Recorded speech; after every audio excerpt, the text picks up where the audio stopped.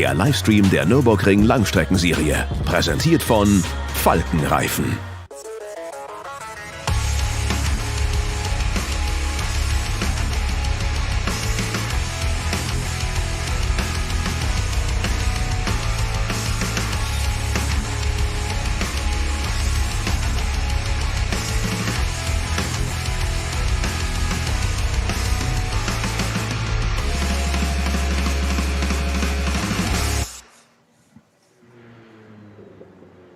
It is a beautiful June day on the Nürburgring Nordschleife. Qualifying has been completed. The grid will be formed. A 4-hour race coming up. The 52nd Adenauer ADAC Rundstrecken Trophy to be fought for. And for all concerned, it's always a joy to be at the Nürburgring Nordschleife. For Peter Snowden and for me, it's a joy to commentate on these races. And the fact it looks as though the weather is fair means we could have 4 hours, Peter, coming up at the top of the hour in 45 minutes' time, where the track is exactly how the drivers want it.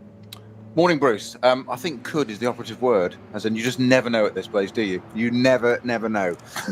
First cars on the grid, nice to see.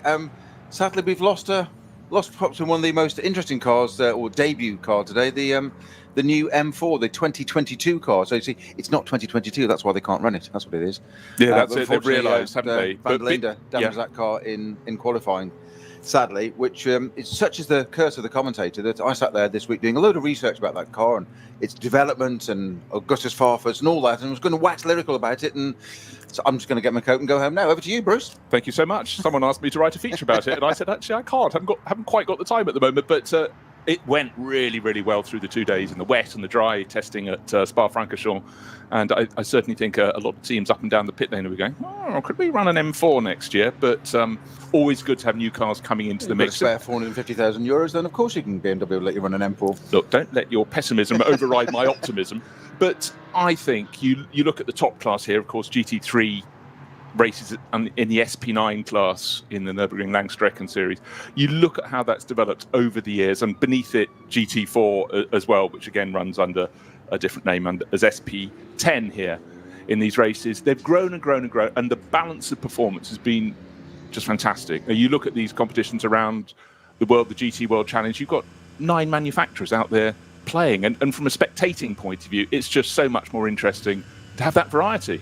Well, as we've said many a time in this, haven't we? We tend to focus on the GT3 SP9 category. I think it was 16 cars we've got this time, 129 entries in total for today. A little bit down on total number, but a good SP9 GT3 class. But it's easy to overlook some of the lower classes. You said there, the GT4, that's getting stronger and stronger. It's easy to just miss that, actually. There's some really interesting cars in that, and driver combinations. Not least to mention the Caymans, the Porsche Caymans. Lots of those out there. And of course, all the TCR cars, the smaller category, the smaller cars, if you like, than the big GT3 cars, which is, as we've said so many times, what makes this series so interesting, that the depth of field and the variety and the speed differentials, never mind what the drivers are going to take on board. No, exactly, the mix that they bring to the overall package. And anybody who's never seen one of these races before, as the cars are starting to come out of the pit lane to go around to the grid, the diversity of machinery. But it's a meeting, it's a one-day meeting, and it was glorious sunshine, sunny that it is now when the cars went out for qualifying. As you said, 129 cars coming out to play, plenty of space for them to do it on a circuit that's the best part of 25 kilometres long.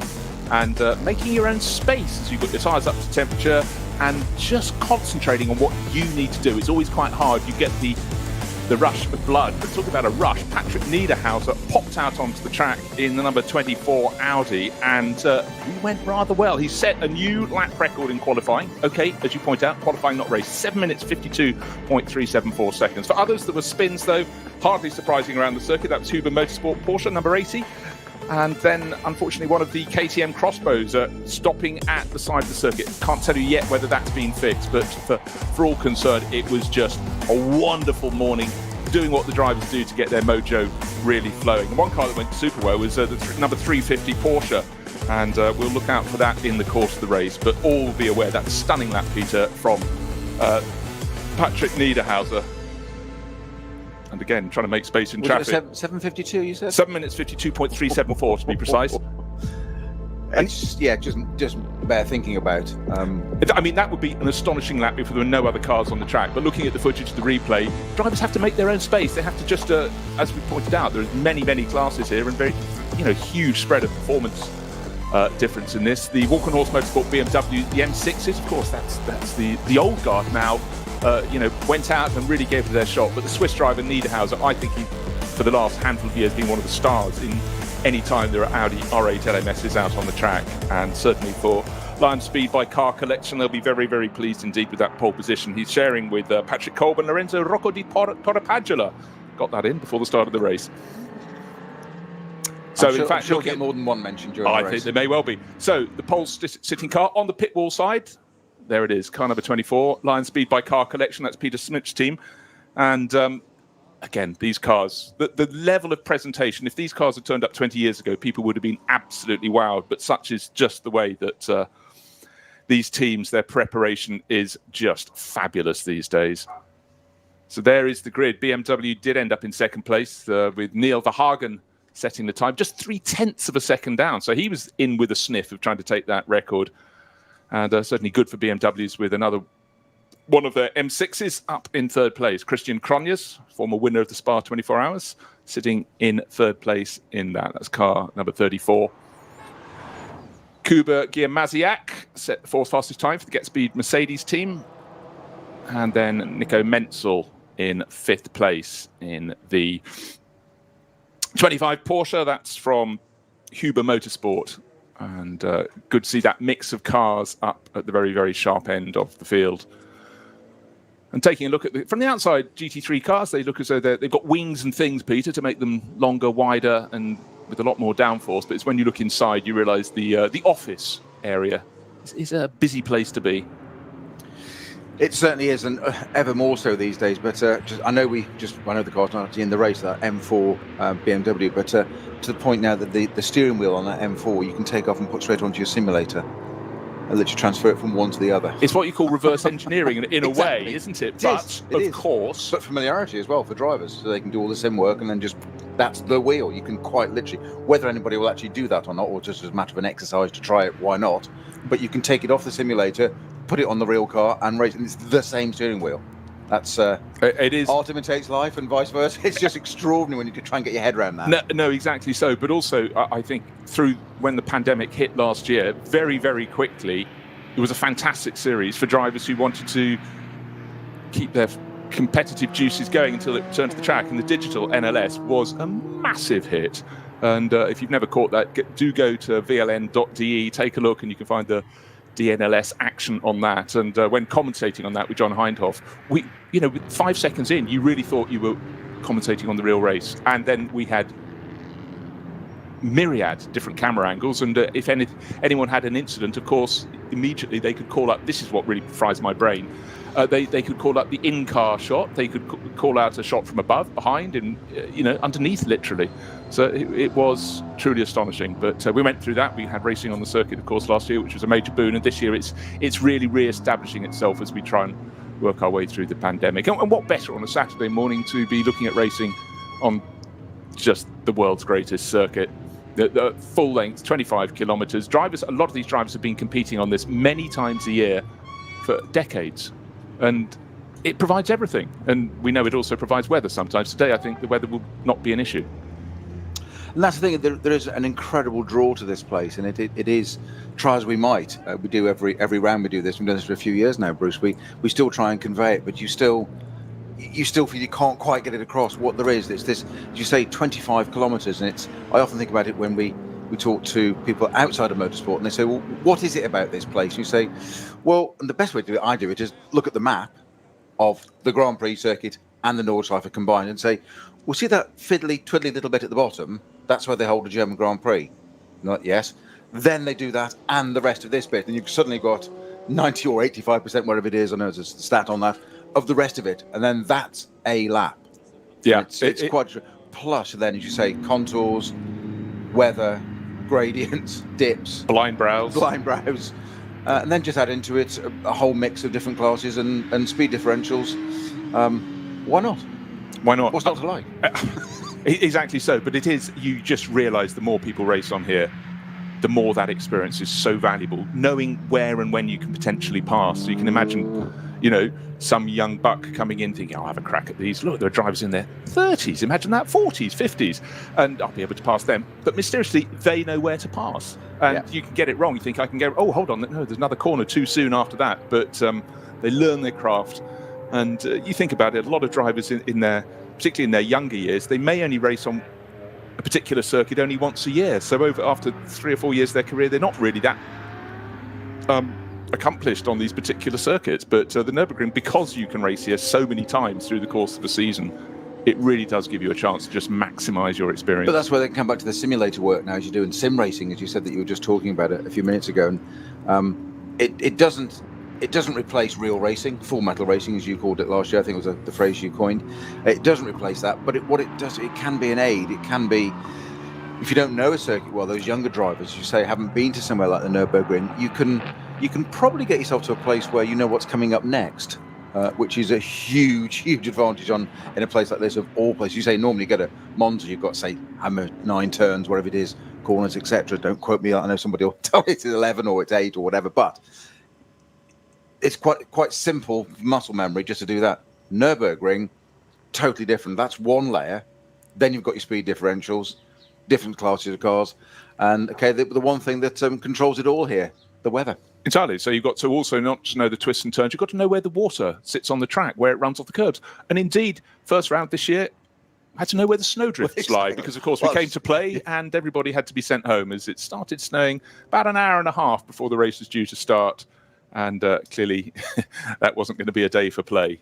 So frustrations all round. So this is the 4th round, but effectively the 3rd race of the championship. And tension starts to mount as the cars go around to the grid. We've still got we've got 34 minutes until the flag will drop and the lights will turn green, and off we will go. So just to reiterate, 129 cars, perhaps 128. Now we've lost the race debut.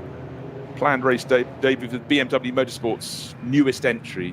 It's next year's GT3 car. It's the BMW M4. It's going to replace the M6 at the top of their GT3 attack. And you know, maybe we've already got an M4 in the GT4 class worldwide. That's a very popular, really well balanced and popular race car.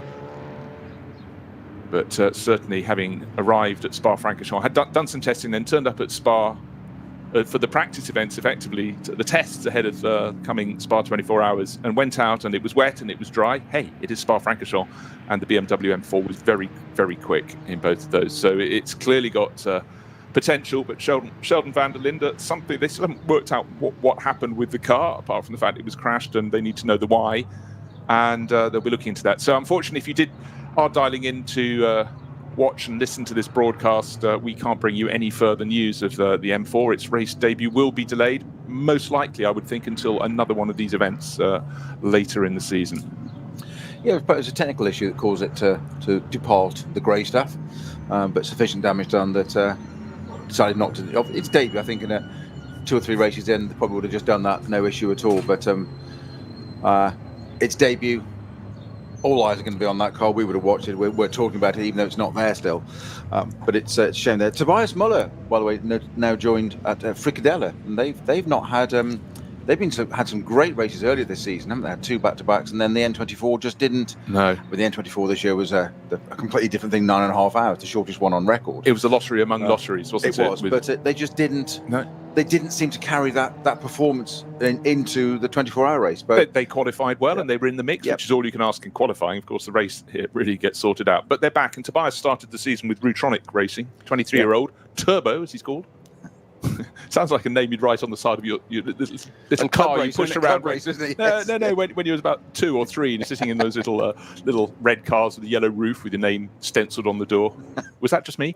But yeah, so he's joined. He's moved across and joining Fricadella this weekend. And what he said, it's just lovely to race for a team that is so popular, and it is the emblematic team, if you will, for the NLS. Over the last handful of years, and even more so since Klaus Aben and the team boss, his partner Sabine Schmitz, died quite a few months ago now. But of course, there is news like in about March, wasn't it? Sabine, because she has the corner where the drivers suddenly have to get serious, where they turn left off the Grand Prix loop onto the Nordschleife. It's the double left-hander over the bridge, effectively. Very narrow stretch of track, and that's the Sabine Schmitz curve now. So if you're going to name a corner after her, there's no more fitting place than the very beginning of the Nordschleife, is absolutely. there? You thought this was difficult? Try this. Exactly. Yeah. Hold your breath. Here we go. Yeah, and it is. It's just in itself.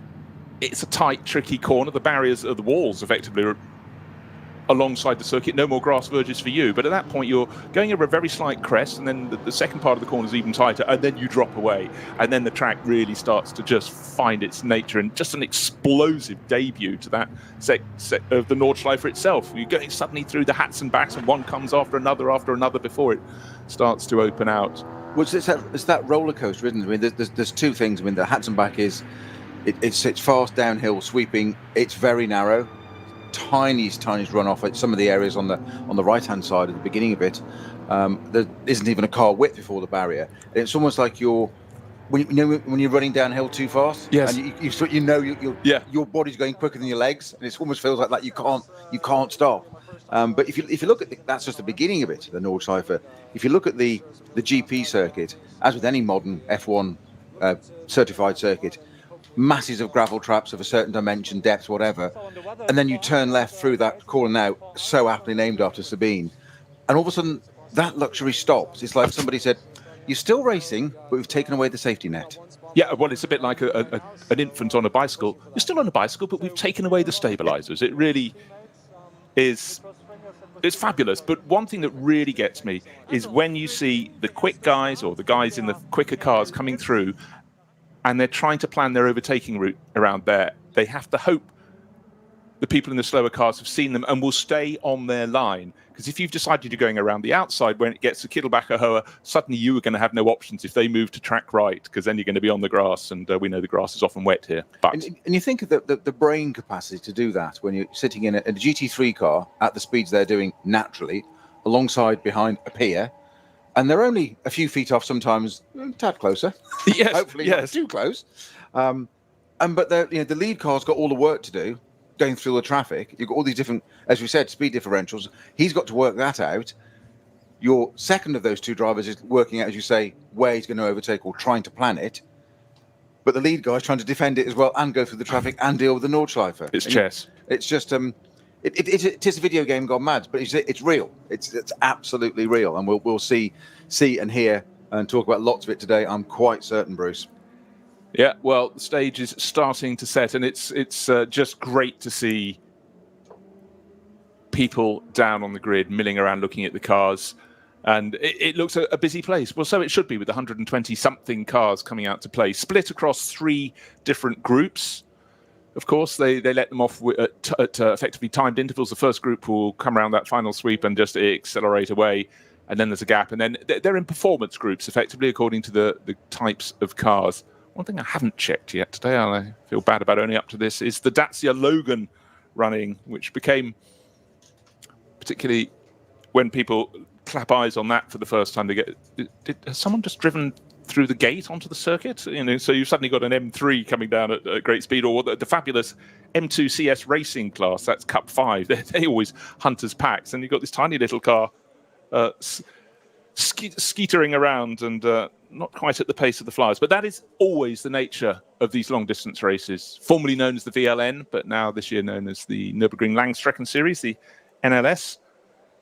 And it is the mix as much as anything. It's always popular with spectators. Look down, you get accustomed to the cars in the top class, the Lamborghini Huracans, the Mercedes AMGs, Porsche 911s, etc. But then, it's a Ford Mustang in a production group down the order, Honda Civic Type Rs, and so it goes. Renault Megane RSs, Opel Astra, etc., etc. More and more. If you go to the VLN.de website, you can find the entry list and peruse your way down it. And we also have a constantly rotating group of names, Peter. Not all the drivers will do every round of this championship because they were competing elsewhere, and particularly in 2021 the season has been sort of shunted towards the back end of the season. A lot of championship organisers thinking if they can delay their races, A, the pandemic might be a bit more under control, and B, they can get those all-important things called spectators through the turnstiles. We all know that motor racing needs lubrication of spectators. Which has the effect also of trying to compress effectively 8 months of season into about 5. Yes, which leads keeps us busy. Championship clashes. Yes. Let's put it Indeed. mildly. So it's the old adage of trying to be in 2 places at once is now evolved into 3 places at once. It's de rigueur, whatever that means. It's the new norm. Yes, I don't sounds French to me, so I didn't do French. Is there a Latin equivalent? Quid pro quo? No, that's not right. No, that's something else. No. Let's move on. So let's just talk about the front row of the grid. Car number 24, Lion Speed by Car Collection. That was Patrick Niederhauser who did the qualifying in that, alongside car number 44. And that is BMW Junior Team. That was Neil Verhagen, American driver, who set the time in that. So already we've got that variety of manufacturer, which is Audi and BMW. The third car on the grid, also BMW M6. But that is car number 34. That's Christian Cronjes, who set the time, David Pittard, and another British driver, Ben Tuck, one of the young guns. The junior team, isn't it, Ben? Yes. He drove the smaller one a couple of rounds ago, didn't he? Yeah, he did. And again, good variety, getting to drive different classes of cars. Fourth place on the grid, car number 2. That's the bright yellow race taxi car. You can just about make it. When you get a long shot from the start of the grid, you're actually quite pleased when they open the car doors, so you can see the doors at least of the car when it's silhouetted behind another. That's Get Speed Mercedes, Jakuba Giemaziak, the Polish racer, and Frank Kecheler, driver from Munich. So they've qualified very well to be in 4th place on the grid. 5th place, car number 25, Huber Motorsport Porsche. Stefan Aus, Nico Menzel has set the time, and Johannes Stengel, who's doing more and more racing and completing the top 3 rows. Car number 7, good to have it back. Conrad Motorsport hasn't done all the rounds this year. Axel Jeffries and Michele Di Martino know each other very well. And Axel's a driver who's a Zimbabwean driver based in the Middle East who just has found this circuit and really, really seems to revel in it. So look out for some explosive performances from Jeffries. Easy to pick it out. Conrad Motorsport have kept a race livery that they must have had for nigh on 30 years now. Turquoise and black combination. Again, good to have a Lamborghini up there mixing it with the Mercedes, the Audis, the Porsches and the BMW. So did you notice there, that list of manufacturers, only one of them is not German? And the success over the years in this championship, in the long distance races on the Nordschleife, it has just been German dominance. We often have fleeting performances during the course of any of these races where Ferraris also get in the mix. The Lamborghini frequently gets in the mix, but when it gets the checkered flag, it's just German hegemony. They almost tease, don't they, the Italians, the Ferraris and the Lamborghinis, say often there. I think to flatter to deceive is perhaps a little bit unfair. I don't mean that unkindly, but they just never seem to quite carry it through to a race, never mind the checkered flag or the podium. We've seen Octane 126, the Ferrari, the Swiss team, they've done well before. In fact, even won a couple of round last year, didn't they? And again, the Lamborghinis, but just the Conrad car, but again, just always seem to either just not deliver on the day, or something befalls them that just seems a little bit unfair almost, but it is motor racing. I think what it is the special rule book given to drivers of Italian cars where it tells them the race is 3 hours long and they find there's another hour at the end and they've gone a little too hard too soon. I joke, I jest, but certainly the Conrad car has been in the mix a lot. And you get to the end and go, oh gosh, it's happened again. They've just faded for whatever reason. Yeah. But those round black things we have around the wheels, getting your tyres to work around here is, as we look through the course of the year, it's a movable feast, because we go from freezing conditions, or just above freezing when you're allowed to go racing, unlike the first round this year, through to scorching conditions in the summer and all sorts of different degrees of rain in between. And the championship goes through to the end of the year. So they do get effectively 3 seasons of racing every year. I think perhaps more pertinently is not to get them to work, but not to get them to overwork. Not to overwork the tyres. It's absolutely vital tyre management. That's where some of these drivers, you see it. I mean, Kevin Estra has got a great way of doing it by often putting 2 wheels on the grass to save tyre wear. With his pasture, what do we call it? Pass on the grass. Yes, I thought it was going out to pasture. No, but... no, not so. I think he's way off that one yet. Absolutely, it's a novel approach. It seems to work for him, but it's a tyre wear.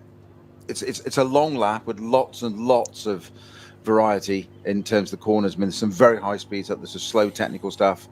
You couldn't get more of a mix on a lap for driving performance. No, but absolutely not. Not wearing those tyres out is absolutely vital, because it's, yeah, we say 10 minutes. It isn't a 10-minute lap. We've seen the 7:52 in qualifying, but let's call it 8.5 minutes roundabout there. It's a long old lap, and you've got to look after those tyres, because it goes off. You're a long time out in that car still. Oh, God, absolutely. Right, 2017. It's already that long ago that the Ferrari took a victory. Team Monschau, that was Oliver Keitz, Jochen Krumbach and Jörg Weiss early in 2017. 2016... I'm thinking the Octane one that did win, didn't it? The round, but had that disqualification afterwards. Good tyre, right? Good point. Yes. That was more recent, clearly. And we had a Lexus, Farnbacher Racing Lexus, October 2016. But apart from that, look down through the records, and it's glory, glory, glory for Porsche, Mercedes, BMW, et al., and Audi as well at the front of the field. Will it be a similar story today? Well, really, the standard bearer is clearly the best of the non-German cars at the front of the grid, is in sixth place. It is that Conrad Motorsport car. But must be said that Patrick Niederhauser, that lap was stunning. But it's not just about Patrick in the car that's on pole, because, of course, he has two teammates. It's about how all three of them performed through the course of this 4-hour race.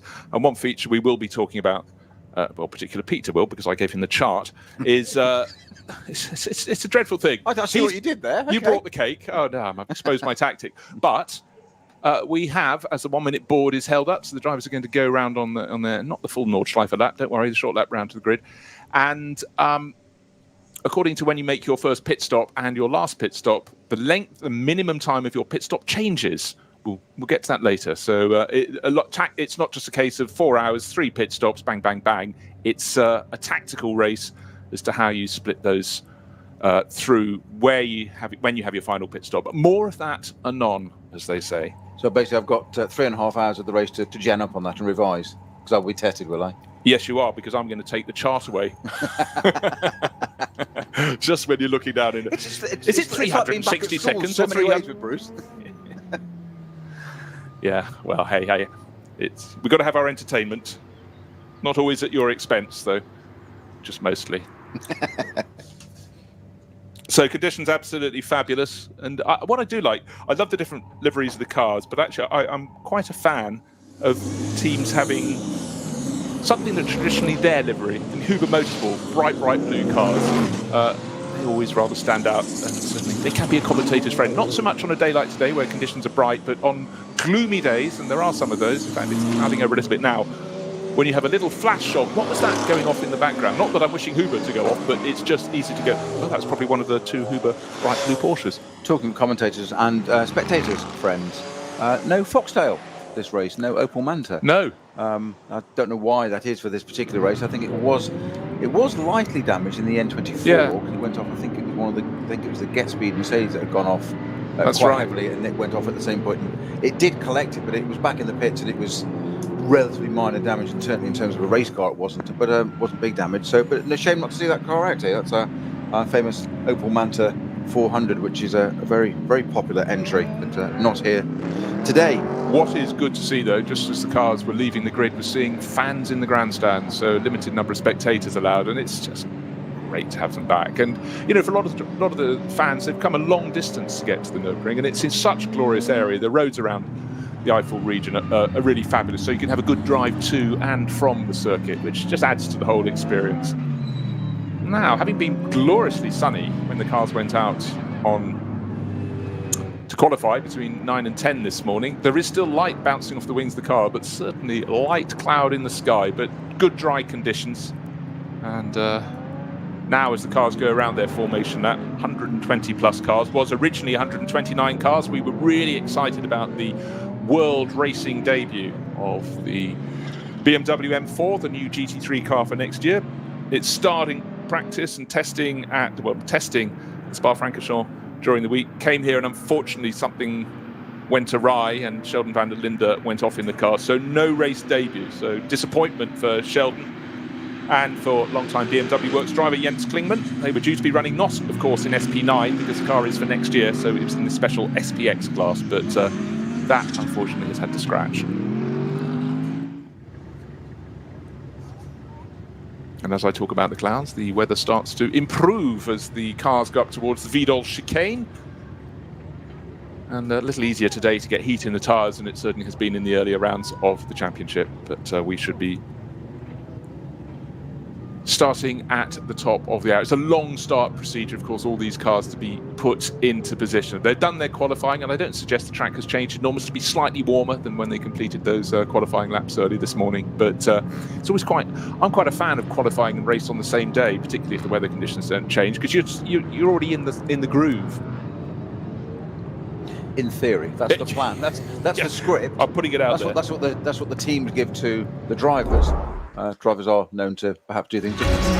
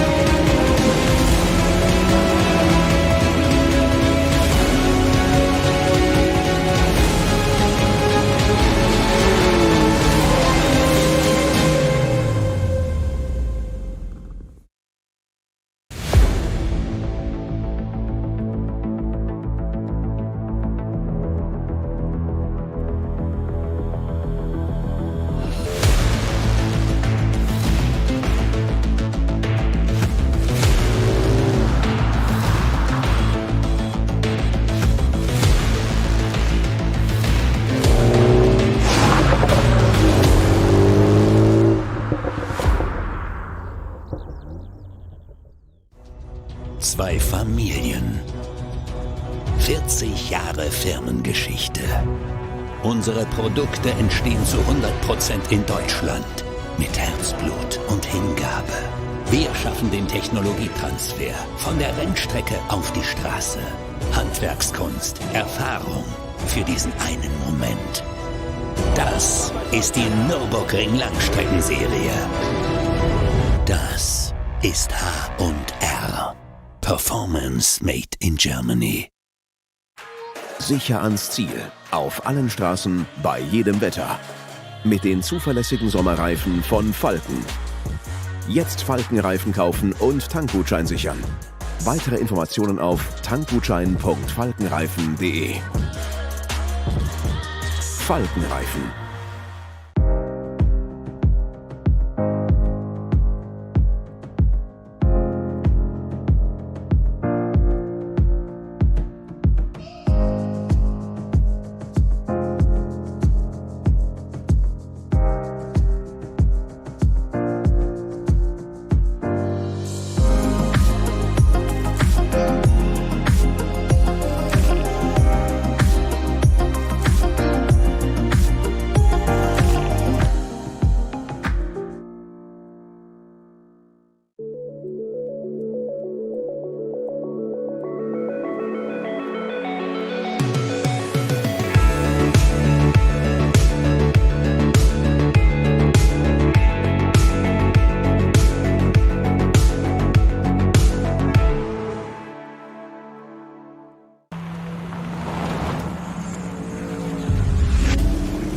Ein hartes Duell. Kollision zwischen den beiden.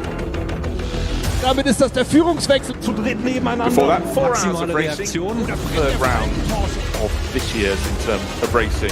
This is the Aber das Auto hat einen längeren Adenauer Boxenstopp vor ADAC sich. Rundstrecke hier Trophy. And I love the fact der you've got Gesamtsieger. just these decades of racing history, these individual trophies that Sonntag um as part of the 18:30 series, auf the NLS, diesem different Kanal. organising clubs get out to play and have their day. But for those concerned with one rule book, and they get to know that. Peter gets to know about the length of pit stops. Lovely. But they get out to play a lot on the world's greatest circuit, and that's what it's all about. Well, they're still quite a way round to go. They've just gone down through the foxhole and up to the Adenauer Forest area, and this is where they start to climb again now. They're getting up towards Kellenhard and west of the highest part, Exmüller, the highest part of the circuit, and that's one of the other things that you just it's hard to convey sometimes is the sheer altitude change on this circuit as well. We've not only got dips and troughs and peaks, yes, but also the sheer altitude difference, and it is quite extraordinary. It's I think the only way you can really describe this is this: you need to sort of go onto something like YouTube and watch some in-car footage and just see what it's like to drive around this, and it's breathless. It's perhaps the best way of describing it, certainly in a racing car, let alone a current GT3 SP9 category car. And I think what a lot of people have this notion that when you're driving around on the Nordschleife, you're just constantly surrounded by trees. Not so. At certain points, you actually have vantage points, not as much as you would have done 30 years ago when the trees were lower, but you can see out, and you've got meadows either side.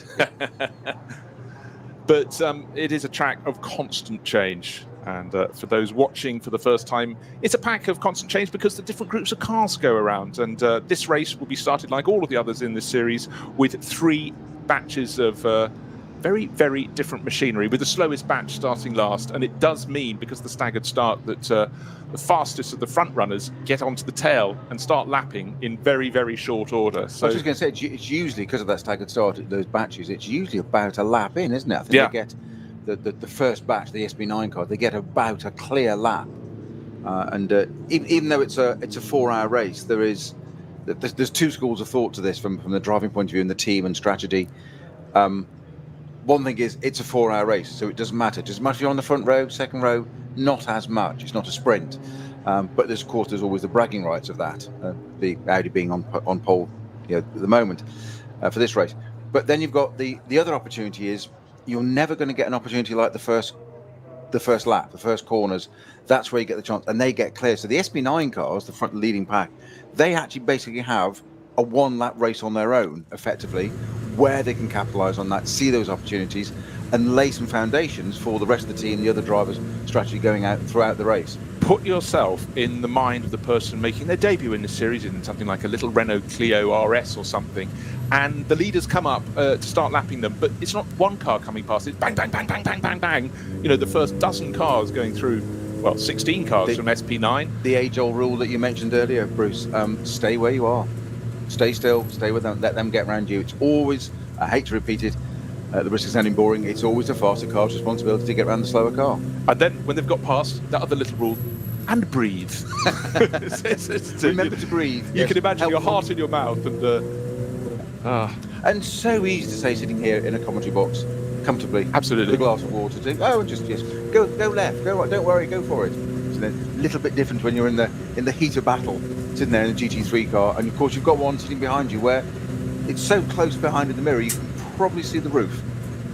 As in, not much else you can see, it's that close. So you can't afford to lift and make a mistake, because they might collect you through no fault of their own, because they're racing, and take you out. So that's 2 cars out. Yeah, but also, for drivers, particularly when they're new here, they've got concentrating like mad around the 170 turns, but they've also got to be very conversant with what they can see in their mirrors, because they are a hugely important performance part of that car. The consequences of not using them and getting a clatter up the back, and you would bounce like a ball in a pinball table here, because, as Peter and I constantly point out, the barriers are just 1 car's width away from the outer line of the circuit. A strip of grass. One of the lines I often say to new drivers starting, not just in this series, but in others as well, that the mirrors are not for shaving. No. They're there for a reason, use them. You've got 3 of them, use them. Well, cracking day. 26th of May, I think we've had that one. Let's try the 26th of June. And again, correct. One thing. Catch up. Well, only a month out. But when we had the digital NLS started last year, when racing was having its hiatus, one of the stars was the fact the director could call in shots from wherever he wants. And you know what? We talked about the wheels from these cars can be taken put out of the car onto a simulator. And we've also learned the other way. From the digital NLS, we've found new camera angles, and there's a fantastic live helicopter that follows the event now, sponsored by Rover. Obviously well known, the oils that have been on the BMW team and the Porsche team with great success in the last few years, Rover Racing. But it just shows this circuit in its majesty, and also just emphasises that there aren't just a few trees around the edge of the circuit, they go a very long way. The track is just a little ribbon of tarmac that runs through the forest, particularly when you get to corners like the Carousel. It is just a twist of tarmac within thousands upon thousands of trees, Peter. And still one of those extraordinary corners, because it's the logo of the NLS series, the Nürburgring Langstrecken series. That's exactly what the logo is, and it's banked almost like 1930s concrete, hence named after Cracciola. Do your research and look at that one, folks. But you also, when it comes out of that, you pop out of it, and the track has to change from being angled back to straight, and the car wants to throw you out of throw you off, and it says, you're driving me really well, but I'm going to have my say as well now. Yes. I'm going to. Law of physics takes over, and it's again. I'm sure we'll witness some of that, and we'll be able to describe it when we see some of the onboard footage. But it is quite extraordinary, and again, you can't imagine the pace these things are doing. They're not pushing through their 20 to 30 miles an hour. They're everywhere. They're fully lit on it to the maximum that they can physically achieve through there. I don't know what the exact speed through a carousel is. We'll try and have a look. Actually, we'll have a look on the. We can check that later. I can come back to that one, on you. Yeah, well, looking forward to that. But you're quite right. It's like someone has just got that bit of ribbon and they've flipped it the other way. So you've got through the carousel, left-hand bank corner, and then bing, fired up over the sort of twisting of the tarmac, and then you're dropping immediately into the next corner. But it is compression. It's almost like you've done well. Now let's see how good you really are. Yeah. Yes. Just to finish it. Yeah, you should be holding on with one hand at this point. It's that sort of Columbo theory, isn't it? One more question. Yes. At the end, so just one last thing, by the way. So for those involved in the race at the wheel at the moment, they're the lucky ones. Those that have to sit and watch from the garages, including, I think, Patrick Niederhauser there, who set not just pole, but he did 7 minutes 52.374, a new record in qualifying. But it's a three-driver combination. Do we have any crews further down the field where we've got 4 people sharing? Yes, we do. So as he looks at Adrenaline Motorsports running in the Cup 5 class, that's the BMW M2 CS racing class, one of my favourites. Car number 871 has 4 drivers. Stefan Kreuser, Charles Oakes, Einar Thorsen and Guido Burtz. But then again, it's a 4-hour race, 3 pit stops. That works very well. Very easy maths to do on that one, isn't it, Peter? We like that. I like easy. Easy and maths in the same sentence. Just about my pay grade. I can do that. I might have oversold myself already there. It just doesn't add up. Great. That was cheesy. That was cheesy, wasn't it? We get it in before the race start, then things like that are largely banned. You'll be glad to hear. So, looking at the field today, we have our regular teams. Let's just read out some who support the NLS through thick and thin. Get Speed, Phoenix Racing, Conrad Motorsports. Interesting this weekend, and Car Collection always there, Hoover Motorsport, and of course, Frickadelli Racing Team, so popular. But Dynamic Motorsport, here with a Porsche, of course, they've been achieving great results in series like the GT World Challenge, but relative strangers to competing here on the Nordschleife. So good to see they've brought their Porsche number 12, Michele Beretta and Adrian Delina, Italian and American drivers respectively, in the number 12 Porsche, and that qualified just outside the top 10. So feeling their way in, because of course it's only a 1 hour of qualifying, so gaining experience as much as anything else for them. And talking of Porsche, of course, no Manthey, no Grello, the N24-hour winner. So disappointing not to see them out. Yeah, it is. But you know what always strikes me is there is no constant. It's a changing field of cars according to other situations, other events over the weekend. But right now, for all involved, it's the same as any race when you know that your cars have left the Galgenkopf. They're going along the Dottinger Höhe. It's straight. It's a chance to relax. No, it's a chance to look at your dials. It's a chance to consider what is going to be ahead. They'll get to the final flick of corners through the Tiergarten, the Bremskurve, and then they will look at the lights gantry over the start-finish straight and wait for that to flick to green. And 4 hours of racing will power into life. We say the tension is building. The cars are on the Dottinger Höhe, as you've said, Bruce, the last long straight. I love this concept of yours that the drivers get a chance to relax. It's brilliant. I think it's, as you say, it's all relative. I looked across at you when I said that. See your reaction. Yes. Dottinger Höhe, they say probably the longest place on the circuit where it is quite straight, and then just to finish it at the end of it, going to Tiergarten. A genuine another roller coaster at the end, just to say you've had a relax, you've had a break. We're giving you all these narrow bits and tiny bits run off, and you've got this lovely long straight. You've relaxed, you've read all the gauges, and you've phoned in, checked with the team, everything's okay, and the kettle's on, etc., etc. Then we put Tiergarten at the end, where we'll just suddenly make you climb up a bit, and a left, a right, a left, very quick, and then we'll just put a load of Armco at the side. And in fact, we'll take runoffs away. We'll just have barriers instead. Yeah. And the tightest bit to thread the needle through. And then get back onto the GP circuit past the pits. Not forgetting to wave to the team, of course, as you go by. Absolutely, manners are manners. Manners make his man. But of course, just before you get to Tiergarten, there's that very fast left-hand kink, and sometimes the driver is trying to make a manoeuvre around the outside, and the outside becomes the beyond. But then the cars go light, and the barriers straight ahead, unfortunately, are not strangers to the clattering of metal. So we have had cars going off there, sometimes even on the final lap of the race. Imagine that you do 4 hours of the race and then you just don't get through that last corner. But we're not looking for anything like that. We're looking for a fabulous, clean race today. Starting from pole position, the number 24 Audi, Lion Speed by Car Collection Motorsport. So they get the bragging rights of pole, but they count for nothing within the next 30 seconds because we will be going racing. 2 BMW M6s tucked in behind, and the best Mercedes, car number 2 from Get Speed. That's the one shared by Kuba Gemaziak, and Frank Kekele will be starting from 4th on the grid. The lead batch of cars, the first of 3 batches, coming up and negotiating as what Peter described, the left, right, and if you're lucky, left flick onto the start-finish straight, over a bit of a brow. And now the cars are lined up facing that starting gantry, looking ahead, looking to see where the lights flick from red to green. Still on red, still on red, still on red, so they're 2x2 formation. And off they go, and it's a very good start from the BMW in second place. It's going to the outside line, but from pole position from the pit wall side, a tidy start from the pole starter. Huber Motorsport Porsche trying to get into third place. It's deposed, and there's a spinner, unfortunately, Get Speed Mercedes. Really caught out there, Peter, in the other drivers moving across onto it, and it's sitting there while the entirety of that lead group gets going. Now kicked around, so 4th on the grid was not a good place to be. And nigh on stone last, just an Aston Martin behind it as that car gets going. No problems for the Audi, but big problems for the Get Speed number 2 Mercedes. Yeah, it was just that pinch point, wasn't it? The first 2 got through together, the Audi, the BMW, quite nicely through. Then suddenly the next 3 tried to all go through together. I don't think there was any contact whatsoever. Sure there wasn't actually, but the Get Speed Mercedes, you say, suddenly facing the wrong way. And then, of course, a safe rejoin, if you like, just couldn't do that. Just got to sit there and just wait, and it's so frustrating. To suddenly drop back down the order. So we'll have to see how far down it's gone, but it must be 16th, 17th now. I'm doing the counting. I think we're looking more like 30th position at the moment, because it's a long old group, not just the ST9 cars.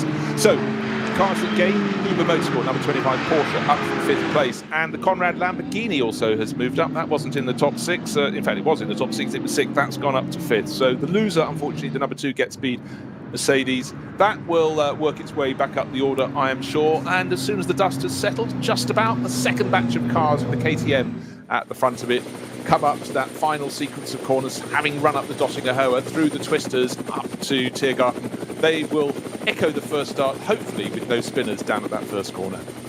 So a brace of KTMs on this second batch at the front row there, but a car that I've still got a little bit of a question mark over reliability-wise. It seems to have the pace, just doesn't seem to quite. Something nearly always seems to go wrong with it somewhere along. Odd that the things seem to go wrong with it. It just doesn't seem to quite have its reliability sorted yet. Well, one of the KTMs on the front row, effectively the second group, was caught napping because it's down in 4th place immediately. The red and white one that was starting alongside it on the front row has blasted well clear. That's just what say that, Bruce. The red lights hadn't gone out. So the KTM, the second of those KTMs, was sitting there quite rightly, and there was a Porsche that jumped through. It's now back up to 3rd, the black and white KTM that was 2nd.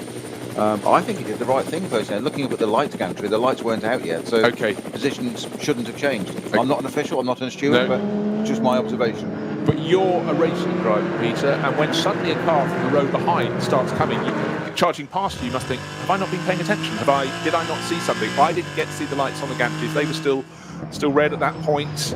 That's why the rules are rules, and stewards will come back to bite you anyway. So the lights are the most important bit. Watch that. It is galling. It is natural instinct. Somebody goes by to say, heck, effectively drop it down a gear, you want to be metaphorical, and go. But no, follow the rules. Look at the lights. Look at the lights. They were still red.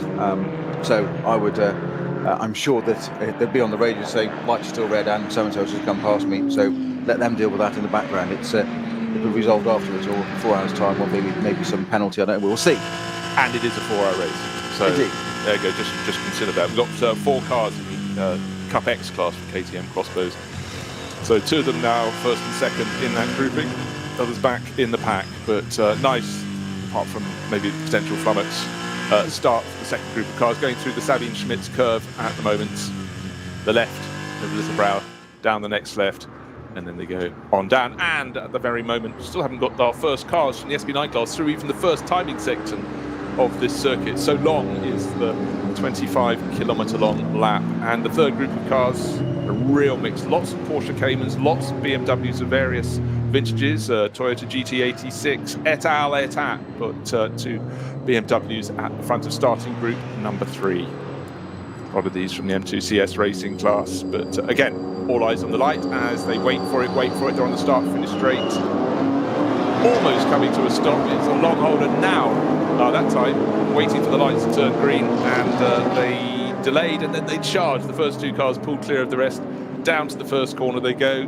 Gosh, they've got about 3-4 car lengths clear of the rest down to the turn, and hopefully the pair of them, with no cars around them, should get in and out of the corner without trouble. And the car that was pole for the class, the BMW, in bright yellow, leads into the first corner, into it, through it, and out of it in the lead of the third group of cars. In our second batch in the VT2 class, 483, one the BMW 125i.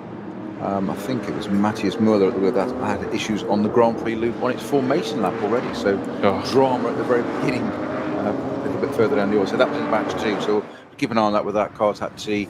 I think it was insufficiently around the Grand Prix loop to be able to get back in, rejoin the pits, if you see what I mean, and come back into the pits and rejoin and hopefully get itself sorted. I'll be intrigued to say the upside of the number 2 Get Speed Mercedes dropping out and having that spin at the first corner is of course frustrating for the driver, but of course never see a charge through the field.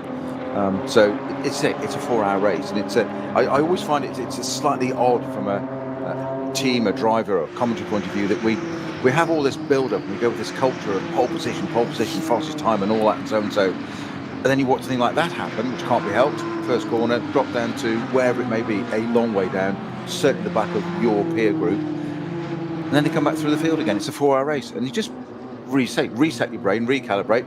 It doesn't matter. The car's not damaged. There's probably a few Anglo-Saxon phrases or whatever the language may be equivalent of, oops, didn't mean to do that, gosh, whoopsie. Flick it round, as they did beautifully, by the way. Lovely donut, half donut, fired it back round, carry on, get on with the job. It is what it is. Did you say donut or cake? Later. 4-hour wait for that, dear boy. But it is downstairs ready. Like a lemon child. Drizzle. If John Hindhaugh is listening, we've got back to the usual lemon drizzle cake. We have The standards. spirit of Test Match Special lives on. Yeah, they may be low, but we do have standards. So, still waiting for the leading cars in the first of the 3 batches to get through the first timing segment, and for the screens, our timing screens, to light up. But just to reiterate, leading away from pole position, the line speed by Car Collection Audi R8 LMS GT3, shared by Lorenzo de Rocco di Torrepadula, Patrick Kolb and Patrick Niederhauser, with the Swiss driver Niederhauser setting that pole position, and that went off into the country in the lead of the group. And of course, Peter, you talk about, well, it's a 4-hour race, and if you drop back in position, you may well make it up. But when you've got cars of similar performance, and certainly the first 4 cars were covered by 1 second in qualifying around 25-kilometre lap, that's close in performance. Even if they're running nose to tail, you are in that elongated train, and automatically, if you've lost a couple of positions, you do find yourself feeling just a little bit miffed, and you can see the car that may have been next to you on the grid starting to pull ever further away, and you're held up by a car that is marginally, just so marginally slower than you. It must be enormously frustrating. It's all part and parcel of being a pilot, isn't it? Having to deal with that. I'm just looking for. We've got a bit of onboard footage there from a 75, which I can't even find on our entry list at the moment.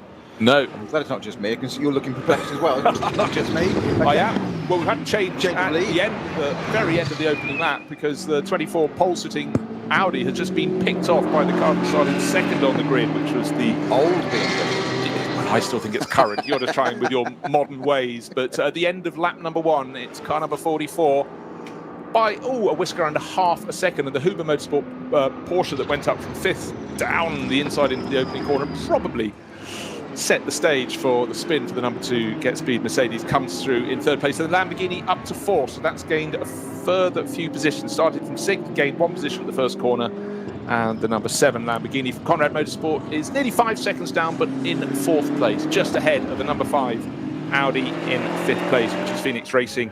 Entry shared by Vincent Kolb, the driver who's just done it so many times over. The Nordschleife, Frank Stimpler, sometimes does 2 races, and now we have a change to the lead again. The Audi back in front on the Grand Prix loop, the cut through on the Grand Prix loop, of the BMW from BMW Motorsport. So the BMW Junior team car had its moment in the lead, but it was a short one. For now. So 24 and 44 battling it out. Two totally different vehicle dynamics. The Audi mid-engined, BMW big front engine, classic BMW, right, big engine up at the front. But a change of lead twice on the first lap already. It's just what we want. Yeah, looking for those in behind to see who is making ground. The Dynamic Motorsport Porsche running all on its own. How did it manage that? It's in about 10th place overall, white, black and a bit of green flash work on the bonnet, but somehow isn't close enough to those ahead and has got no one in behind. And just about bouncing over the curbs at the Vidal chicane and then through the first part of the Sabine Schmitz curve. But it's the number 24 Audi that's leading in the way. And I'm sure for Dynamic Motorsport, for Adrian Delina and Michele Beretta, it's just about getting some experience and catching up. But there's a fabulous group of cars, Peter, as they go down through Atzenbach with 1, 2, 3, 4, 5, about 8 cars nigh on nose to tail. It is only lap number 2, but great battling. This is the second batch of cars, may I say. Where's the race leader in that class? The red and white KTM was clear. The black and white one that we are looking at now was the one that was a little hesitant at the start, maybe correctly so. You think the lights were still red on the gantry, but the Porsche's the pale blue and white one, the sky blue and white car, blasted past at the start. We'll look out for any considerations, any mentions of things that may be remiss about that start, because every start of each of the 3 groups gets investigated by the stewards just as a matter of course. Yes, I'm just intrigued because the third batch as well, the light didn't change there. So I'm just wondering whether I'm slightly misleading information there or supplying disinformation. I have been caught out before looking at something that looks like red lights on the gantry, and it has been a clean start. So I'll have to get an investigation, a closer look at that bridge that runs over the circuit. The one that goes from the normal commentary boxes on the grandstand side of the circuit, scurry over the top to drivers. Error on the side of course on that one. Look at race reports from race control.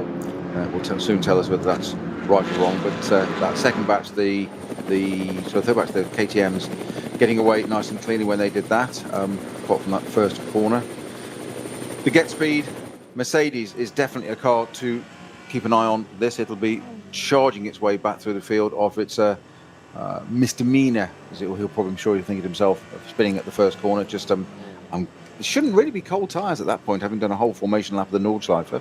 No, so it shouldn't really be that. Normally we'd say cold tyres, cold brain, kind of a phrase. Just getting acclimatised again. No criticism. It's just one of those things. But I'm absolutely convinced there was no contact. I think it just went round on its own. It was a very gentle rotation rather than a spin. Actually, it just went around 180 degrees and stopped. It's like, oh, I'm facing the wrong way. This is the wrong scenery. Yes. Why are cars coming at me? Have I gone down the wrong lane in the motorway? Yes. Sorry. View does not equate to the brain, but it was highly languorous, I think. It rotated its tail around the axis.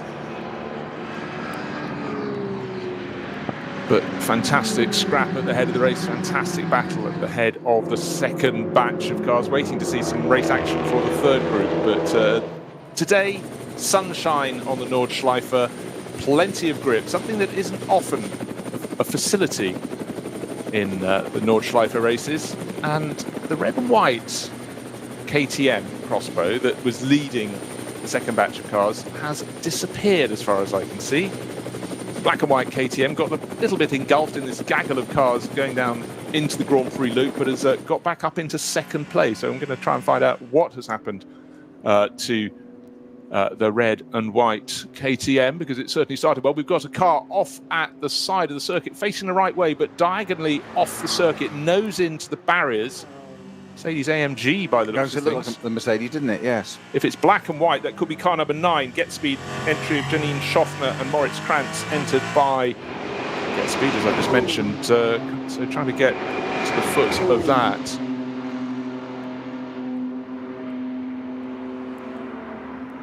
And just waiting for further pictures to find out where that has run off the circuit. But at the moment, it's Neil Verhagen back in front of Patrick Niederhauser, or is it? That was at the last timing interval. And of course, we've seen them chop and change at the very end of the opening lap. Verhagen put the number 44 BMW into the lead of the race ahead of Patrick Niederhauser in the 24 line speed by car collection Audi, and that immediately changed on the Grand Prix loop, has changed back again. So the BMW back in front. They've got 2.5 seconds clear of Nico Menzel, the Huber Motorsport Porsche, and then making it 4 makes of cars in the top 4 positions. Axel Jeffries, Zimbabwean, driving the Conrad Motorsport Lamborghini, and he's got just over 2/3 of a second clear of Frank Stippler, the Phoenix Racing Audi, number 5 Audi, in 5th place on the circuit.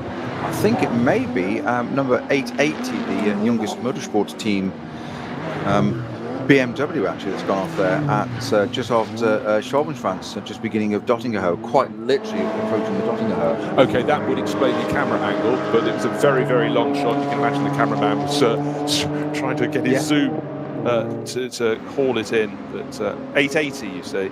Correct. Okay. Well, as that's what I said. I think that's the car that's off. Let's have a. Yeah, it was certainly 880 is parked at the end of. It's very odd there because it's a fast right, very, very fast right-hander going on to Dottingerhoe, and the car, it's either gone round and stopped the way it is. It's pointing left as if it's pointing into the barriers, but everything looked to be intact on it. It didn't look to be, there's no debris on the track, so I'm not sure quite where. It's almost as if it's a mechanical failure or something just stopped the car there. I just wonder if he ran a little bit wide and put the rear wheels on the grass. But a fantastic battle in the V4 class, and the lowest number cars, of course, are in the SP9 class, except the number 1, last year's champions, and they're running down in V4. That's Brink and Lyson, but their car isn't leading. They're under half a second down though on Team Avia Sorg Rennsport, Emir Asari and Morin Gott, and they are nose to tail, having a fantastic crack, and they're starting to drop those behind. So V4 production class, so the cars look incredibly standard, but they do provide fantastic racing here. BMW 325i's, whole host of them in that class. In fact, let's do the counting, more than a dozen, 13 cars in that class. And championship points are awarded. You don't get a standard amount of points for winning your class. It's according to how many people compete in that class. So if you've got a class of only 4 cars, you're not going to score as many as someone who takes victory in a class for 13. But right now it's the 705 BMW at the top of the V4 class as place changes happen behind. But last year's champions weren't champions in class for no reason at all, and overall champions, and Brink and Lyson, their car right on the tail, under half a second down as they head out towards Hatzenbach. But overall, 1.7 seconds covers the gap between the Audi number 24, which is now back in the lead. Chop and change it does. Patrick Niederhauser, maybe he did return the favour and had the run from Dottingerhoe up to the end of the lap. Back in front, the number 44 BMW, 3.5 seconds further back for the Huber Porsche, number 25. Conrad Motorsport just half a second down on that in 4th place overall. Still Frank Stippler in 5th, and the best of the Mercedes, the one that I even had the temerity to suggest was the one that was off at the exit of Gaudenkopf, but it's Moritz Kranz in the number 9 Mercedes holding down 6th place overall, and that's the leading runner in the SP9 AM class. This is new for 2021, and it gives a class within a class, again, which is very, very popular indeed.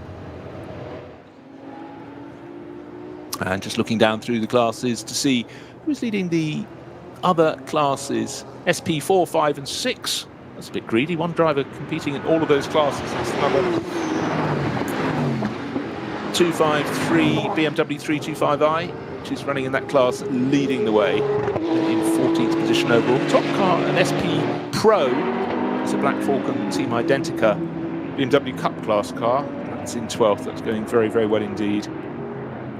Also, just having a little look to see where is that number 2 Mercedes. Is up there, Kuba Gimaziek up to 10th place. So he's picking them off. His next target pole is, he's got to find 10 seconds. He won't do that in a lap. Is the number 40 car collection Audi, and that's Milan Doncher, the younger Doncher brother, Dutch racer, holding on to that. But it's a story of catch-up, but not taking too many risks. That's certainly what Gimaziek needs to get under his belt. Don't forget, the car was good enough, fast enough to qualify 4th, so it's a competitive package. Just got to be patient. News then that the 880 BMW that's off at Dottingerhoe is as a result of an accident. Whether that was on his own or not, I'm not sure. I think it probably was. So that car obviously got a code 60 through that part there, just going to the Dottingerhoe, and that'll be removed shortly. Didn't look to be too damaged. We used to say it was a long camera shot, so we were trying to picture. We both thought it was a Mercedes to start with, but it's a wrong German mark. Apologies, it was a BMW. We got the fact it was black and white, so that's a start. But again, it's just, you have to reiterate, when you come to the Nordschleife, at most circuits you have the embarrassment if your car has gone off, if indeed it was your fault, of a short walk back to the pits. If you started walking at Galgenkopf, which is pretty much where the car has come to a halt, with its nose into the barriers inside the circuit, start walking, you'll still be walking by the time they're starting to put the tablecloth out for lunch in the pits. It's a long old way. We didn't tell what word you used. Tablecloths for lunch. Damask, very nice damask. Damask, yes. Someone normally goes ahead and sets it up on those country walks, of course. It's like being on a very fine safari. I have a man thing like that. Yes. Here I am in the deserts of Namibia. Oh look, a crisp tablecloth over the nose of the Toyota Land Cruiser. Freshly ironed. Of course. Oh, of course. Happy days. So in relative terms, the Get Speed Mercedes, it started fourth, dropped to, you estimated around about 30th. Yeah, because it was the back of that class. Exactly. There was only one car behind it, which was an Aston Martin, Yeah. which was going quite slowly out of the first turn, and the rest were all Was ahead. getting out of the way of the Mercedes, I think, trying to let it rejoin. He was doing his half donut there, not the cake donut. I don't want to peak early, of course. No. So back up to 10th now. Of course, now got all the work to do because it's running onto its peers. So dropping down to 30th, get back through the other traffic quite easily, quite quickly. Now it's got all the hard work to do. Yes, again, it's sometimes we get a rolling mix of cars competing here in the NLS, and I was trying to identify that Aston Martin. It was the last one in the front batch. Aston Martin AMR Performance Centre Nürburgring. It could be their V8 Vantage running the SP8 class, but with drivers who, well, they both got the same surname, Walter Lachey and Fabio Yannick Lachey. Again, it emphasises how things like the Aston Martin Racing Performance Driver Centre is based outside the circuit at the Nürburgring, and it is a fantastic place for them to educate people who want to go racing and get them out in events like this. And in a 4-hour race, just two of you competing, particularly if it's your first event, that's more than enough to tire out your body and your brain. And so, you know, full marks for everyone, but it does mean that drivers in that particular entry will be short on experience, relatively Looking at that speaking. car very quickly, it is a V8 Vantage. I did notice that it didn't appear to have a rear wing. No, it didn't, did it? Which made it look to me much more like an early N24. I agree. The very early ones, before it evolved properly into the GT4 car and very successful car it became. A picture of it does have it with the rear wing on it, and in Aston green and yellow, which it isn't, because that car on track we saw it was White. So I wonder if it's been substituted a different It car could be. for that entry. Right, Still an Aston. what we do have, though, is a fantastic scrap now for second place, because Patrick Niederhauser is 1 3/4 seconds clear, but the Huber Porsche with Nico Metzel is hunting down Neil Verhagen and getting closer and closer and closer. He's only 2 car lengths down. He's in the slipstream. Helicopter picking that up beautifully. So despite Verhagen having been fighting like mad with Patrick Niederhauser, he's been dropped, and the traffic is a little bit tight for the chasing Huber Porsche. Had to bide his time, come off the power a little bit as they went through the Hatzenbach. And now he's lost at least half of the gap that he'd closed. More traffic up ahead. As we say, it giveth and it taketh away. And they've always caught the BMW. So now just 1 car length behind, half a car length behind the Huber Motorsport Porsche. Goes around a very standard looking production class BMW. Did not get held up, but for Verhagen, he would have been very frustrated. He'd done well enough to just get a couple of car lengths advantage around the first bit of traffic, and then had that all taken away from him with the second group. And that will happen several more times around the course of this lap, of course. Yeah, well, it gave Menzel a fantastic opportunity there, even to have a little sniff of the lead, didn't the place change there from this is for second place, isn't it? But he did have that opportunity, and you say it's one of your familiar phrases, Bruce, of it giveth and it taketh away the traffic. And it wasn't just I'm closer. It's like, there could be an opportunity here, and then maybe not. And it's that, 3 different things. And again, it's back on the tail, again, a bit of traffic. One of the SB10, I think it was, Caymans, I think it was in that category, just going past it. And again, the Porsche just close. Now, something we noticed a lot, John and I commented on a great deal during the N24 hours, the Porsches in draft, i.e. Dottinghouse, seem to just have some absolute capability. I think we've come up to the code 60 area, we've got wave yellow flags. Now we have not just second and third, we've got second, third, fourth, fifth, sixth, seventh potentially nose to tail. The car's almost come to standstill as look down from the helicam, the rover helicam, and there's a car diagonally across the side of the circuit. Can't tell you what it is, it's white and red, but it does mean that we've got Neil Verhagen, Nico Menzel, Axel Jeffries, Frank Stippler, Moritz Krantz and Ben Tuck in the 34 BMW. Yes, the white car in almost nose-to-tail formation. We've got a very bent BMW. That's the 880 that has done a lot of damage. We couldn't see the other side of it before. That's why that is the accident. Yeah, that's where it went off. And the field's been released, and who's fastest on his feet is Axel Jeffries. He's got right under the rear wing of bright blue Huber Motorsport Porsche. Neil Verhagen has escaped. Oh, side-by-side BMWs in front of them. That's not what the doctor ordered. No such problems for Patrick Niederhauser. He is through, probably 2 seconds clear of the field. In fact, where are the rest? As Verhagen, the Audi goes right as it comes up to the first crest towards Tiergarten. Still chasing back behind. They've been so held up behind the production class BMW. Now they've got 3. Verhagen in second place still. Huber, Nico Menzel in third. But Axel Jeffries really going for it, tucked in behind. And Frank Stippler wants to be part of the party too. Moritz Krantz hanging on in the SP9 AM class Mercedes to their tail. So first is a little bit clear of the rest, but second, third, fourth, fifth, sixth, seventh, nose to tail. Race on! Second to seventh, you cover with a blanket, couldn't you? Unbelievable. Whereas that Niederhauser just disappears off in the line speed by car collection Audi. He runs ahead there. He's got a full 9.4 second advantage. And now this leading group of seconds down to Huber Motorsport Porsche nearly getting through the inside there. And spinning. Menzel went on spun it, yes. He went in a totally different line to the first corner. He was opportunistic there at the start of the race. That time it worked. He went up from 5th to 3rd, and that led to number 2 Mercedes going for a spin. And this time he was trying to get a different line to Neil Verhagen in the BMW. He was damaged the right-hand door. Door mirrors hanging off, so obviously some kind of contact with something there that was got a little bit too close. I'm guessing that's what's possibly caused the spin. So that tiny bit of contact, but it's taken the, as you say, the offside door mirror hanging on there by its wires, obviously heated to keep it, electrically adjustable, because that's what a driver needs to do part behind the Nordschleife, is just a mirror. Right, Huber Motorsport Porsche, literally history. He's actually about 5 seconds further back, and that's down in 7th place now. But suddenly the battle for second place is still Neil Verhagen hanging on as they get towards the end of the Grand Prix loop, and right on his tail is the chasing Lamborghini. It was running wide out of the first corner that undid the Porsche, because when the track went to the left, Porsche went up the inside, clattered into the flank of the left-hand door of Neil Verhagen's BMW, and then was sitting in turn 2, side-on, tyre burn marks up the track, facing the wrong way, had to rejoin. So the ambition to get from 3rd to 2nd was too much to resist, and just a little unfortunate, ran out of space up the inside. Still slow zones as the stricken 880 BMW is removed from the circuit. And again, so close to Galgenbach for the corner that turns onto the Dottinger Höhe, but now on the other side of the track and being pushed back through the barriers is that BMW. So very unfortunate indeed. But there is another car by the looks of things, further back, in the background, or is it no? It's a safety vehicle. It's got lights flashing on the roof. They've got the cones that they've pulled up and dropped onto the circuit to barrier repairs from the 880 where the BMW's hit. Exactly. Yeah. To keep the cars away to drivers right as they come around that right-hander onto the long drag back to the pits. Barrier repairs being affected as we speak. So cause and effect, you say the 880 M2 there having gone off and done its damage. We couldn't see that initially on that long shot, that very initial long shot we saw where the left-hand side of the car was heavily damaged and the wheels pointing all the wrong way, never mind bodywork, etc.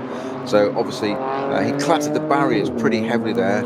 So that's why we've got the coats. The car is now removed and out of the way. That's back behind the barriers and safe. We can't release or remove the code 60 yet because the barriers need to repair. That's why the officials and marshals are out there working it. Second Aston Martin in the race we've just seen there is the our familiar, what we call the sort of almost retro colour scheme, don't we? Of that sort of orange and dark green. Can't try and find the number of that one for us. Regular, that one, number 120. 120, yeah. Yeah, that's in the Cup 2 class on its own. Yeah. Jörg Göder, Ralf Oehmer and Martin Schluter running for the 9 und 11 racing team. And they're a GT3 Cup class car, but they've supported this championship year in, year out, and almost always the very front end of their respective grouping. But right now they're in a battle with 2 similar cars. And the SP9, no, it's a Cup class Aston Martin in that mix as well. In the unusual for Aston Martin sort of dark orange and bright and dark green livery. That's just been dropped to the back of that pack. But up the front of the race, you know, it was about 1.5 seconds between Niederhausen, the lead of the race, and the Verhagen battle with Nico Menzel. Well, it's gone out to 9.5 seconds, and that's because the race leader Niederhausen was not delayed too much by a slower car in another class, but second backwards we saw getting held up by that gold production class BMW, and the places they really lost out. Axel Jeffries now up into second place, so Conrad Motorsports Lamborghini is doing it for the Italian crews in terms at least of the manufacturer. So the Lamborghini up into second place now. Neil Verhagen back to third. He's got Frank Stippler getting onto his tail. Maurice Krantz, who gets better and better by every round, of Ben Tuck at the back of that pack. But Axel Jeffries just been super positive. I said he just seems to love this circuit more and more on every visit, and certainly put in some very impressive runs in qualifying practice, most notably at the Nürburgring 24 hours. Verhagen's really put up a good point, but even with the long shot at the moment, I can't see the Huber Motorsport Porsche that we saw being tipped into the spin in turn 2 in the arena section of the Grand Prix loop after that side-by-side contact with the Neil Verhagen BMW, and that really has lost ground. I'm trying to see what the interval is back to the spinner, waiting for them to go through another timing section, and that should be reordered, but certainly down to 7th place at the very best. And again, waiting for the next timing sector to see any further advantage gained by Patrick Niederhausen, fastest driver in qualifying with a new qualifying lap record. Get this, 7 minutes 52.374. It takes me that long to do up my shoelaces. That's just one side. Indeed. Always moments around the course of a lap, particularly when you're in a 4, 5, 6 car battle, where you cannot afford to lose momentum, and just around one of the many corners with limited view until you've got to the apex.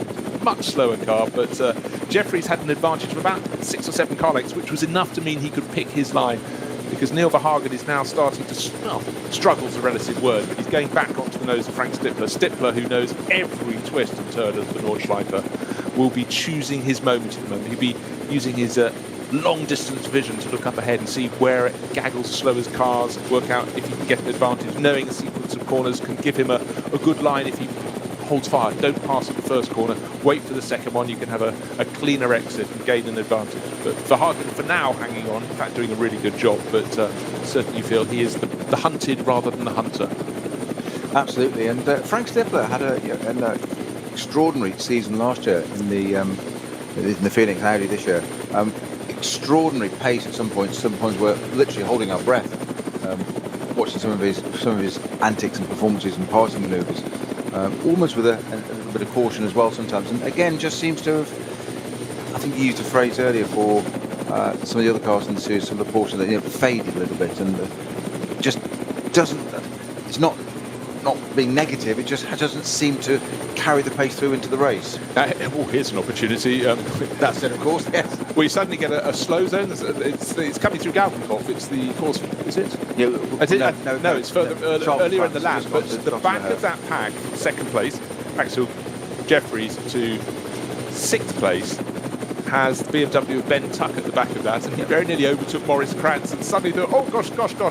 No, in fact it was. They were at that point at Galgenkopf coming onto Dottingher.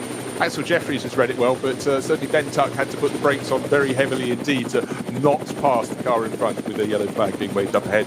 And as a consequence, they then accelerated out of Galgenkopf onto Dottingher, and BMW driver Tuck has lost a bit of momentum he really didn't want to lose. He's lost any chance of a slipstream as they blast along the straight and seems to go on and on past the farms that sit on the infield, up towards the quick flick to the left, coming up now.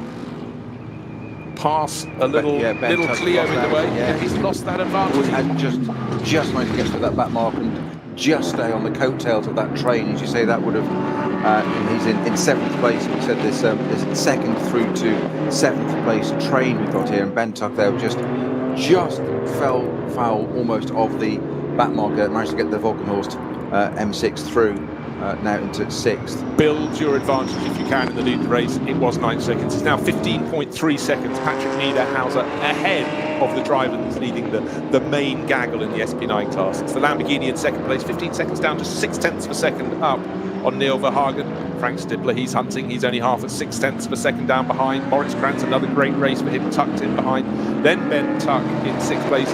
Just looking for the number 2 Mercedes, still listed as 10th place, about to cross the start finish line. When I last looked, he was a fraction of a second down on the car collection Audi, Milan Doncic. He's passed it now. Gamaziak, the number 2, gets beat Mercedes. Fell to 30th or so in the first corner, now up to 9th. So he's having a real chase. And I'm sure the Polish driver was so used over the years, almost a decade, to see him competing in Porsches, but now he's seeing what it's like life in Mercedes. It's bright yellow. It still says race taxi on the door. Maybe that's my mind playing tricks, but I think it does, a car that's going very well in this race, if only started from 4th position, if only it hadn't had the spin. Just want to check where Nico Menzel is. He went down to 7th place. You remember he tried to take 2nd place, just lost it. How far behind Ben Tuck is he? 6 seconds. So in fact he's catching well, but he's not racing in a gaggle, so he can really concentrate on his lines. Talk about concentration. We mentioned earlier that it's not one of the cars in the top class that carries number 1 on the door. It's down in the V4 class, BMW 325i's, and that's been a great battle with the number 705, similar BMW, white versus blue and orange, but it's the blue and orange one in front. Number 1 has got back to the front of that class. So another good run from the trio. Christopher Brink, Danny Brink, and Philip Lyson. I'm just going to scroll down the enormously long screen. We have 120 plus cars to number 1 and tell you who is at the wheel at the moment, which of that group. And it's Lyson, it's not Brink, it's not Brink, it's Philip Lyson leading the V4 class. And how far down the order is he? Doesn't really matter. He's leading his class. He's 80th position overall. So 2/3 of the way down this 120 plus car field. But the 705, the white BMW, those two there, the trailing car, the 2nd place car, as you say, still having their own battle, coming over the start finish, tucking in behind the number 1 car and trying to get a tow from it as well. It's exactly the same all the way down. Of course, this is for the championship. They can go for this. It's not just the race. As we said, it isn't the SP9 class that wins it. It's going to one of these cars. So this is for the championship, and you've got to keep your head cool and say, that's what we've got to concentrate on. And they're not letting it go, are they? No. So 0.4 of a second between Philip Lyson in the number 1 and the 705. Moran Gott is 0.4 of a second down. They've got about a 15-second advantage over the best of the rest in their class. So if they keep their noses clean over the next 3.5 hours, 3 hours 23 minutes if you want to be precise, they should be on for a good haul of points. But don't forget, with Rink, Brink and Lyson, they are such an experienced trio that that's what you want, not just overall speed, you want an overall average speed that is super, super strong, and that's what they provide year in, year out. That is why they are racing with number 1 on the door as the champions for 2020 last year. Indeed, they've earned it, and they've got the right to carry it, and with a great deal of pride as well. I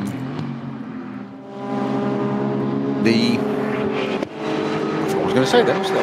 I was looking at something. Patrick Niederhausen, you said earlier on at the beginning of the race, there's 2 theories.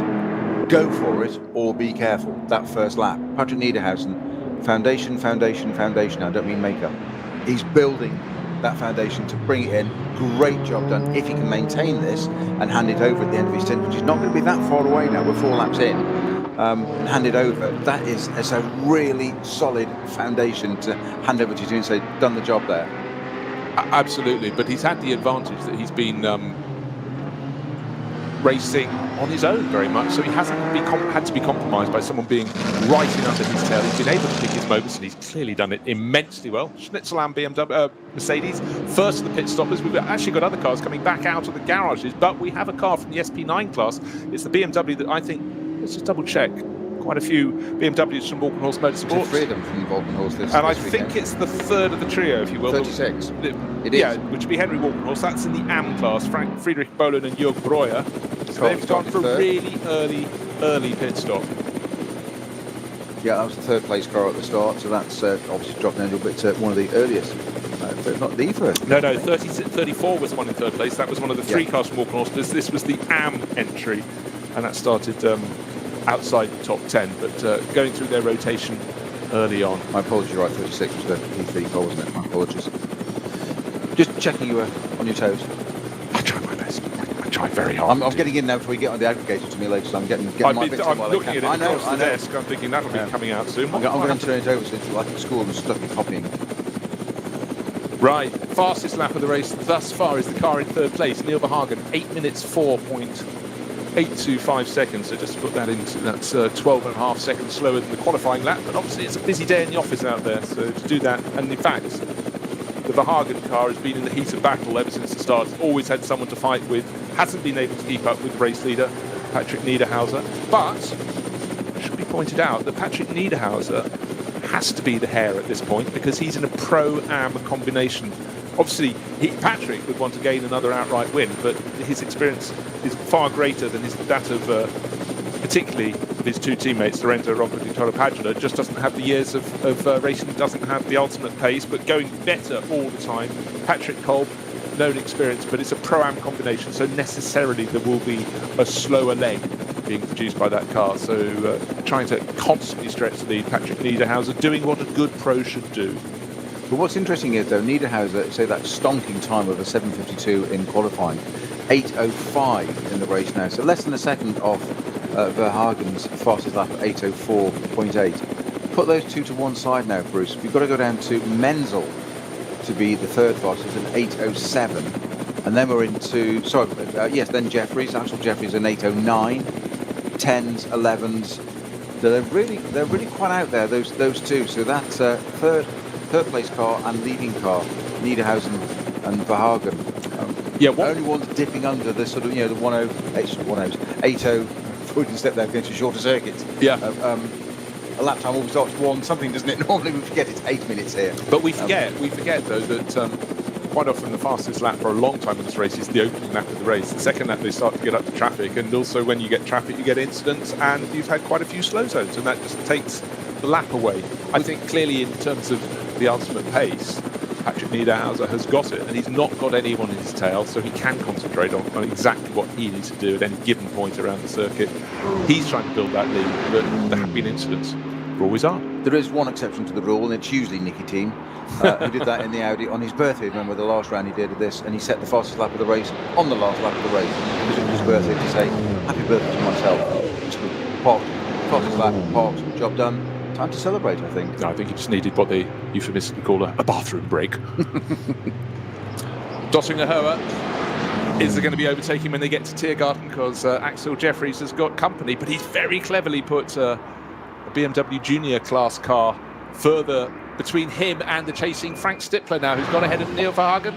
Neil Verhagen was second, was third, is now fourth. Is he going to be demoted further by Moritz Krantz through the little left flick? They come up to Tiergarten, then Krantz is a little bit further back, but Jeffries making his way up the order. Frank Stippler, is Frank Stippler here. He's just fantastic on this circuit. He's nose right up at the rear wing of the Lamborghini Huracan as they come through to complete 5 laps of racing. Of course, Patrick Niederhauser already has done that and has already turned into the first corner.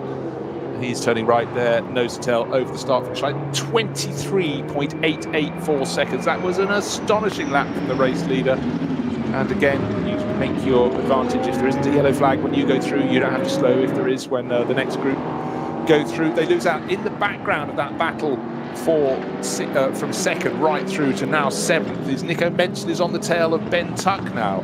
So the Huber Motorsport Porsche driver, who fleetingly got his nose into second place before clattering into the door of Neil Verhagen's BMW, fell back, has caught them up. That is deeply impressive. And let's see, what sort of lap time did he? Yeah, he took a lot of time out of the cars ahead. But on that lap, Peter, just looking at the splits, Patrick Niederhauser did an 8-minute 23.5 second lap. That following group, with the exception of Menzel, 8-minute 31s, 8-minute 32s. Menzel also an 8-minute 25. That's how he caught up. It's amazing they lost so much time, but I think there may have been a very brief yellow that caught them out, or was it simply that second through to 6th place were holding each other up? I think there was also a brief yellow, not for a car, but intervention vehicles at the carousel, and I think it was just to let that traffic, intervention vehicle traffic, get there to go and do the barrier repairs that we've seen that have been taking quite a while actually. So the 880 BMW must have done not only a fair bit of damage to itself, self-inflicted, but it's also done quite a lot of damage to the circuit there. So we've still got that code 120 approaching, then 60 at that point. So that will be resolved shortly, I'm sure, with the officials doing that. But obviously get all those barriers replaced and repaired, and we'll get on to full speed again. But it does make a difference coming onto the Dottinger Hoa there. As we've seen it, what it's doing is almost like a safety car, but there are no safety cars in this, but it's almost like a safety car restart mentality. You say they all bunch up at that bit, and then all of a sudden you can pounce, and as you say, bent up, nearly lost out on that last time. And again, just something else to throw into the melting pot of the equation for these poor drivers have to think about all these different things and add another layer in. Exactly. So I feel for them. I sort of, yeah, I do too. I'm very caring like that, but I sort of feel, I can just imagine what happened with that 880 BMW. Just ran a little bit wide, trying to carry as much speed onto the straight, and I reckon just got a wheel on the grass on the outside, and then suddenly that differing level of traction. I think, to be fair, it didn't just clash the garage barriers. It tried to move them back a bit further, didn't it? By the look of them, what it's done, certainly the damage to that 880 was pretty extensive. Yes, you sort of get to see that. You never, as a commentator, want to comment too much about damage to a car until you've seen all four corners, because what you don't see from the front, sometimes. I do remember a colleague once going up to someone in a paddock once and saying, "So how was qualifying?" The man didn't speak, but just reached behind him and picked up an awning, and his car was effectively 2 hards and certainly wasn't going to play today. Yes, well, one thing we can be certain of is it won't polish out the 880. Yes, no words were required. Not good for a journalist. Something a bit of... You know, I know what that is. It's the Huber Motorsport Porsche, bright yellow Miller, Windy Miller, sitting in the track at it's the early part of the Nordschleife, so just after the Sabine Schmitz curving. Of course, when he had that incident, was it the Vidal chicane? They had the incident. Yes. No, it was turn two. So it hung on for a bit. You saw it flapping around on its wire. The wires gave up eventually. Yeah. But again, what you don't need when you come around a corner, just the very line you're on, you can't change your line, and suddenly there's a bit of debris in the road. And hopefully that will be removed. It's not always easy to get things off the side of the circuit. Still some the safety and pragmatic logistics for the marshals. You know, it's saying, "Oh, go and move that." It's all well and good. The drivers want you to move, but some poor marshal's got to go out there, risk life and limb. And not to mention character building. Put it that way. To go out there, it's probably for a junior marshal, isn't it? To just say, "Do you want to go and just remove that safely?" Yes. You want new to the team? Race? Are you serious? Earn your spurs.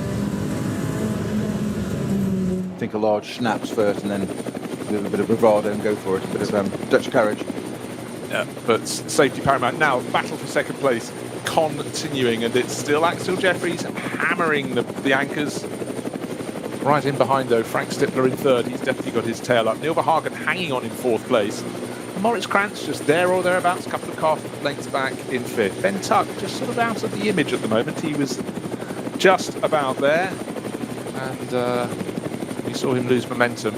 Frank Stippler's been the one who's just lost momentum. That suddenly, as they went past the Porsche cave, and has allowed Neil Verhagen onto his tail, and the double toe for Moritz Krantz. He cut from about 4 or 5 lengths back.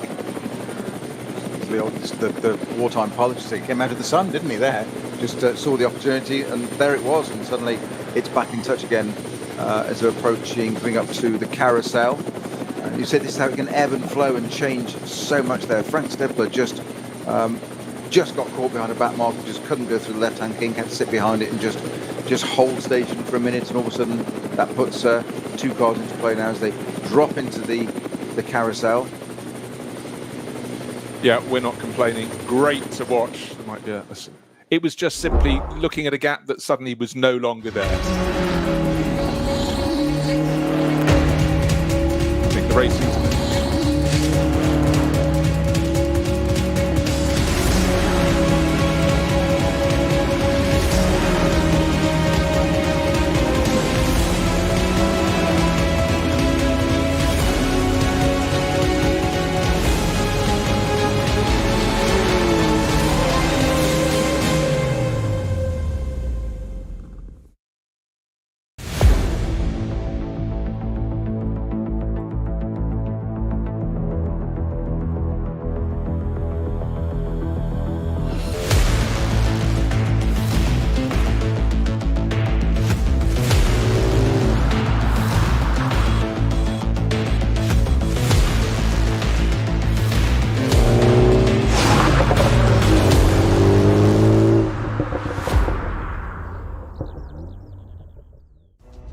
Zwei Familien, 40 Jahre Firmengeschichte. Unsere Produkte entstehen zu 100% in Deutschland. Mit Herzblut und Hingabe. Wir schaffen den Technologietransfer von der Rennstrecke auf die Straße. Handwerkskunst, Erfahrung für diesen einen Moment. Das ist die Nürburgring Langstreckenserie. Das ist H&R. Performance made in Germany. Sicher ans Ziel. Auf allen Straßen, bei jedem Wetter. Mit den zuverlässigen Sommerreifen von Falken. Jetzt Falkenreifen kaufen und Tankgutschein sichern. Weitere Informationen auf tankgutschein.falkenreifen.de. Falkenreifen.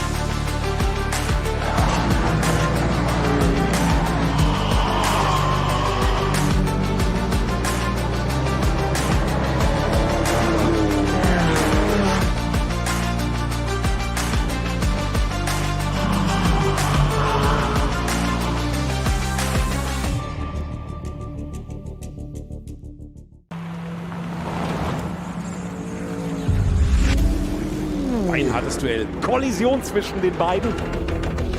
Damit ist das der Führungswechsel zu dritt nebeneinander. Maximale Reaktion. Da brennt der Falken-Porsche. Drama. Das Auto hat einen längeren Boxenstopp. Vorsicht. Und hier kommt der Gesamtsieger. Der Rowe NLS Rückspiegel. Am Sonntag um 18:30 Uhr auf diesem Kanal.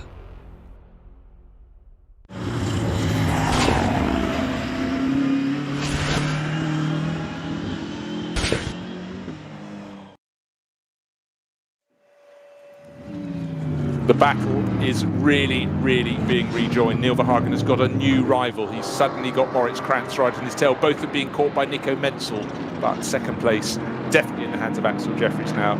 In fact, as I say that, Axel Jeffrey dives into the pits. How dare he? Ben Tuck has gone as well. So the first of the front runners to pit. So bear in mind that was 6 laps on the board. Jeffries had got up into second place. That's now in the hands of Frank Stippler. Neil Verhagen into third. He's got Moritz Krantz all over his tail.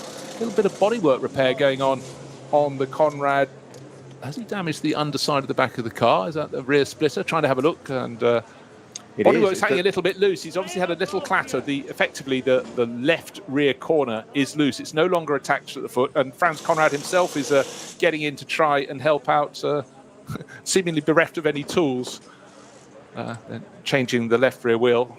And in fact, Axel's had such a clear race, just with a little key turning it around. There wasn't the Allen key there. Allen key. It looks like it's on his key ring. It's on his Allen key ring. And he's Swiss Army knife. Pulled it out of his pockets. So Franz Conrad, thick and thin through racing over the decades. It's almost as if this piece of debris there split the bottom of that diffuser. And you've got the outer part of the rear wing. It's open airflow out of the back, but the bottom of it is joined with a piece of carbon, and they're split in half completely. So it's almost as if something's gone through that. Tyre's not been damaged, but or maybe someone's tapped it. Can you imagine that? Someone tapping. So just had a place change. Neil Verhagen had risen to third with those two pit visitors, Ben Tuck and Axel Jeffries, but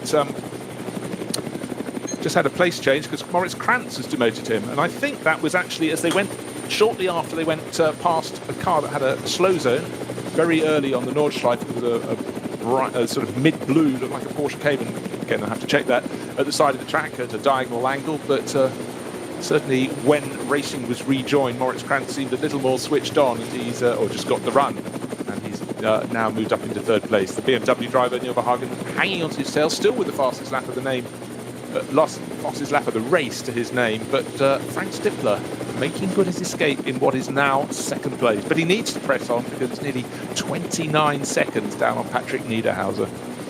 Swiss driver just doing an astonishingly good job, and it's just on the exit of the hats and backs by the looks of things. Well, we've got a yellow flag as well, going to a 120 through hats and back at the moment. Can we see any car on your graphic that's no, inside no car there, so okay. I'm just wondering if it's I don't know what it is, to be honest. It may be. Last time we had this at the carousel, it was a intervention vehicle going out to take materials, men, whatever, workforce, labour, whatever, to that. It was definitely a mid-blue black and white car. Only had a very quick look at it sitting up on the curbing, but it looked like a racing car rather than a course vehicle. Could it be where that mirror's off? But it could be. A couple of attempts actually to bring it down, just let them go and remove that. Well, we did know there was a message that it was going to be recovered. Oh, Frank Stifler's just lost a lot of time around the outside of it. It looks like it's a Renault Megane. That's allowing Maurice Krantz's half the gap. So forget speed Mercedes. Their number 2 car was spun at the went for a spin at the first corner on the opening lap, but the banner for Get Speed being waved very well indeed by Moritz Krantz now. Still a long-lasting code 60 at Galgenkopf for those barrier repairs. But for most of the crews right now, it's put your coffee cups down and go to the front of the garage because there are pit stops. There are cars that need attending to. And certainly, Frank Stifler being delayed again. You've got to have the rub of the green when you go through traffic, but the advantage for him as he picks off an all-white Porsche Cayman is that Moritz Krantz didn't gain any advantage there. Neil Verhagen losing a little bit more at the back of that pack. The Porsche being passed one side by Moritz Krantz, the other side by Neil Verhagen as the track twists and turns. Still barrier repairs. There's still a rescue vehicle that's seemingly brought the new sections of barriers to the people making the repairs down at Galgenkopf. And in fact, looking at there are skid marks across the track, or rubber marks across the track. I think it's when the vehicle was rescued and taken to the other side of the track, it might have had something jammed, or did it go off to the left, driver's left, off across the track to the right, and then back to the left? In fact, the more I think about it, that's what's happened. So in its own time, that 880 BMW got it slightly wrong, and it became very wrong when both ends of the car take a battering. Yeah, certainly done a lot of damage. It was more than a simple off that, wasn't it? It's proper clattering the barriers and done an awful lot of damage to those as well, which is still ongoing. The repair work of that is still ongoing. No other pit visitors yet. We're 6 laps in for leaders. Of course, we've had the 2 done it already. The 7 Lamborghini and the 34 Walkenhorst Motorsport BMW, which was started by Ben Tark. The actual Jeffries Lamborghini is saying having some work at the back of it as well on its left rear. Some body work damage there was being rectified. It's only going to flap loose and become more of a problem. So possibly some of the explanation why they've pitted quite so early.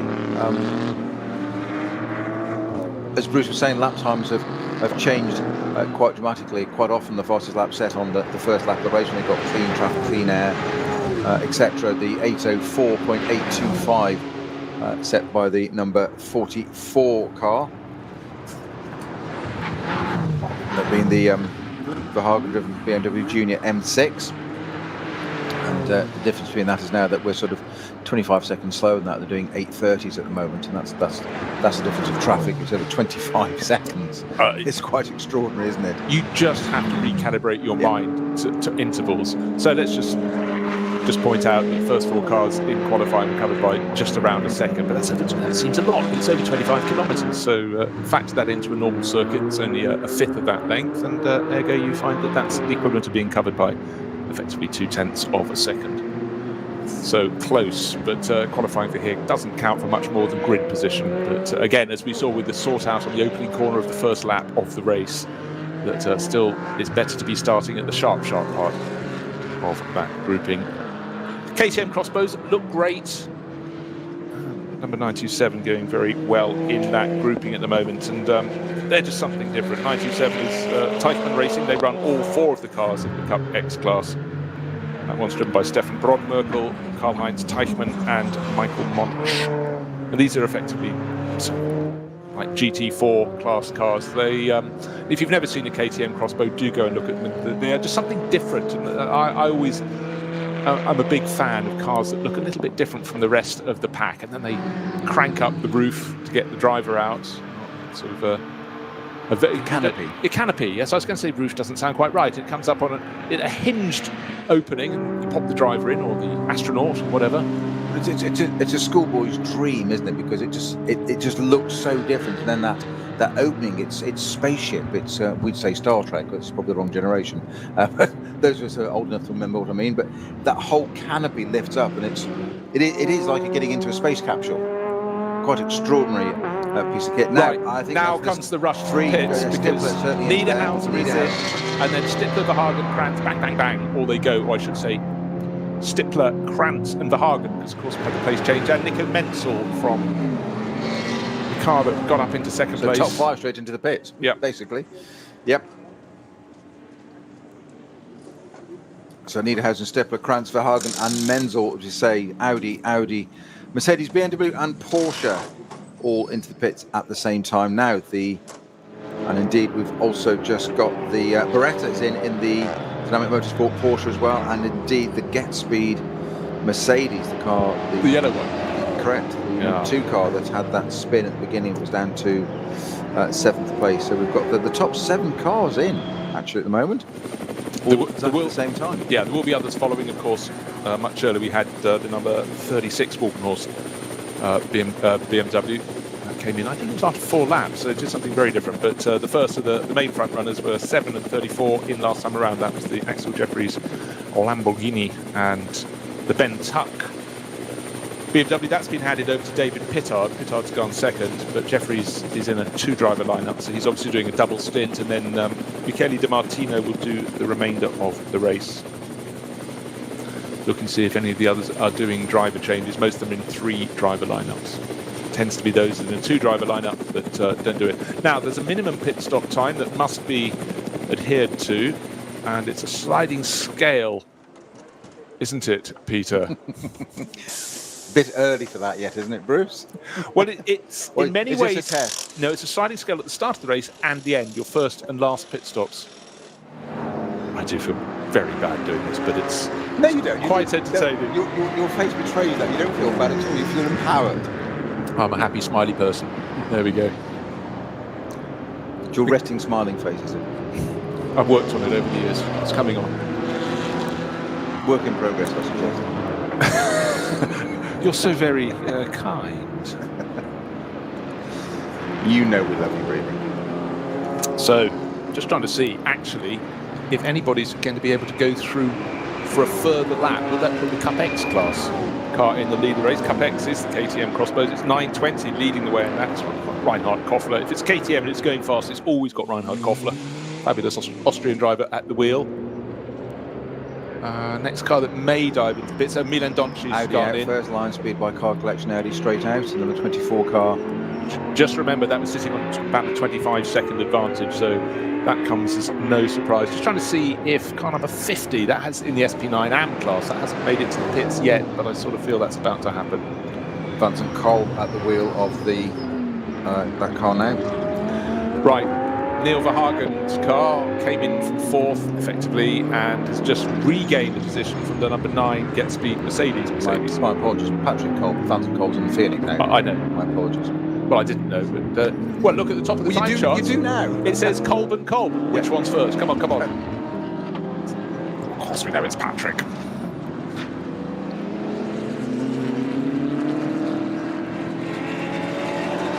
So these little place changes, it's really, it's a 4-hour race, but it's when you've spent the whole of the first stint catching, and you just managed to get past a rival, then you do the pit stop and spot the cars going back out in the previous order. Must be a little bit frustrating there for Moritz Krantz, but Janine Schaffner at the wheel of the number 9 Get Speed Audi.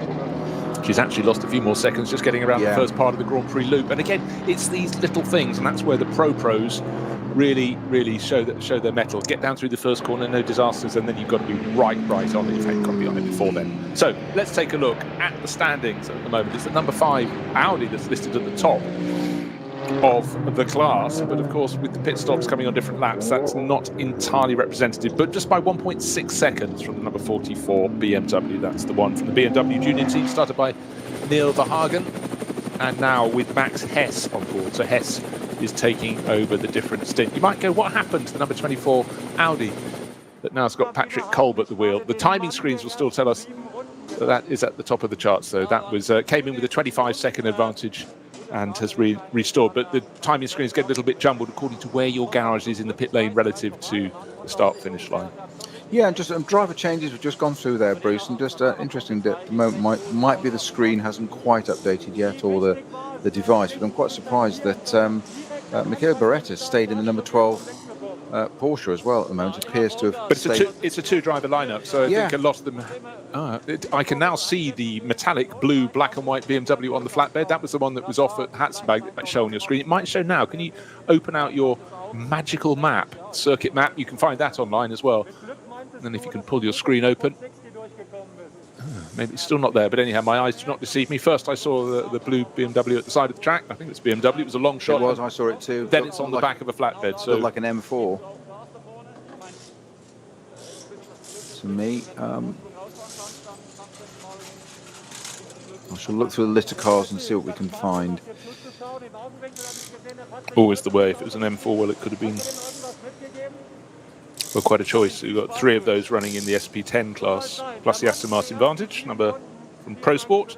That's the one with the dark green and orange livery. And the Schnitzelam Racing Mercedes competing in the class. Only 5 cars in that class. I always thought there'd be a bit more in that class. I think in time to come, of course, we are racing in slightly unusual times, and a lot of people just decided, maybe they'd keep their racing on hold until 2022, but they'll be kicking themselves now when they see events like this with the track in perfect condition and 120 plus rival cars on the track out there. And I do take my hats off to anybody who managed to get any racing on board in 2020, and then those that got a 2021 racing program together. They got all their ducks lined up, did a fantastic job to come out and play, but we appreciate how hard it is to give the go to something when perhaps your own business is not going anywhere fast. Those who come racing for pleasure, and for the pro drivers, the professional race drivers, they've got to just hope there are people out there and manufacturers that want them to go racing. And certainly with the NLS, it's a series that just gives them a lot of track time to show their craft. We have got a BMW going very slowly, which is the 749 car from the V4 class, which has had a bit of a. It started going slowly at Hockhaken and is well, that could be that, because that's off the Hatzenberg. That wouldn't be that one you saw was on the flatbed there, wasn't it? No, well, that's quite slow. Now crawling its way through Stratenkreuz up into Arnberg, so we'll keep an eye on it. It looks like it's finding its way back to the pits. That's the 749 car, the Shearer and Schmidt V4 325i. Max Hess all over the tail of check which Kolb. Vincent Kolb in the number 5 Phoenix Racing Audi. That was the one started by Frank Stifler. Nose alongside the BMW's going to be in the outside line for the next corner. Not side by side. Now they're 100% side by side. Now the white nose, the BMW gets ahead. So young Max Hess in the 44 BMW from the BMW Junior team. Max from Wernau in Germany. Good move. Just seemed had a little bit more momentum going on to this first lap out of the pits, and he's making it pay at the moment. But of course, around the next corner there could be someone that interrupts that momentum. But all along, every point you see that car is just eking out a bit more of an advantage over the Phoenix Audi that has now gone down a position. The Phoenix Audi looks great. It's one of those cars I really love the livery, because it works well when you're standing still down at ground level. It's very clever. Works well when you're watching from a helicopter. It's blue with a diagonal red and white flash over the roof. It helps us with identification. We will put a tick in that box. Thank you very much. We'll like that, don't we? So, obviously it'll settle out a bit now, but it's Kolb and Kolb at the top, both in Audis. Line speed by two different teams though. Line speed by Car Collection leading the 24 car, and then the Phoenix Racing entry in second place. The Janine Schaffner, number 9 in the Get Speed Mercedes, in third. That's the podium as it were at the moment. Provisional podium as it were at this stage, with some 2 hours 52 minutes to go. I'm not sure if you're using the phrase provisional podium, but I know what I mean. I think Bruce does too. I do. He knows what I mean. Whether there's any sense or not doesn't really matter. In fourth position is the 44 Hess-driven BMW Junior Team M6. And then we have a brace of Porsches, the Huber Motorsport Stengel and the Beretta Dynamic Motorsport version GT3 Rs in 5th and 6th. The Get Speed Audi, Get Speed Mercedes, just talking about that had that spin at the beginning that dropped itself way down the order is it's a steady 7th at the moment. It's got itself back to there. It got back into the top 10 quite quickly, having been right up at the front, but just lost it on the first corner of the race. Quite literally, just a 180-degree rotation entirely on their own. But that's a steady 7th at the moment. But a little bit of drift, 6 seconds of drift to Beretta at the moment. So all to play for that car. Audis it is at the moment, and the Kolb family are the ones at the front. Say 2 different teams they're driving for, but it's a family thing. It's Audi's 1-2. I think to be flying the wall for there, but they're dinner table tonight. Absolutely, so may not even be in the same room. You know how it goes. They're probably, well, if they're in the same bubble, they're allowed to be. That's true. That's true. But I was just looking at the pace. We've just seen Max Hess pick off Vincent Kolb in the number 5 Phoenix Racing Audi. He's streaking clear. He's the fastest driver on the track at the moment. So not yet 20 years old. That comes up next month. But Max, I can see why he's on the BMW books. He won the SB8T class last year in the Nürburgring 24 hours. But this year he's out there in the SP9 class. It's gone up. It's ratcheted up in terms of seriousness. And he's building on the work of the driver who started that car, Neil Verhagen, American racer, but certainly Max Hess is earning his spurs at the moment, so just look out for that car. He can come up into effective 3rd position. So wait and see, but certainly at the start of his stint, going very well indeed. But expect the number 24 car to come round to the end of the lap with Patrick Kolb on board in the lead of the race. Of course, he was given that huge advantage by the driver who started the rule, Patrick Niederhauser. Waiting to see what the gap is as the last of the pit visitors from SP9 dives in. Just waiting for the timing screen to flick. It was the grey car. It was the one that went for one further lap than the rest. 8 laps on the board, and that would be car number 50, and Rudy Adams will bring that in. He was sharing with Arno Klaasen and Michael Heinrich, but doing things differently to the rest. But the bulk of the runners, just remember, they came in after 7 laps. We had a few on 5 laps. We had a couple of the front runners, the 7 Lamborghini and the 34 BMW from Morgan Horse Motorsport coming in after 6, but the bulk came in after 7 laps. Yes, Axel Jeffries electing to stay in that Conrad BMW, where the BMW done it again. The Conrad Lamborghini going on with me today. No, so you look at something on the screen and you're reading something else. Yes, you're very kind, very benevolent. Still got it wrong. Axel Jeffries in the Conrad Motorsport Lamborghini, for clarification, and currently up in 2nd place now. So the repairs effected on the back of that car by no less than Franz Conrad himself. He reached into his pocket, got his effectively Swiss Army knife out with the little Allen key, and was busy doing something at the back. But it wasn't just in the rear wing, it was some work on the left rear corner. But that's back out again.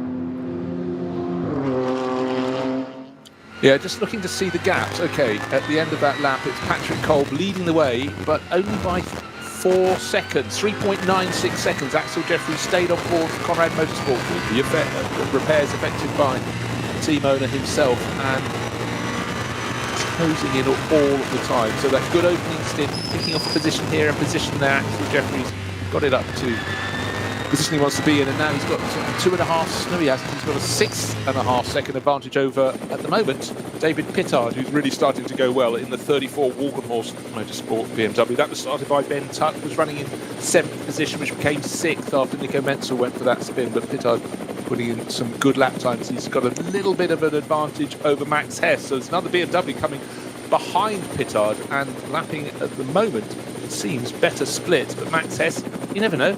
Is he young?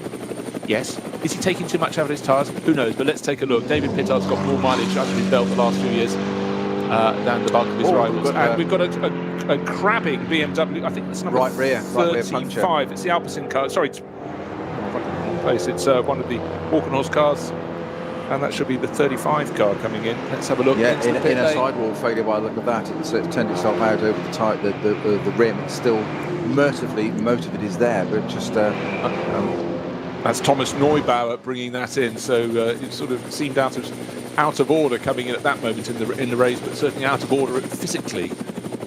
Now the race lead is a very, very fierce battle indeed, because Axel Jeffries staying in for the 2nd stint. So he's right on the tail of Patrick Kolb. Yes, the black nose, but the red rumps and rear and roof on the Lion Speed by Car Collection Audi. It looks as though, how would you say, His days aren't numbered, but his time in the lead of the race clearly is going to come to an end very soon indeed. Well, yeah, certainly looked to be sort of twitching a bit there, didn't it? Looked. No, that I was twitching. We're used to that. There's nothing new about that. It just didn't look as quite as stable. Almost as if its rears are a little bit tired, no pun intended, as it was just. Well, they're now up at Kellenhard, aren't they? Yeah. Just struggling to get the power down. The Conrad Lamborghini, as you say, all over the back of it is, I think one of our colleagues in, I think Mr. Brundle would say, over like a cheap suit. But it's he's definitely giving that Audi some grief now. Of course, that's trying to pressurise him into a mistake. I think you're right that its tyres are just, they've had enough probably by the sound of it, by the look of it certainly. But the Conrad going down through Adenauer now, aren't they? Going over the bridge out to Forst. You know, even just taking a look at the cars, it's almost as though the Audi's got a flat spot. I haven't seen twitching like that for a long time. Sometimes the very high shot, you know, you get a very different feel. But Adenauer Forst is a point at which it's generally pretty smooth. You're not going over. Well, you hope it's smooth. You're going over a bridge, and you're hoping that's still all four square. But certainly, Axel Jeffries has got a lot more pace. But it's a narrow track. He's got to find a place to go past. Looking to see if there's any traffic up ahead, but at will, even if he drops 2 car lengths back, the Huracan gets closer and closer and closer. But in turn, how good were the repairs affected to the left rear of the Huracan? He's got the drag now, but of course what happens at Nürburgring, it turns left, it turns right, but all along, Jeffries has got the speed to go past, and it's a very slow-moving course vehicle there, and slight advantage for Patrick Kolb in the lead of the race in the Lion Speed Audi, but it's an enthralling battle to watch, and certainly the performance potential is there for the Conrad car, at least to get into the lead of the race. Yeah, but he can play the waiting game as well, because that Audi does look like it's struggling relative to its initial pace. They're coming up to the carousel now, so getting towards the latter part of the lap, but a little bit more to go, I appreciate, but then we'll get onto the Dottingerhohe. That's probably the most logical place to do it. So he can sit and watch and observe. And something I noticed earlier when we had a long shot down the Dottingerhohe, we had quite a selection of that car. I think it was 2nd to 7th in place. We got a whole mixture from there. I noticed the Audis were porpoising quite a lot, and the rear ends didn't look as stable as we're normally used to. And it was across each of the Audis in that group as well. So whether it's something to do with a tyre for this race or what, I don't know. Don't forget, of course, is Axel Jeffries will be mindful of the fact we've got this code 60 at Schwalbentrans on leading onto the Dottingerhohe still, so it's going to close up there. So why make a mistake now? He's going to be given that time back, sit there, let it happen officially, sit behind, and then pounce, and you get that run down onto the Dottingerhohe. Hopefully, all great in theory, sitting in a commentary chair, not the same sitting in a Lamborghini GT3 Huracan, I'm quite sure.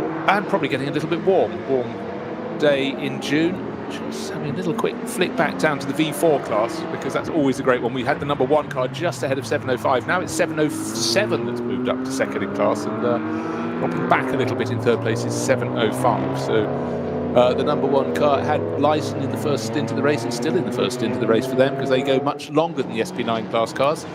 And it's leading from 707, which has got Frisser at the wheel, and Ottmar Gott has dropped back to third in class. He's fallen back suddenly by about 9 seconds, having been duking out for the lead in class. He's 10.6 seconds in arrears of the class battle. So having had this 2-car battle, it was 15 seconds clear. 707 with Frisser has gone better and better, and has passed 705 in this all BMW class, BMW 325i's, and is now right on the tail of Lyson sharing with Rink and Brink. But he's suddenly got competition on his hands. And I have found the identity of car number 75. Remember that it was carrying one of the camera cars? It's a Cup 3 Porsche Cayman. Schmickler Performance, Horst Baumann and Kai Reimer. Because the numbers aren't all in numerical order on our entry list, and it's taking me a while to get to the right page. Slow zone on the circuit with our race-leading Audi, with a Lamborghini right on its tail, and as they get out of Galgenkopf, they suddenly clear it, and bang!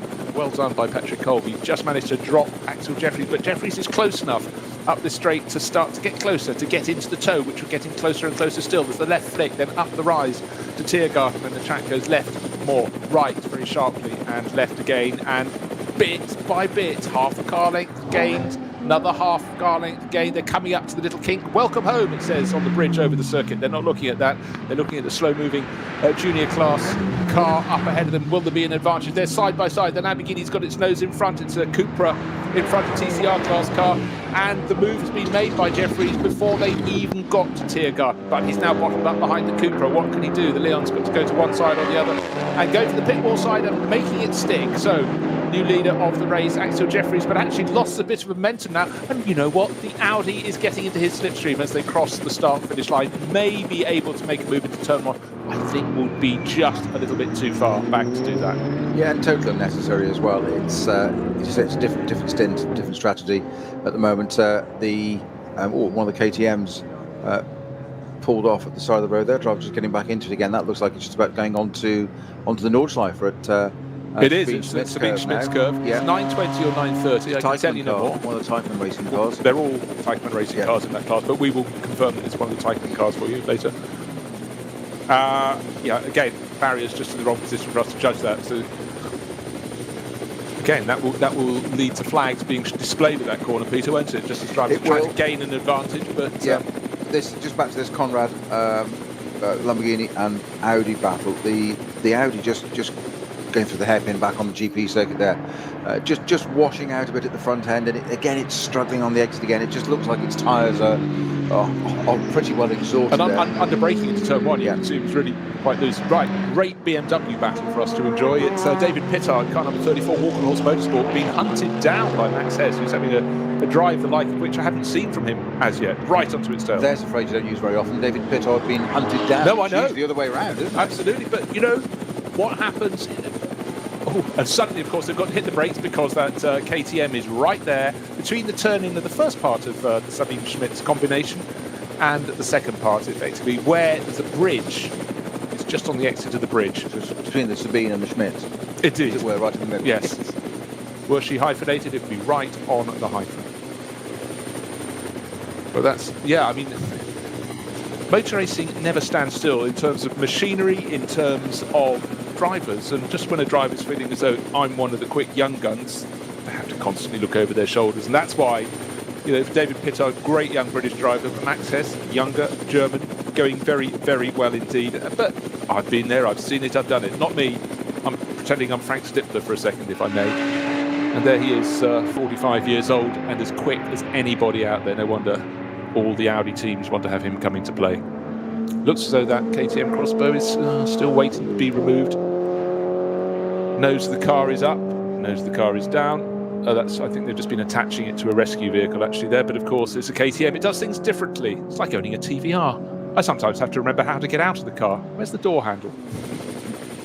Yeah, so just quickly hidden under the bottom of mirrors and things, aren't they, on TVRs? Yes. Let's find the most incongruous place to put a door button. Yes. It's a TVR, let's do it differently. Why not? Just for the sake of it. Confuses people like me. So let's just run down the timings. We saw Axel Jeffries just taking the lead last time around. Patrick Kolb a third of a second down in second place. 1.5 seconds clear of David Pittard, who has Max Hess half a second behind him. So just 2.5 seconds between first and fourth, with 9 laps of racing on the board. Super close. It's a 4-hour race. Many twists and turns to come. But don't forget, it's not just the SP9 cars at the front of the field. It's SP9 Pros, SP9 Pro-Ams, and the car in second place is a Pro-Am car. And a long, twisting, sliding manoeuvre across the grass there. Unfortunately, as the front runners went through, Porsche came in front of them, got on the grass very early in the lap, and went for a long, slow rotation. It wouldn't have felt slow or long for the driver, and then clattered into the barriers just as the second place battle of Patrick Kolb and David Pittard went on past. It happened just in front of them, and they'd been praying the Cayman wouldn't have come back onto the circuit ahead of them, but I'm afraid that's going to be another slow zone, one would think, or certainly wave flags, yellow flags at the very, very least. But Axel Jeffries leading the race. He'd already started to get clear of Patrick Kolb, and Kolb has got his mirrors very full indeed. And David Pittard, just trying to see 1, 2, 3, need a wider picture as they go over Adenauer Forst and Adenauer Bridge. Just exactly what's happened to Max Hess, who should have been right in behind. There's 2 BMW started with that almost nose to tail. As I said, 2.5 seconds covering the top 4, but just waiting to see what has happened there to Max Hess.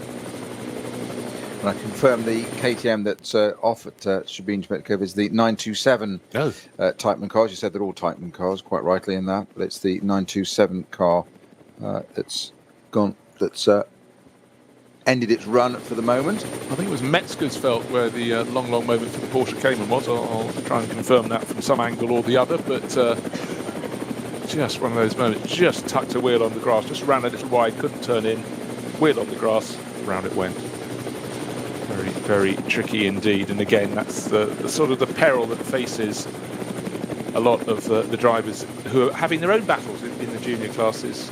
And we will start to see which one has gone around as soon as we can. Patrick Kolb has had a better lap in traffic than the race leader Axel Jeffries, and I think he's halved the gap to the race leader. It went out to 1 and a bit seconds, and now as they reach the carousel, it's down to about a second. Max Hess is still in that battle, but David Pittard has upped the pace. He, instead of being hunted down in third place, has dropped Max Hess, dropped the pesky youth, as they would say, might say, and he's now closing in on second place. Patrick Kolb still there, the line speed by Car Collection Motorsport Audi, but certainly the pace is with Pittard at the moment for Walkenhorst Motorsport. Closing in that second place. That's the Audi struggling to get power down coming off the carousel there, and that second gap, 1 second gap, I would say, is probably doubled. And they're simply coming out of the carousel there, but it giveth and it taketh, as you say, and the traffic will start to give back again. Now the Conrad Lamborghini having just a slower run through there, getting again that Audi. Just we've got some helicam shot here from the Rover helicopter, and it's you can just see that Audi just twitching. It's great having that overhead shot because you can get a plan view like it was of a drawing. You can just see the car moving around mid corner, which it shouldn't be doing, and it's everywhere. We're trying to get the power down. It's interestingly, it seems to be mid-speed corners, and the Conrad Lamborghini was able to go around Axel Jeffries' radar going that left-hand kink on the Dottingerhoe you mentioned earlier, and it was, it's a brave part of the circuit to go through when it's fully clear and you've got a pure vision. To be going around another GT3 car, and they were going around a back mark at the same time, he still went around the outside of it. The world of variables. Yeah, exactly. And the world of personal equipment to be able to do that.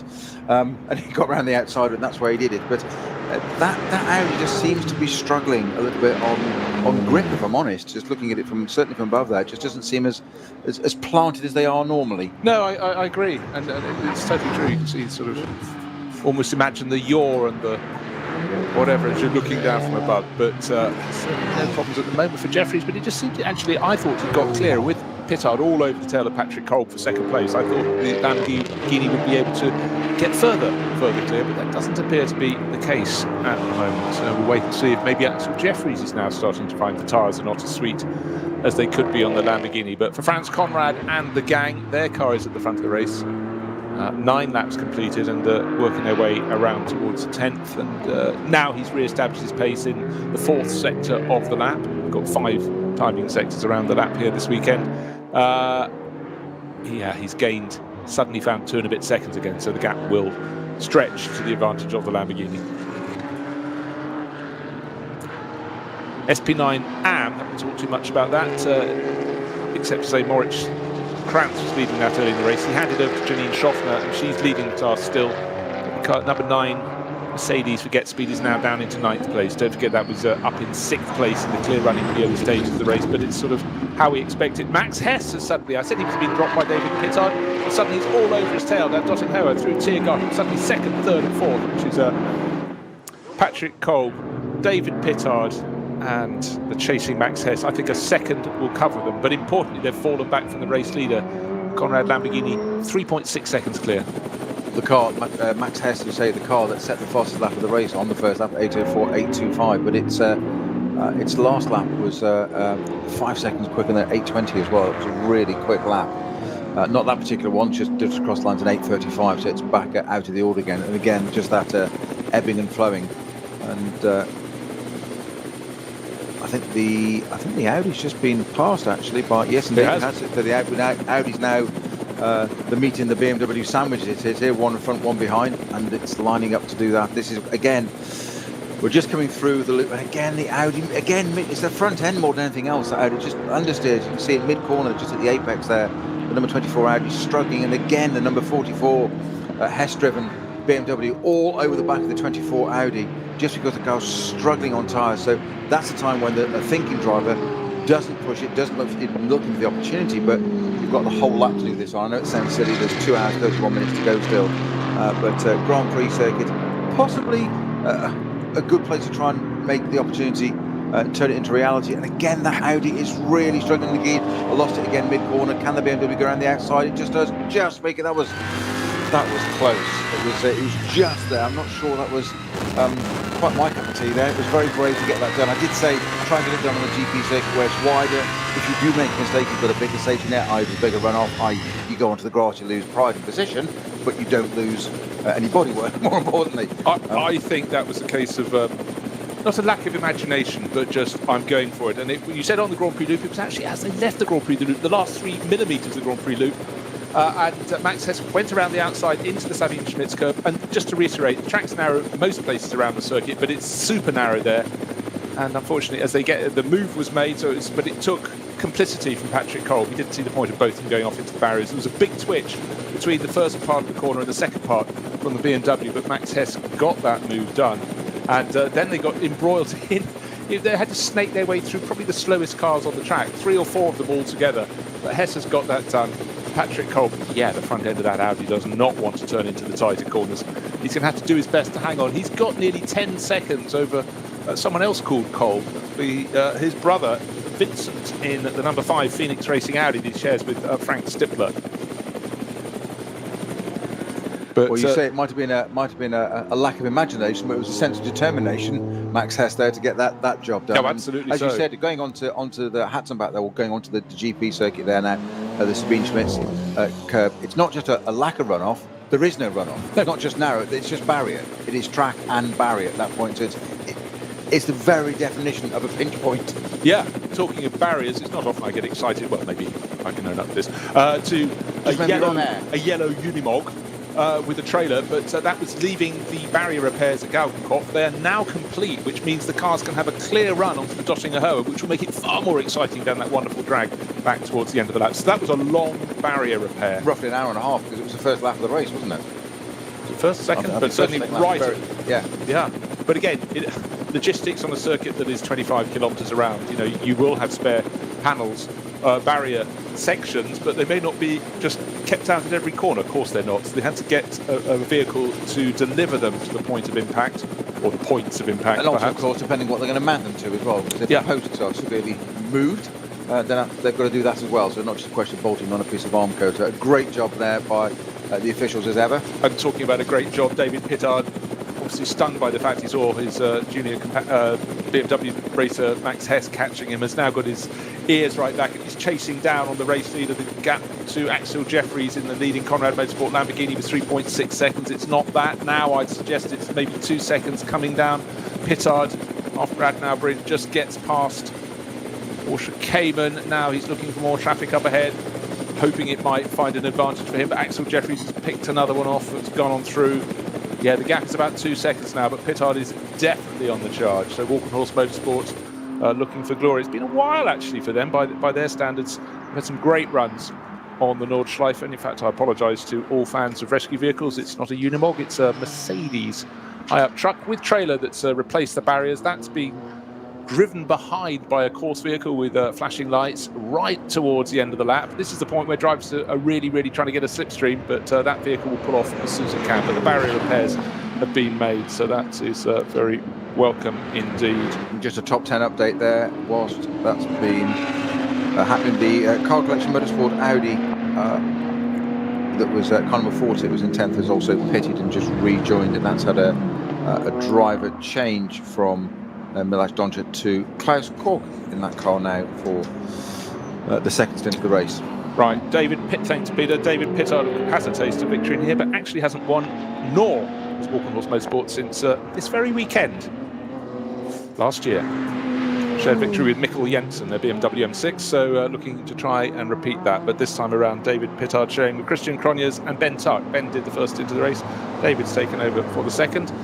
and we'll see how the race rolls out for them. But it's getting closer and closer at the front of the race, and certainly Axel Jeffries is going to have to be on his tiptoes.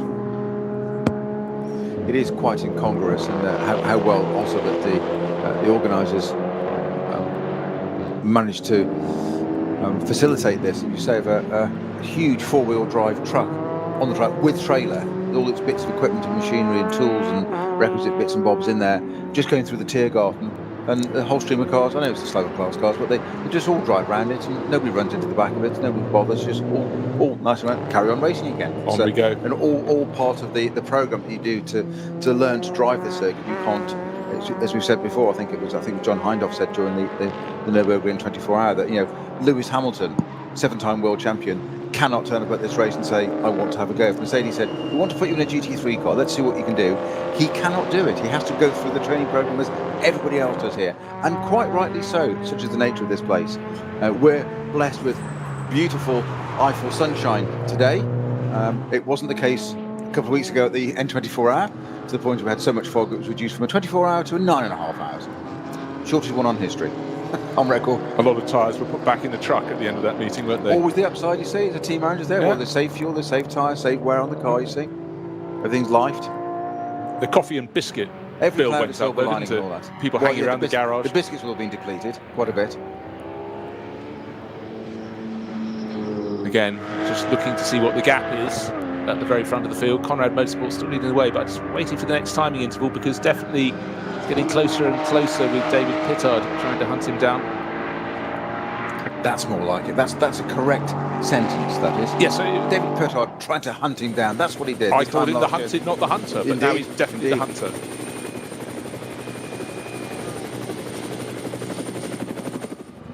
But for Conrad Motorsport, how bad is the damage? Well, in fact, it's been a very good second half of the lap. Maybe the traffic worked to his advantage, but Axel Jeffries, having had an advantage of 3.6 seconds, I reckon it was down to 2 seconds halfway around the 25-kilometre long lap. But by the time we get to the end, might have worked the traffic well, but certainly Axel Jeffries has re-established his advantage. Let's see, over the start-finish line he goes. And so there's a pink BMW that's going over the start-finish line, but Pittard has suddenly got Hess much closer. It's 2.7 seconds now. And then looked actually closer than that to third place. Again, the long shot. 8.5 seconds back to the number 24 Audi. Still leading the Pro-Am class. Patrick Cole at the wheel.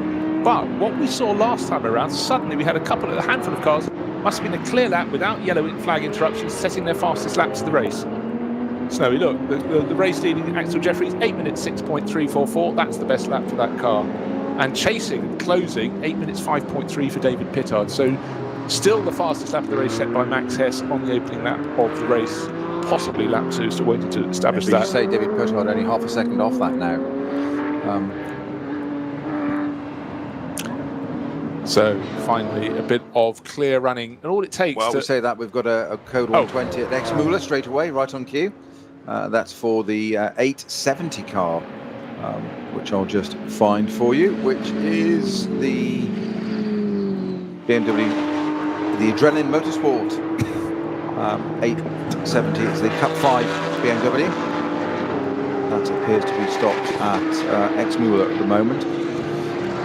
We'll get some more intel on that very shortly, but it is stopped on Exmouler. There's a left and a right, so just before we come to the next part. So yes, it's just parked on the right-hand side there for the moment, so not quite sure how the car absolutely stationary, not moving at all. Okay, yeah, I just want to confirm that when we saw a car go off at Hockhausen, it was 749, that was just being confirmed, that was the BMW 325i. Shared, he said, that was incredibly long list. Flick. 749, such a great class for the 325i's. That's Christian Shearer and Andreas Schmidt. So strike another one from the running, but pretty clean race so far, must be said. But out front, what's Axel Jeffries doing the first part of this lap? Well, he's actually dropped David Pittard in the first sector by quite some margin, so he's worked the traffic very well. He's gained nearly 3 seconds in the first sector alone, waiting to see what Pittard's speed is going to be through the second sector. He's lost another 3 and a bit seconds to Jeffries. Traffic clearly not going his way, or maybe Pittard is trying to find some lack of life from his tyres. Got green flag. Track is clear all the way again now. So the 870 car being removed already, cleanly outside of the barriers, off the track and out of the way. So just to say that, I think we've got yellow flags at Tiergarten as well by the look of it now. We have, but I'm slightly confused. We've got yellow flags just before the track suddenly rears up, and then the next flags I can see a waved green flag. So what's the yellow flag for? There's a slight dip, but the cars are coming through that. I can see nothing at the side of the track. Let's see what flags are being waved when the field gets up to Tiergarten itself. Got the kink to go. No, it's all clear there. So I can't quite tell you why there's still waved yellow halfway along Dottinger Her, that then quickly goes to green. We'll keep an eye out for that, but maybe that also is why some of the gaps are coming up and down. Does seem in the V4 class, though, we've suddenly got a cracking battle, because remember, it was number 1 fighting with 705, that became fighting with 707, and now, after the pit stops, it looks like they've closed right up again, and it's 1 leading, that's Brink from Quanta and Asari. Does that change? No, they're covered by just a handful of seconds, so that really has closed right in. In fact, 2 seconds covers top 3 in the V4 class, but it's 707 leading from 1 and 705. Now we've got a 120 reducing to a code 60 just before Brunchen for the 176 numbered Aston Martin, unfortunately from the SP10 class. That's the Pro Sport Racing entry. That is parked on the left-hand side, approaching Brunchen. Just haven't come out through, some issue coming out of Wifferman there. Sadly, one of the 2 Aston entries, that's the one we're talking about here, the what I call a retro colour scheme. It's almost a classic sort of steam engine colour schemes, isn't it? Sort of orange and dark green. Yeah. Not suggesting it's a steam engine being an Aston Martin, but it's no. What one feels it's certainly run out of steam at the moment at the side of the track, unfortunately. Steam galore. Now maybe about to have a change for the lead in the V4 class, still led by that 707 BMW 325i Florian Quanta, showing with Oliver Frisser, who started the race. But suddenly, number 1, not champions before for nothing, right on the tail. Scroll down the order to around 80th place. No, slightly higher than that, and it's Christopher Brink at the wheel at the moment. Sorry, not Christopher Brink. Danny Brink. It's Christopher Brink. Right on his tail. Big switch from 707 going into the first part of the Sabine Schmitz curve, the first of the left-handers, and that nearly led to a change in class and then tucked onto their tail. Suddenly now is 705. So we've got the first 3 cars in the V4 BMW class nose to tail as they head out through Hatzenbach. Great little battle. Well, the 176 Aston has obviously done alt control delete and got going again. Good. So it's on the move again. We'll have a look at that. I would assume that car would automatically hit after this. This is the Dumari driven Pro Sport Aston Martin entry, the SP10 class. Currently running in 50th. We'll keep an eye on that lap time, so I would imagine that car will dive into the pits. So what's happening in the... Just again looking to see if there are no yellow flags anymore on the Dottinger Her, just being cleared. This could really work out why. In the SP10 class for GT4 class cars, it's about as close as you can want it. We've got a Mercedes fighting with the BMW. According to when you choose to mention which order they're in, it keeps on changing. But I can tell you the Mercedes has gone through. That's number 165. Goes into the lead of the class, Schnitzlam Racing, Marcel Varchevich and Marek Bockman. And 191, the BMW M4, one of 3 M4s in that class. Hoffer Racing by Bonk Motorsport, Michael Fisher, Gabriele Piana and Michael Schrey. They're just half a second in arrears. Dark red with a white bonnet and black flash over the top. H&R sponsorship. Very crisp looking BMW there. Of course, that Aston Martin, I just mentioned the 4th car in that category, but it's SP10 1 lap down currently. So I'll be intrigued to see if that car dives into the pits or not. Whether it was just quite simply an alt control delete and reset it all, whether it just had a little computer glitch. Well, exactly. These things can be so frustrating, but yes. So the Mercedes has gone into the lead in the SP10 class for GT4 class cars, and it's to give credit where it's due. Marcel Marschwitz at the wheel of that, and he's fighting against Michael Fisher, who's running in the 191 BMW M4. But though the order has changed, the gaps between them are still absolutely tiny as they get towards the end of the Grand Prix loop of the circuit before it gets down to the really, really serious stuff when they take that double left at the Sabine Schmitz curve. Porsche came in up ahead. Can it benefit the Mercedes as they go through the Vidal chicane? Can that be passed when they get to the Sabine Schmitz curve? Well, certainly the Mercedes is trying to go up the inside. There's no space whatsoever. Has to lose momentum where you... Oh, there's a spun Porsche, number 80 Porsche, very much shortened, sitting across the circuit between turning 1 and turning 2. That's the Huber Motorsport car, one of in the SP7 class. Kim Tyson, Hans Verman and Klaus Rader, but it was Rader at the wheel who's unfortunately shortened that. And it's such a tricky corner. I think ran wide on the first part of the corner and then snapped across the track to find the barriers literally right where it crosses, where the bridge crosses one of the access roads. Yeah, quite a bit of heavy impact on that. A lot of front left damage, certainly most of the front, to be honest. That car won't be taking part in any more of this race, that we're quite certain. Now that's a big hit. It crossed the line in 19th place overall, and in fact was leading the SP7 class at the time. I'm just watching that Aston as well, the Pro Sport Racing entry that's now dropped from 50th to 62nd, so 12 places down, unfortunately. So I'm not sure that has actually got itself back into the race, as it were. It might have got moving again, but it's not. Doesn't appear to be proceeding at any particular pace. And again, it's a very tricky position when you've got a car like the Huber Motorsport Porsche from the SP7 class, the number 80 car, Klaus Rader, sitting sideways on probably the narrowest section of the track. And in fact, I'm not sure where the next opening is for them to get that car off the circuit. So crashed in what until a few weeks ago was the Nord curve off the Grand Prix loop onto, of course, the Nordschleife itself, the Sabine Schmitz curve, and a big hit front end of the number 80 Huber Racing Porsche taking the full brunt, and the barriers no doubt being a little bit rearranged as well, because looking at the fact that the car is a good foot shorter than it was when it went out to race. That's a big blow there. Hopefully the driver is fine. Okay, let's reiterate what's happening at the front of the race. We had Axel Jeffries getting into the lead. Hold on, we've just lost David Pittard, potentially. He should be in second place. But now Jeffries and Lamborghini is 14 seconds clear. Then Patrick Kolb, then Max Hess. David Pittard has yet to complete 12 laps. He's fallen to 8th place, but let's play Find Pittard. I'm on to it. Good man.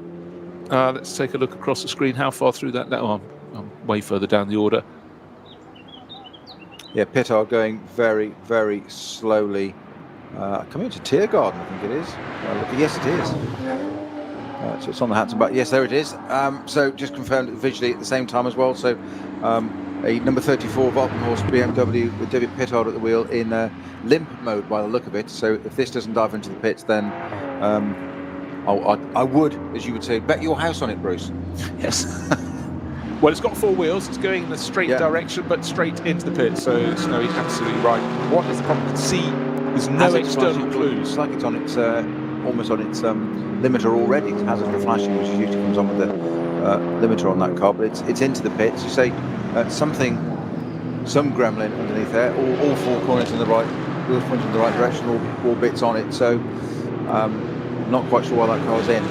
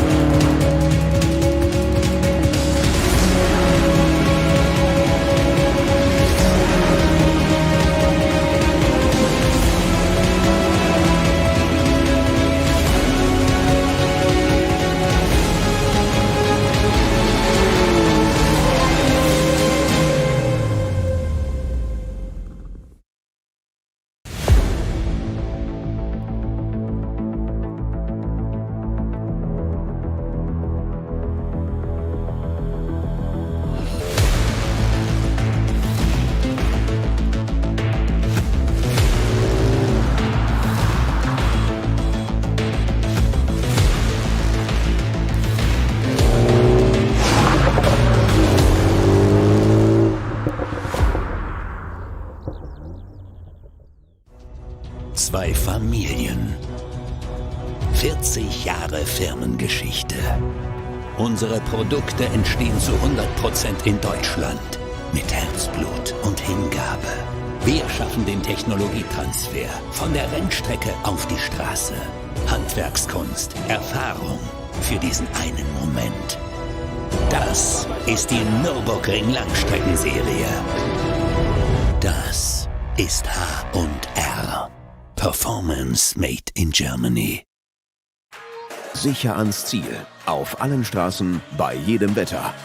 Mit den zuverlässigen Sommerreifen von Falken. Jetzt Falkenreifen kaufen und Tankgutschein sichern. Weitere Informationen auf tankgutschein.falkenreifen.de. Falkenreifen.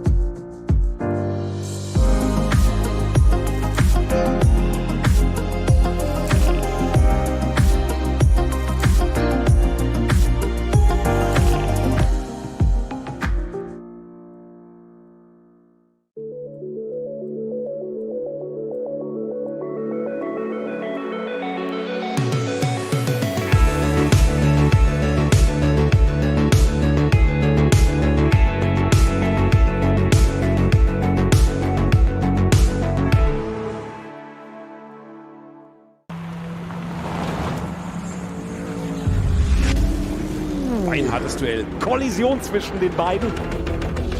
Damit ist das der Führungswechsel zu dritt nebeneinander. Maximale Reaktion. Da brennt der Falken-Porsche. Drama. Das Auto hat einen längeren Boxenstopp vor sich. Und hier kommt der Gesamtsieger. Der Rowe NLS Rückspiegel. Am Sonntag um 18:30 Uhr auf diesem Kanal.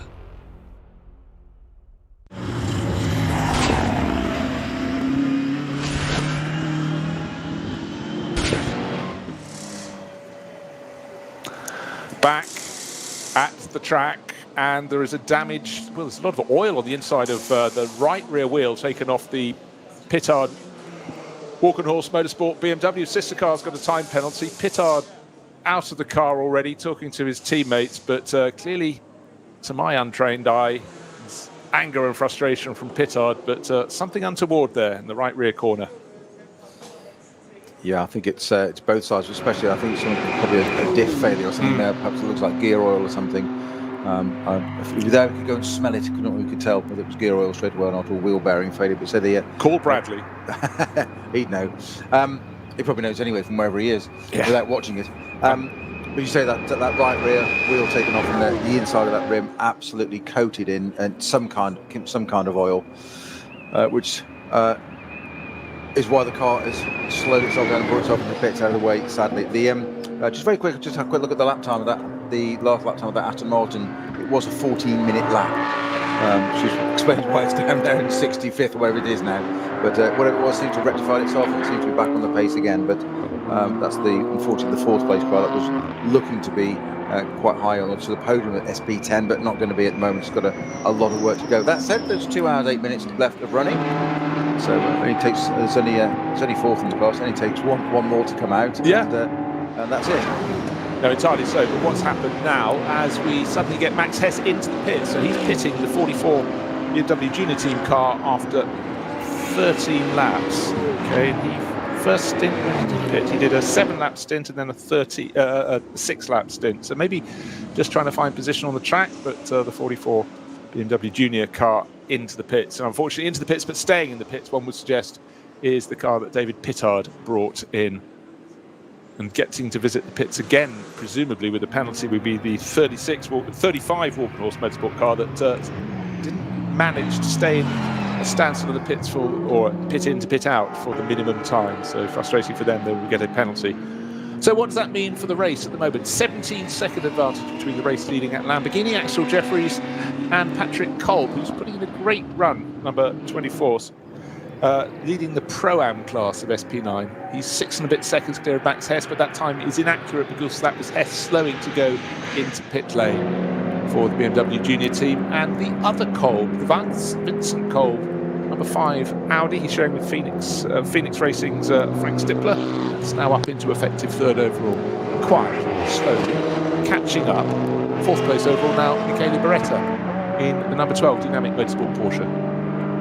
Well, slow is the word for the second place car, Nicole. Number 24 Audi, as it goes past, as you say, the simpler, narrowest part of the circuit. The Stream Schmitz curve now going off the current Grand Prix circuit onto the Nordschleife, and that's where that Porsche is being recovered at the moment. The flatbed is there, and that Porsche is going to be picked up and put onto that. It's definitely not a straight toe back because most of the front end is a little bit closer to the driver's cockpit than it should have been when it was left and intended by the manufacturer. Sadly, so we didn't see what happened there. We just saw the residue of it, but fairly hard impact with the barriers. I think Bruce is right. It's probably just lost it on the way in and just snapped it, caught it, shot across the left. And of all the places to have that happen, it's the place with the worst possible place. It's not particularly quick there. It's not no part of the circuit is really slow, but it's probably one of the slower parts of the circuit. But unfortunately, what I refer to as often the safety net of the runoff area and the barrier is all taken away there. They've got rid of that. You've got track, white line, barrier.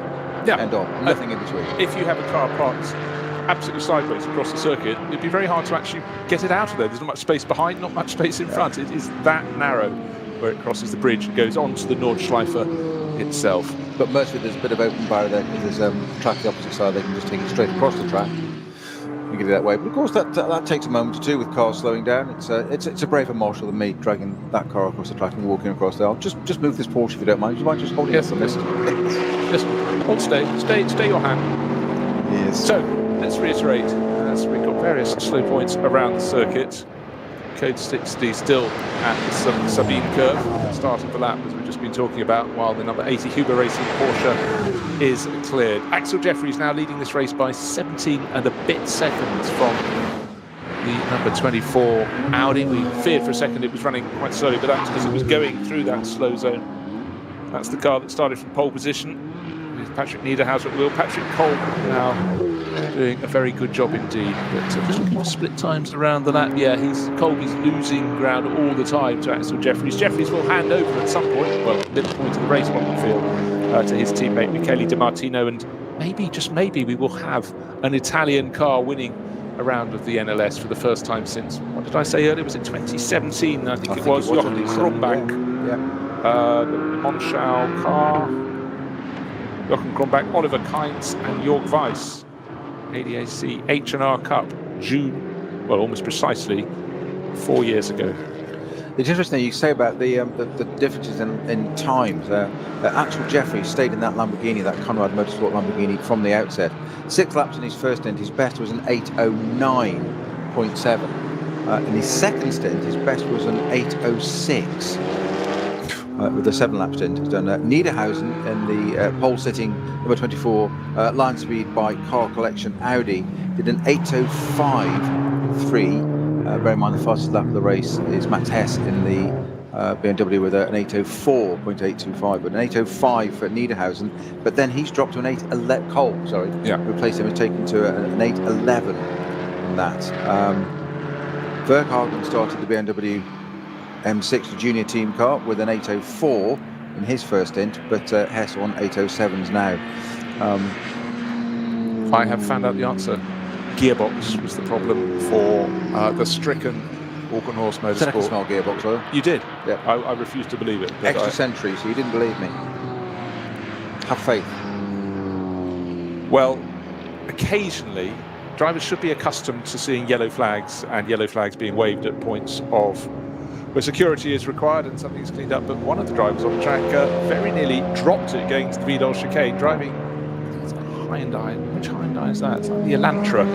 Got all crossed up when it saw waved yellow flags and nearly went off the circuit into the gravel trap on the rare points on the circuit with the gravel trap. Was that the 503 car? It could. Was, yes. 130N.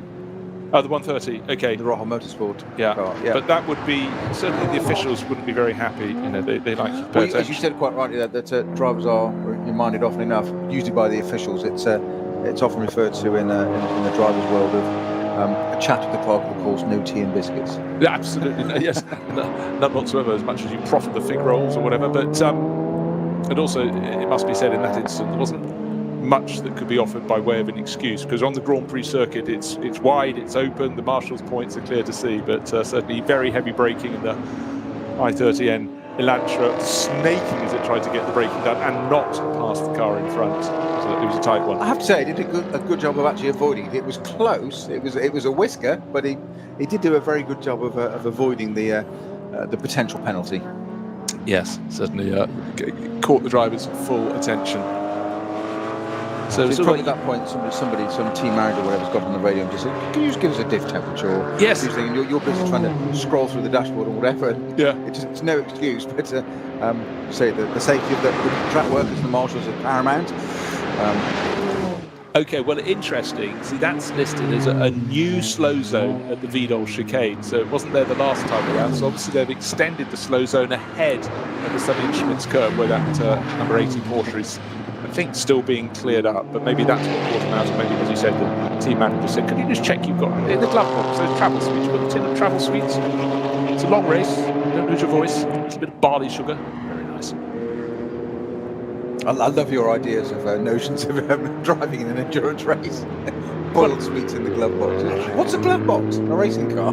Drive a comfort. You're putting a handbrake on Only it. in production class, obviously. I remember Tim Harvey describing years ago, 1992 British touring car champion and Porsche Carrera Cup champion twice. I remember Tim describing some Renault he'd driven that was in touring cars, and he got in it, and the first thing he noticed was it had a handbrake. And he was absolutely mortified, was the best way to put it. And Has it come to this? Exactly. I think it was one of the first things he had removed, was remove the handbrake. Yes. Unnecessary on a racing car, adds weight. Long ago, no names, no pack drill, but someone I knew went out, was offered a test run in someone else's Lotus Cortina Mark 1 at Silverstone, and unfortunately there's only one Lotus Cortina. It doesn't need to be Mark 1. I'll tell you why. Okay. The other was the Ford Lotus Cortina, is that correct? Well, there's a Lotus Cortina and there's a Cortina Lotus. If you want to be a pedant, you've just awoken the pedant in me. But there is a Lotus Cortina and there's a Cortina Lotus.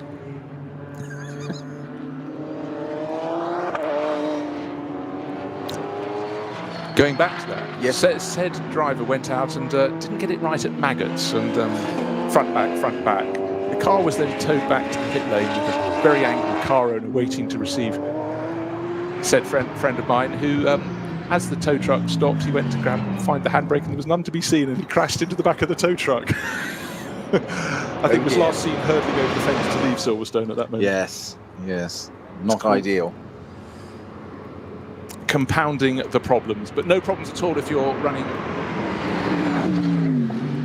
Look at the timing screens. Is there a Lamborghini leading? No, because it has dived into the pits in the last couple of moments waiting for sight of that. That has come in from the lead. So Patrick Kolb now leading from Vincent Kolb. It's the 24 Lion Speed by Car Collection Audi, while waiting to see how long the pit stop will be as everyone else rises up a position. Bear in mind, that's 14 laps on the board, and suddenly this is going to be a flurry of pit stops, and for a lot of the runners like the dynamic Porsche that's now got the Mercedes, the Get Speed bright yellow Mercedes that started up the front of the field. Frank Kechler's got that now up into 5th place, right on the tail of Michele Beretta, and looking as though he's about to hit the back of it in the Grand Prix loop. Turn 2 got very close under braking. But the race taxi, bright yellow Mercedes, the one that went for a spin at the first corner on the opening lap, the entirety of that lead group managed to avoid him, but slowly it's chipped its way back into the action.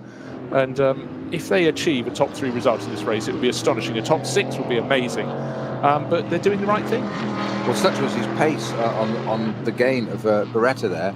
I actually thought it was a different class Porsche for a moment. I didn't realise it was a number 12. Couldn't believe it, the rate at which he gained it. It wasn't just under braking either. It was a huge gain, but that has been negated now. Mr. Beretta is just a little bit experienced, to say the least. One thing I just want the Conrad Lamborghini, we haven't seen it come into the pits because I don't think it's made it to the end of the lap. I don't think so. No, I'm with you on that. I mean, you said it's a surprise pit stop. I'm not sure it had. I didn't question you, but I just thought I don't think it has pitted. It would have fitted. It's coming. There's a slow-moving car coming towards the end of that. It's the Conrad Motorsport Lamborghini. Yes, I was going to say it was due in probably because it did a pit stop after 6 laps. This is 14 laps. It's got a puncture left rear. Something's wrong on the left rear. Yeah, puncture. Thought it's looked low at the back. That's why it's dropped down the order. So the leading car has now dropped down. Ooh, 7th as it is at the moment. But and again, that's going to do some more body damage to that. That had some right rear bodywork damage. You said we saw team principal Franz Conrad working on that earlier, but it's the right rear that's let go this time. And again, it looks like an inner sidewall failure on that car.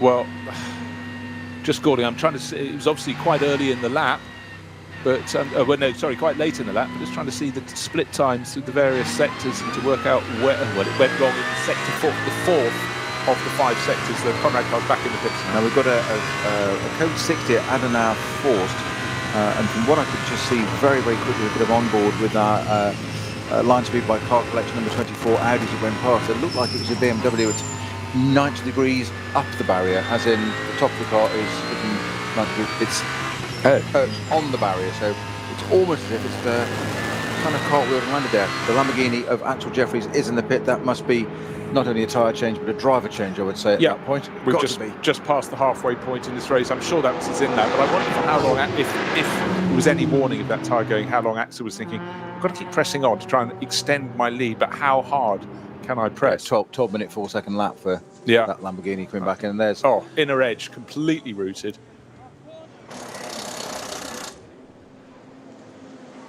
No bodywork damage that I can see at the moment. Need another shot of the right rear. Bear in mind it was the left rear that was damaged earlier on, and that had to have a little bit of bodywork repair. 740 BMW trying a little bit too hard to keep out of the way there at Tiergarten, taking there isn't much room there. In fact, at Tiergarten, it's the only bit of runoff areas on the left-hand side, so most of it took to the left-hand side. The right-hand side is barrier. There's a little moment there, it's just woken himself up there. That's the number 740 BMW rejoined. Certainly focused his attention there. I'm just trying to find out which car it is. It's off at Adenauer Forst. Okay, well, I'll just tell you, accident in the Brunchen area was the 176, or the Dumaret Aston Martin. Again, yeah, it's not a day for that Aston, is it? No. So, suddenly the ebb and flow of the race just becoming a little bit altered, but the big story is that the Axel Jeffries driven Lamborghini that I'm fairly sure was on its last lap before it made its mid-race pit stop. It's had that really, really slow lap. Don't know if there's any particular damage to the car other than the very slow lap, because of the right rear tyre having become shredded. It went on the inside wall, and now 4 tyres on that car, 4 wheels on that car, all square, waiting for the pit stop to be completed. So the good news is the BioCircle sponsored Conrad Motorsport Lamborghini will be back in the race, but no longer in the lead. Can it reach a top 10 finish? Because when you limp home, what did you say its lap time was? 14 minutes or something? 12 minutes. 12 minutes, yeah. So still 4 seconds, 4 minutes off a typical lap time, all lost to that puncture. A third more, isn't it, basically? Yeah. Well, no, 50% more, sorry. Yeah, 50% more. But so the pit's about to become very busy indeed, just waiting, I think, next time around with 15 laps on the board to be a real flurry from the front of the race. But, interestingly, the car that started on pole position, it's a brilliant lap set by Patrick Niederhauser, has been taken over by one of the two Colts, Patrick Kolb, and that leads the race by 17 seconds from Vincent Kolb in the Phoenix Racing Audi. It's Audi from Audi, brother from brother, and Max Hess, the best of the rest, 3 seconds down in 3rd place overall. But the pits are a beckoning. So it's Audi, BMW, and the Porsche that slowly has worked its way into the top 10, moving forward all the time. Michele Beretta at the wheel, car number 12 from Dynamic Motorsport, an occasional visitor to the championship, but more than welcome, and leading the Porsche charge. In fact, Porsche numbers down this weekend to a large extent, and one car we have seen precious little of in the race is the Fricadelli car. To the extent, I'm going to scroll down the screen, I haven't talked about it at all And that was the one that Tobias Turbo Muller had come across to drive this weekend. I'm even questioning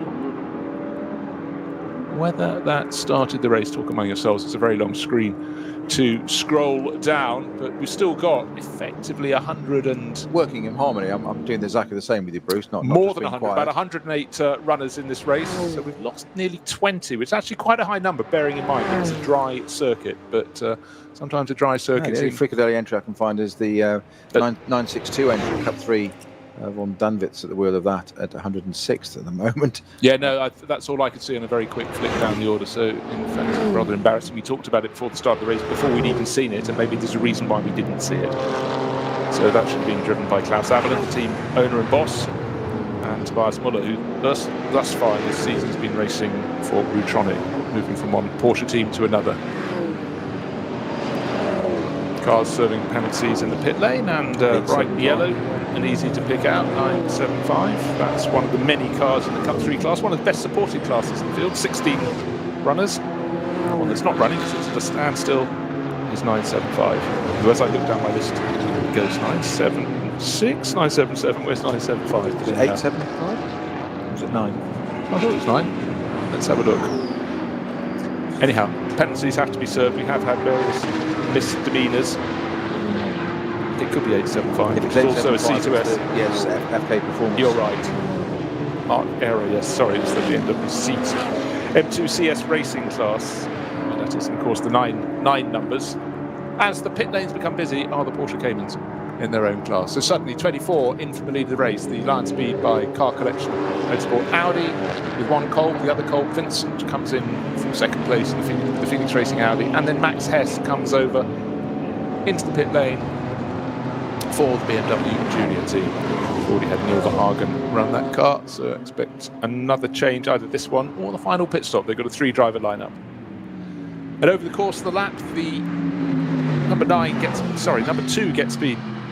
Mercedes has made its way past the Dynamic Motorsport Porsche. It hunted it, caught and passed. Will those be diving into the pits? 9 comes into the pit, so it's been a good solid run. Sorry, 2, I keep getting the numbers back front. That's Frank Kessler. Caught and passed Michele Beretta, but they come in as well. 12, well, in fact, 2 ahead of 12, and then maybe Johannes Stengel. Top 5 into the pits. Yep, Johannes Stengel may well make it the top 6 this time around. 15 laps on the board. Past the halfway mark, we've got 1 hour 49 minutes remaining in this 4-hour race at the Nürburgring. This is round 4 of the 2021 NLS, the Nürburgring Langstrecken Series, but only the 3rd one that's had a race, because the first round, unfortunately, the rain came in, the rain turned to snow, the snow turned to a message to pack up your cars and take them home. Still waiting for Johannes Stengel in 6th place, number 25 entry from Huber Motorsport. At least one of their cars is still going, because the sister car in the SP7 class, number 80, unfortunately Klaus Rader got it wrong at the Sabine Schmitz curves and ended up with that sideways across the track and shorter in format than when it was sent to the circuit this morning. A winter project for the workshop. Yes, can we have it by next weekend? New slow zone at Schwanz that I can't really see what it's for. It's just yellow flags at the moment. It doesn't appear to be any car stationary there. Not giving us any clues as yet. I'll have a quick flick and see what's listed. Yeah, it's just no car there. It's code 120. Yeah, Marshall Post number 184. Yes, I did say 184. That is how many you can have around a track and more for a circuit like the Nordschleife. 25 kilometers, you can fit a lot of Marshall's posts in.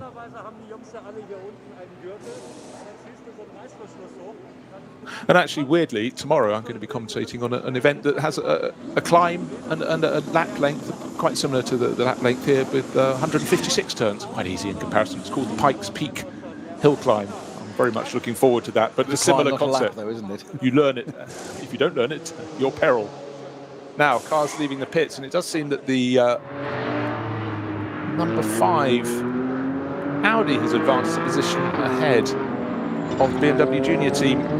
BMW, so there's swapped around, and it's Dan Harper who's coming out behind Frank Stippler. So Stippler did the first stint in the Phoenix Audi, and he's doing the 3rd as well. The 3rd driver to go in the 44 BMW started by Neil Verhagen, who still has, let's check, yes, still got the fastest lap of the race to his name, driven very well by Max Hess. It's now British racer Daniel Harper from Northern Ireland who's at the wheel, setting off around the Grand Prix loop. This is where you don't want to embarrass yourself. You're just getting some heat into your tyres, some heat into your brain. And, but we do see the really quick drivers, like Frank Stippler, just get straight out and straight on it. They know what they're doing. And, every difference of tyre temperature by a degree, I think Frank's brain will be so attuned to the car, the circuit, that he'll be able to feel he's got enough heat and really, really press on right from the outset when he gets in the car. Bruce, especially for you, the leading car, number 24 Audi, is driven by? Well, we know that, don't we? It's Lorenzo Roccaditore. He's done half the lap while I was saying his name, which is great. I love being part of the team. Yes, I know. You set me up and I'll Exactly. try and go for the open goal.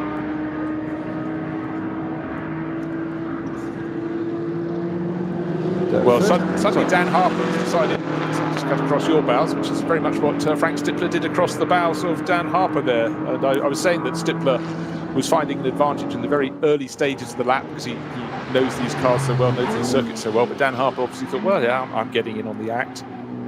And former British Porsche champion showing his worth there, getting right onto his tail. And this could become the battle for the lead because, of course, they should both be faster than Lorenzo Roccaditore, who's leading. He is the AM runner in the Pro-Am car that's leading the race. So Lion Speed by Car Collection Motorsport, started by the driver who set pole position time, Patrick Niederhauser, then Patrick Kolb. Now it's Lorenzo's turn to see what he can do, but he's certainly going to be in the targets, in the sighters for Frank Stippler and Dan Harper. But maybe they will delay each other. They're fighting very hard over second place.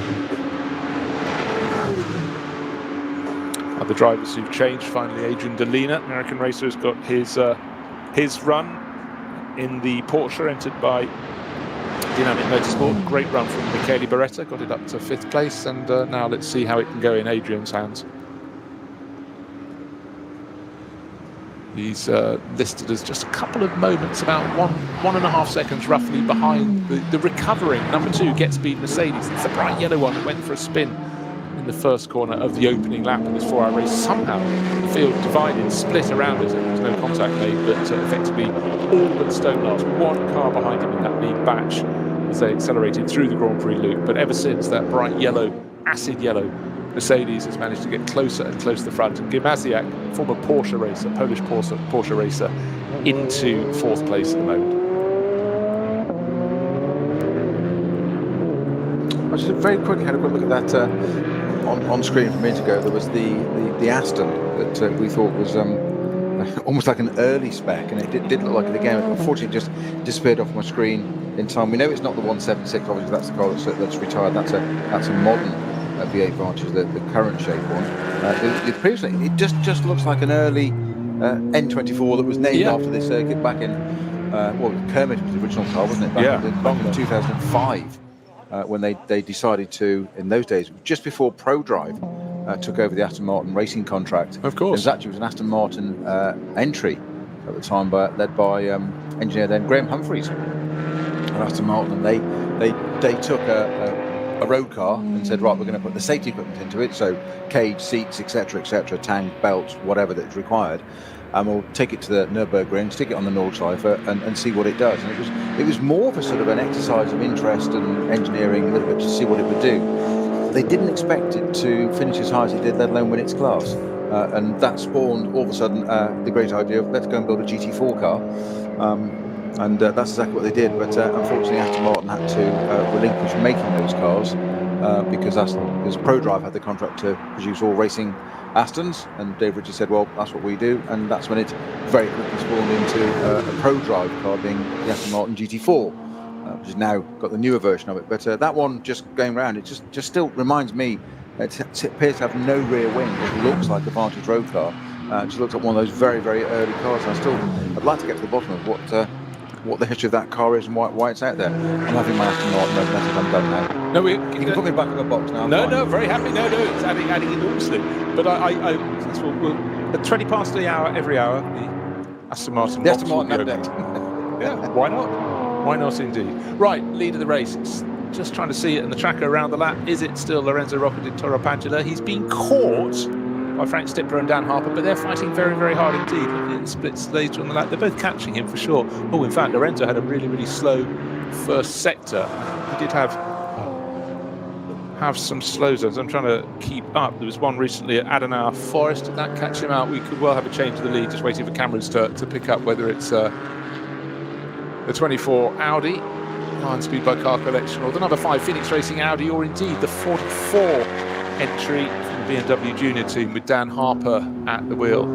They're way clear of the runner in 4th place. That's the Get Speed Mercedes, number 2 of Kuba Gimasiak. But again, you can get these codes around the slow zones around the circuit that can suddenly just close a gap enormously. Use of more penalties. Unfortunately, the car leading the Cup 5 class, the 875 entry, Marc Aire's car, that has to serve a stop-and-go penalty. So again, pit lane transgressions, unfortunate, unprompted, but almost inevitable at some point in the heat of the action. So it's still listed as the number 24 Audi in the lead of this race. I'm just trying to see when he lost, in theory, about 40 seconds of that lead, which can't have lead the race, and he's losing time bit by bit in the other sectors around the lap. So waiting for the cameras to catch the drivers. They've gone through 3 of the 5 lap sectors around the lap. And in terms of natural pace, Lorenzo last time 8 minutes 54, might have been a slow zone there. There was 8 minutes 42, so 14 seconds quicker. The chasing Frank Stippler, even faster than the pair of them, another 2 seconds quicker was the driver in 3rd place, Dan Harper. So Harper's in a very good position to perhaps come through in the lead of this race. Don't forget, Dan Harper's car is the one that still has the fastest lap of the race to its name. That was, we think, on the first flying lap of the race. Thereafter, the slow zones started to open up and they got among the back markers. But, certainly been good in the hands of all 3 of the drivers. I've had an update on the Fricadelli car you mentioned earlier, number 30 car. That you're absolutely right, Bruce. It didn't start the race after being damaged in qualifying. So it wasn't just the debut of the M4 BMW that had an incident in qualifying. It was the Fricadelli car as well. So big thank you to Ian McCarthy for tweeting that in for us and just informing us of that why the Fricadelli car wasn't there. Great shame, because we talked about that earlier and did a little bit of build-up about it. Had a great couple of rounds earlier in this season, a couple of back-to-back wins, and then just faded, I think is the politest phrase, in the N24. It just didn't happen. And unfortunately, a bit like the new M4 BMW, wasn't able to take part in this start of this race this morning after an accident in qualifying. So that car out. But I'm sure the meatball car will be back. Meanwhile, right in the front, I think we've just seen a change of position. Yeah, that's Dan Harper going. Dan Harper's got past Stippler for 2nd place there, coming in the dodging a hoe, got that draft, got the job done. Before the Tiergarten rises up again, Frank Stippler won't take to that too kindly. He'll want to get that place back as soon as possible. But not quite close enough there, but he just basically out-dragged by the M6 BMW. And it's worth stressing, that isn't for 2nd place, that is the lead of the race. Stippler tries to get it back because they've got past Lorenzo Rocca di Toro-Padula, waiting for him to come over the start-finish line. It's still only 2 cars with 16 laps to their name. Just waiting to see if it flicks over for Rocco. Has he completed the lap? But those were, just to give you an example of how slow the lap was with slow zones, the first 2 cars came through in 11.5 minutes, so ostensibly 3.5 minutes slower than they would have been negotiating the circuit if there hadn't been the slow zones. So there are incidents out on the circuit, still waiting for Lorenzo Rocca di Toro-Padula. Is he going to complete the lap? We're just trying to pick him up anywhere around the circuit, but he ought to come through in 3rd place, having lost a huge amount of time. But as I said, at one point early in the lap, he lost 40 seconds in the first sector alone. Yeah, he's just come past, I think he now has just gone through. By, yeah. So his lap time was nearly a minute slower, 12 minutes 27 seconds. The first 2 cars came through in 11 minutes 31, 11 minutes 33. Well, you can understand why he's now 49 seconds down on the lead. Is there a problem with the car? Let's find out. Did he have a moment? One really suggests he must have done in that first sector. You say that, but it just be so easy to be traffic. You've only got to have that once is one thing, but twice, and all of a sudden, that's it. We're just seeing it now with the race leaders there. Yeah, but not Harper and Stippler. Not a whole minute though. And they would have passed him at some point in the lap, so it's very unlikely that they would have had a clear zone where he didn't, unless he had a really, really slow one. We know there were wave yellow flags as we saw up in the Grand Prix loop, but I don't know that they were cleared. I'll have to scroll back through the screen enough for when the battle for second came through. Well, maybe he hit it and they didn't. But anyhow, around the course of the lap, they picked him off and passed him anyhow. So it's young Northern Irish racer Dan Harper leading from Frank Stippler. 0.4 of a second they go onto lap number 17. So they're way out clear. Kuba Gamaziek in the number 2 Get Speed Mercedes should be the next car onto the tail of Lorenzo Rocca to Toro Padula. 8 seconds down at the start finish line, so somewhere around the Nordschleife, providing he doesn't clash into the side of the bright green Chrome Racing green Porsche Cup class car as they go down towards Hatzenbach. He is definitely setting off after Lorenzo Rocca did Toro Padula, and in fact last time around Gamaziak in 4th place was the fastest driver off the lot. Are you on commission as how many times you can say that in a... Kuba Gamaziak? No, it's a Toro Padula. Well, he's driving the car, so I'll give it a go now. Well, I know that. Mercifully, I'm aware of that. I just wonder if you've never heard... You usually get 2 or 3 in, maybe half a dozen, but it's... your hit rate's certainly gone up this time. Well, he took got your tongue around it. Yeah, but he took over the race-leading car, so there is the moment. Now, we've got a few cars coming into the pits. Number 6 diving in. That's, sorry, number 35. That is one of the 3 Walkenhorst Motorsport BMW M6s, and that was the one that was given a penalty earlier in the race. But with 16 laps on the board, this ought to be a standard pit stop for Neubauer. He's sharing this weekend. That's Thomas Neubauer sharing with Mario von Bohlen and Jörg Muller. So coming in also into the pits from the Pro-Am class of SP9, car number 14. That's the Racing Engineers Audi. Bernhard Hensel and Pavel Lefterov. Pavel did the second stint, so probably handing back. Handing the car back.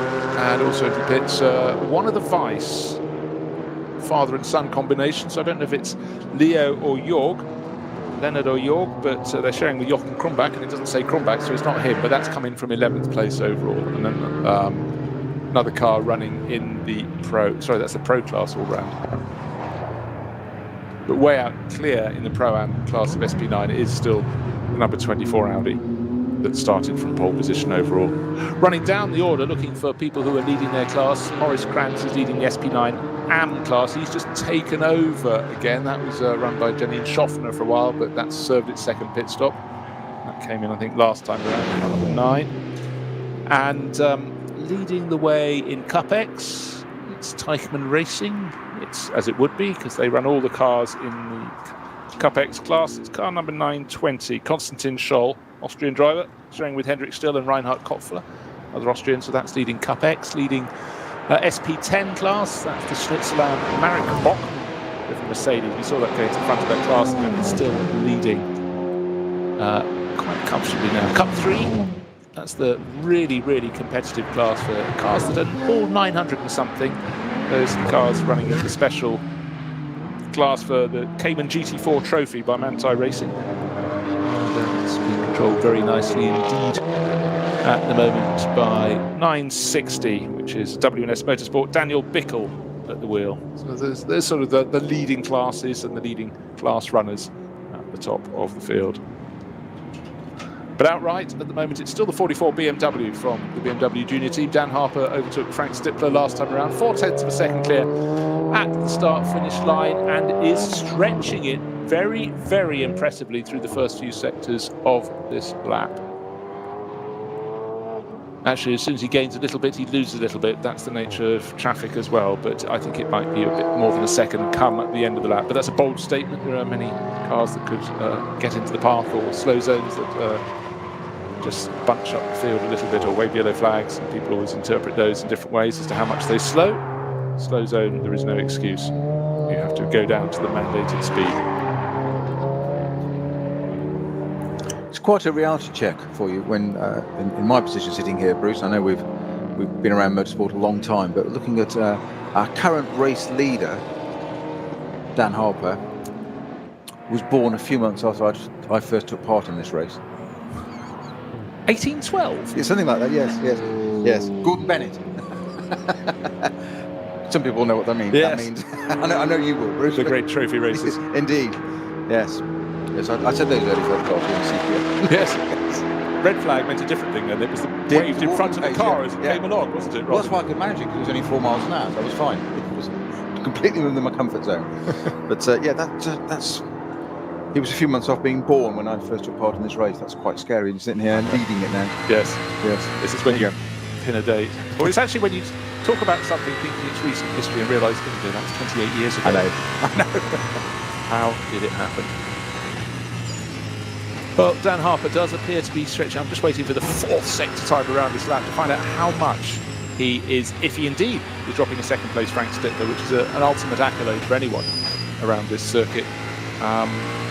Pleased to report that Lorenzo Rocco di Toro Pagida is actually, whatever happened on the previous lap that cost him the lead of the race, is lapping very comfortably, decent place in third overall. He has got company though, but it's 8 seconds back. Kubica Maziak giving chase in the yellow Get Speed Mercedes. But for now, concern about a problem has been waived, and out of Gaugenkopf onto the Dottinger Hoa go our first two. And despite thinking that Dan Harper was escaping, then the lap started to come back the other way, and right in his slipstream is the bright blue and red Audi. Hard to see when you get a front-on shot.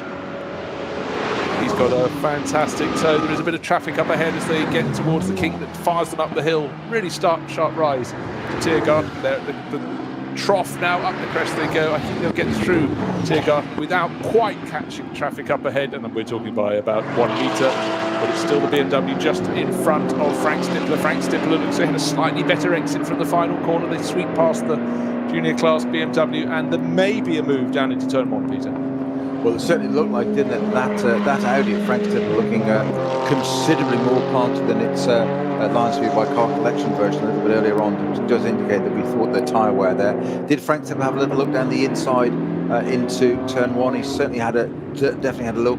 Back marker slightly away. That's going to held up Dan Harper a little bit. That's given Frank Stippler the opportunity. Now this is where he can really gain through this Mercedes selection of the new GP circuit. We call it the new GP circuit, as in Nordschleife been here since 1923, I think it is.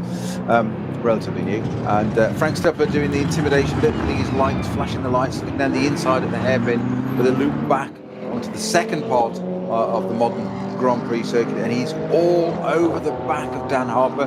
Dan Harper, though, 20 years old, keeping a very nice, calm, cool head in that leading BMW, and all he needs to do is just hold on to it through this GP section. Frank Stippler running wide on the exit curbs, just using as much of the track as he possibly can. Also try and get that extra little bit of slingshot out of the corner, as it were, and intimidate and fill those BMW mirrors. But onto the Vidal chicane, I don't think it's going to be done on this part of the circuit. And sure enough, back markers slightly in the way. Dan Harper just getting out the inside. The Audi followed as well. They join onto the Nordschleife now through the Sabine-Schmitz curve and heading off down towards the Hatzenbach. So 17 laps completed, and the lap times on those last lap for those leading two cars, 8:33.1 for Dan Harper and Frank Stippler 8:33.0. So a tenth quicker. That's all over 25 kilometres.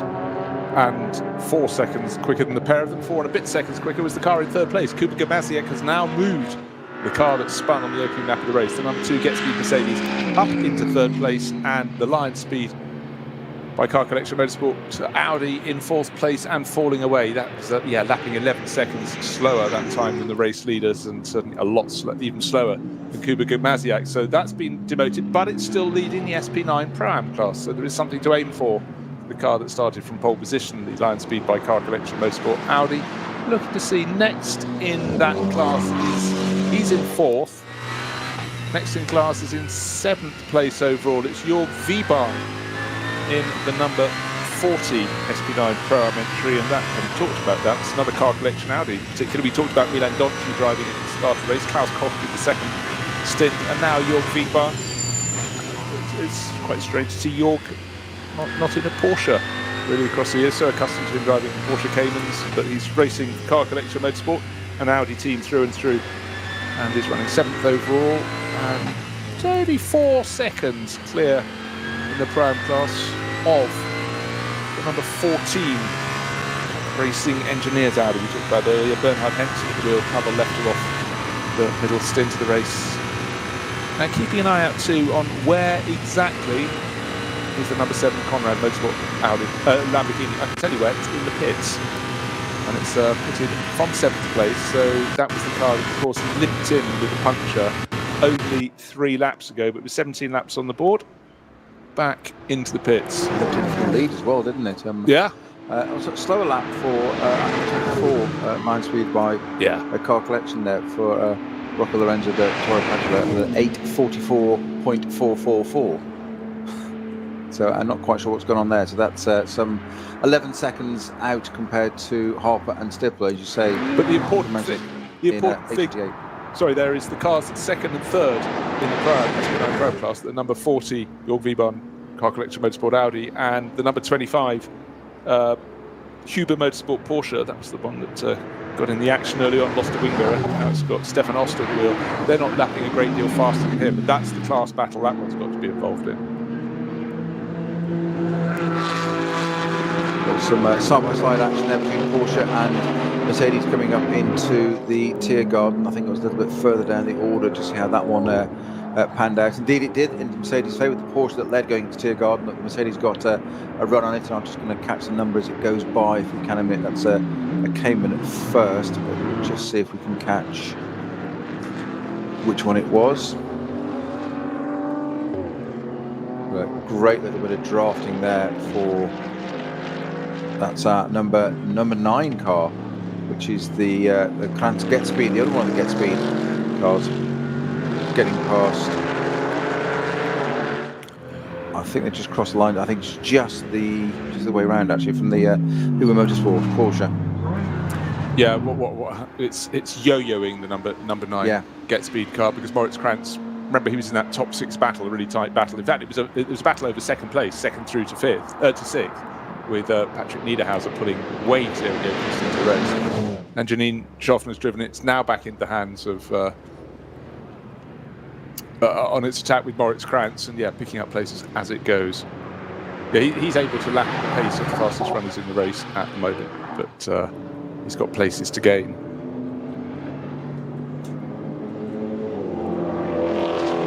So just looking down the standings as well to see who's leading some of the classes towards the tail of the field. It's always good to give them a bit of a shout out.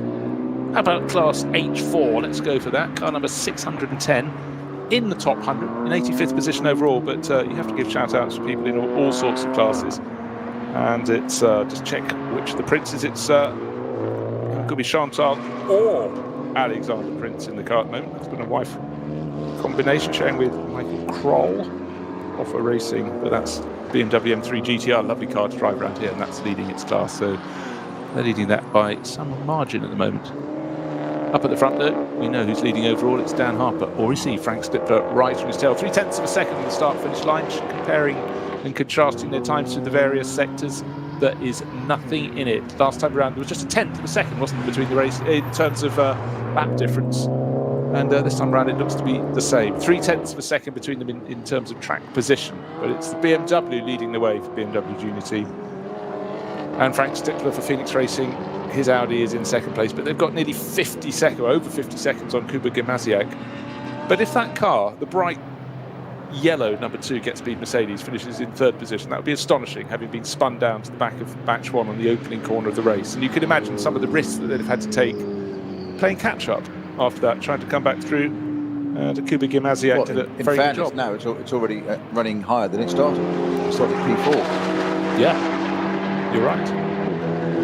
It did, but unfortunately, it was a result of 2 other cars, Huber Motorsport Porsche, and notably coming up the inside into turn 1. I can't think who was the meat in the sandwich, but it suddenly just led to a change of angle for the Mercedes coming out of the first corner, and around it went, and somehow everyone went around it as it sat sideways, and then eventually facing backwards in the track. Seas parted.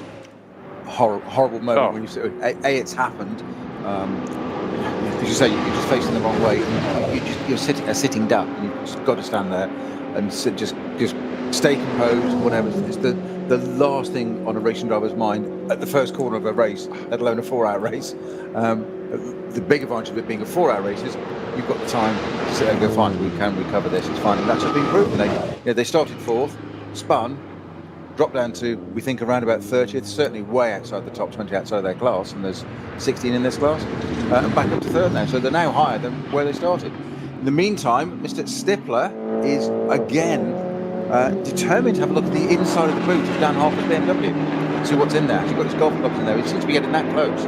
Wants to look in the back of that car. Oh, I think he should. And last time around, there were 0.324 of a second between them, and now the gap's gone out to still under half a second, 0.447. But it was a really good slipstream. But a 10th again, though, but this time in favour of Dan Harper, 8:28.4, 8:28.5. Yeah, it's working the traffic, and for Dan Harper, still a few years ago, he's racing Ginetta Juniors in the UK. And he stepped up the order Porsche champion at, well, half a chance to go around on the Grand Prix loop through the effectively turn 3 on the Mercedes arena, and suddenly the blue Audi flashed alongside, but he was on the outside line. There was no way around there, so Dan Harper held the inside line as the track turned left, and now lights are flashing, ducking one way, ducking another. They get to the cut through, where they don't go the whole way down to the Dunlop Kara at the bottom of the Grand Prix circuit. They cut through halfway down the slope, and now they're starting to flick their way across the crest of the hill. Then they'll dive into the compression, and then the track flicks up, and they'll go up towards the Vidal chicane. But it's the BMW in front, being driven very, very well indeed by Dan Harper. Great driving. And Frank Stippler, he'll be looking through, scrolling through his mind, thinking, where's he look weak around the last couple of laps while I've been sitting on his tail, and where can I pounce? Well, I can tell you exactly, nowhere. So that's exactly what Dan Harper's doing, an exemplary job. You mentioned earlier as to why he's on this BMW Junior team, and what evidence of an extraordinarily cool head on that GP circuit there. Frank Stippler is one heck of a driver to hold at bay, and he's likely to go anywhere, nice and cleanly, professionally, fairly, don't get me wrong. But if anybody, it's some recommendation then and accolade to young Dan Harper there. But that bit where the Mercedes bit where he tried to go around the outside curve, and Dan Harper, very easy to fall into the trap of just blend over a bit or block it or whatever, and he didn't. He just stayed cool. What had he done? He'd read ahead, he'd seen the traffic, and he knew it wasn't going to work. So just stay there. So he looked nice and cool, and just kept it. And for the lead of the race as well. He's 20 for heaven's sake. I know. It shows a very cool head with a driver who's comfortable with the car, and increasingly, as he does more and more rounds, this comfortable with the circuit. And that's not something that comes to everyone. Some people compete here for years, and they never truly looked at that as he's looking at the gap back to 3rd place. And Kuba Gimazia, he's actually lost a bit of ground to them, but he's 50-something, so he's nearly a minute down on this lead battle. But he's got 15 seconds clear over the number 24 Audi, but that's not in the battle with him, because that's the one that is leading the SP9 Pro-Am class, a different battle. So, and can't match his pace anyhow, so it's going to be quite a lonely run for Kuba Gimazia and Frank Kekele. But they've done the hard work. They've gone from back of the first batch of cars after that opening corner mishap, and they've done what they needed to do. And if they can get the 3rd place, which it looks, Peter, they should be able to do, and they've done a really good recovery job. Fantastic job there from Kuba Gimazia, I can say, in 3rd place, and the number 2 get speed. Just flicking back to those two at the front though, the 44 and 5, Harper and Stippler. We talk about this endlessly, and if you can only repeat it, the difference in variety and the things levelled at this circuit and venue and series brings up. Dan Harper, relatively inexperienced, simply because of his age. He's 20, no more than that. Very good at what he does, very Ginetta Juniors, as you say, but he's holding at bay in a front-engined BMW, an experienced hand of 25 years racing, 30 years racing now, of Frank Stippler. Yeah, 25 years plus racing, but in an equally different car, a mid-engine Audi, and yet for the last two laps, 0.3 and 0.4 of the second was the gap between them on the last 2 laps, and they've been lapping a 10th different over the last 2 laps. Consistency over 25 kilometres, and all these different categories of cars they've had to go through. That is stupendous, and it's a credit to both of them, actually. Well, it really is. We've got 5 timing sectors around this lap, and in the first timing section, it was a 10th of a second gained by Dan Harper in the lead. The second one went back the other way, 10th second gained by Frank Stippler. But you just cannot iterate any more just simply how much experience Frank Stippler has. A, in Audis, he's been racing them forever, but B, around this circuit. He's been racing them since he was a teenager, and almost with an increasing number of outings every single year. So it's just a super impressive run. The 6th place, number 40 car into the pits. That's your V-Bahn in the car collection Audi, number 40 version. So that's our first of our sort of front runners doing its 3rd pit stop. I was trying to get a little look to see what pace that Michele Di Martino was managing since he took over the Conrad Motorsport Lamborghini, but that, of course, his last lap was including exiting the pit, so we'll wait to see what sort of pace he can get up to. Was there any other damage when the Conrad car came in with that right rear puncture? Really unfortunate. Fortunate for the driver at the wheel, Axel Jeffries, and I'm fairly sure that car was on its final lap, but the final third of that lap was very slow. 4 minutes squandered as the car with the flat right rear limped its way home. Must have felt like an odyssey just waiting for that lap to be completed, to get the car back, to get repairs, or a tyre with rubber on it perhaps would be nice. And I didn't see if there were any bodywork repairs going on, so maybe the carcass didn't flail around too much. Certainly the inner edge was what went. So it didn't look like the tyre was okay, was less than serviceable, should we say? Yeah. Decidedly second hand. But it, as you say, it hadn't disintegrated, delaminated and flailed, and that's what does the bodywork damage, you say. We have, Bruce, got another slow zone starting at Foxhole going up into Adenauer 4, starts as a 120 as it climbs up at the end of the Foxhole there into Adenauer 4 and becomes the right, left, right on that brow becomes a 60. At the moment, I can't see a car number relate to that, but it is certainly there for the moment. So, as I will get, it seems to be clear by Metzgersfeld. Well, race action coming thick and fast, really tight at the top, just a fraction of a second between first and second at the moment. And for now, it's Dan Harper from Frank Stippler. Great racing, more to come, and we've still got an hour and a quarter remaining.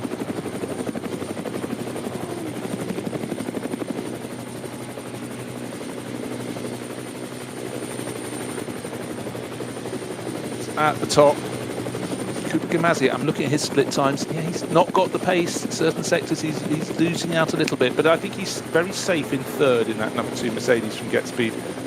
Sister car is leading the SP9 AM class, still in 9th place overall. Maurice Krantz trying to play catch up with those ahead, but quite a deficit. But right now, it's all about the first 2 cars, the BMW Junior Team M6 and the Phoenix Racing Audi R8 LMS, and they are going at it hammer and tongs, separated by under half a second at the start of the lap, but looking very much in control. The big question right now is which of them is going to win this race, or is there going to be another curveball thrown in? We've certainly had some front runners taken out with problems, most notably David Pittard's BMW, which had gearbox problem just as it went to the sharp end of the field.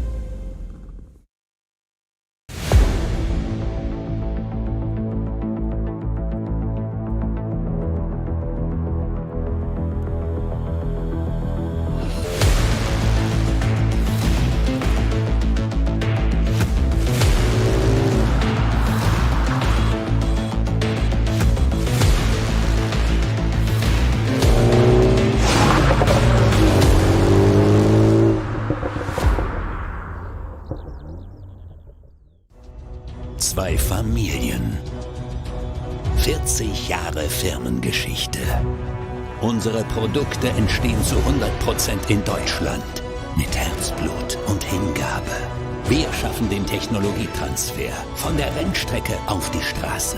Handwerkskunst, Erfahrung für diesen einen Moment.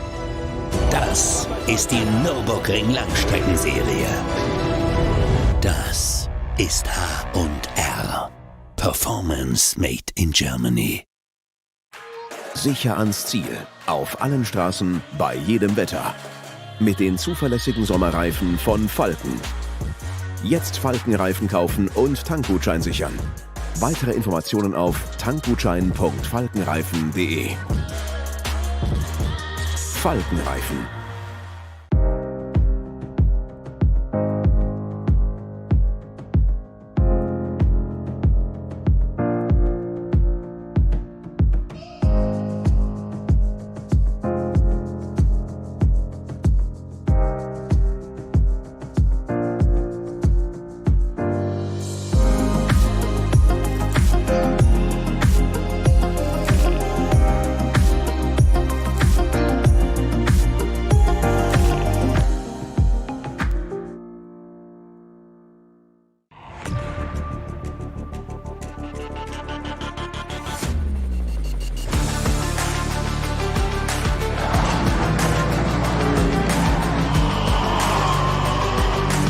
Glitches.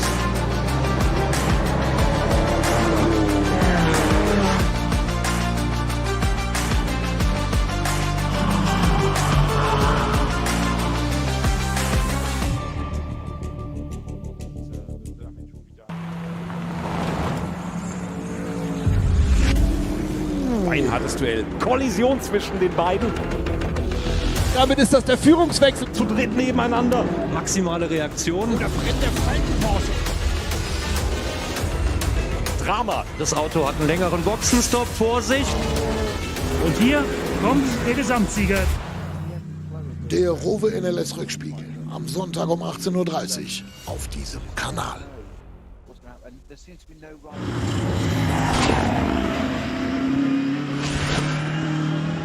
No, none to be found, and but the racing will carry on. But there is a slow zone on the circuit. That's not the first time in the race. As we look down, the barrier repairs, certainly the yellow 4x4 vehicle with the trailer that has had sections of barrier back with us, and there's a course vehicle protecting it. Trying to work out where exactly that Adenauer Forst. Is it Adenauer Forst? Yeah. Okay, good. Just on the climb up to there, coming out of Foxhole on the left-hand side, so And the first part.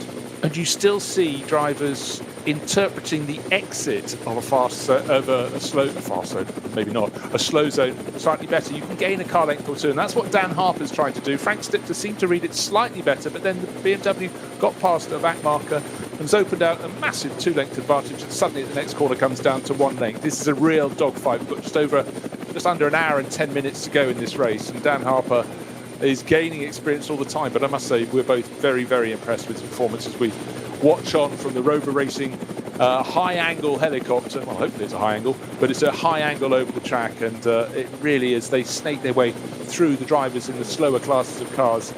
You have to get it absolutely nailed on, get it right, and just not get caught on the wrong side, because Frank Stipler will pounce if Dan Harper even loses a scintilla of the momentum he needs. But what is really, really impressive just watching this battle from our great Rover Racing helicam shot is to go over the over Adenauer, is that Dan Harper, a really young or cool head on young shoulders.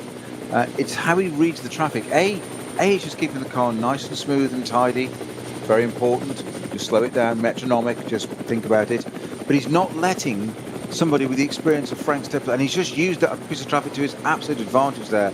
And he's reading the traffic ahead, and we're mercifully the helicam shop's giving us that opportunity to see the traffic that bit further ahead. And you can see he almost, if it comes behind the car, the natural instinct is to sit and want to be behind it. A race driver wants to get behind the car, so you sit close, you want to get past. He doesn't. He holds back. And he holds back. Stipler's got to wait as well, but he holds back for a reason, to read ahead and where he's going to do it. And he's almost thinking 1-2 corners ahead, and you can see it in his driving, and he's just pulled out a 10-car length there in about 3 turns just by using the traffic to his advantage. And that's really that's a champion's drive.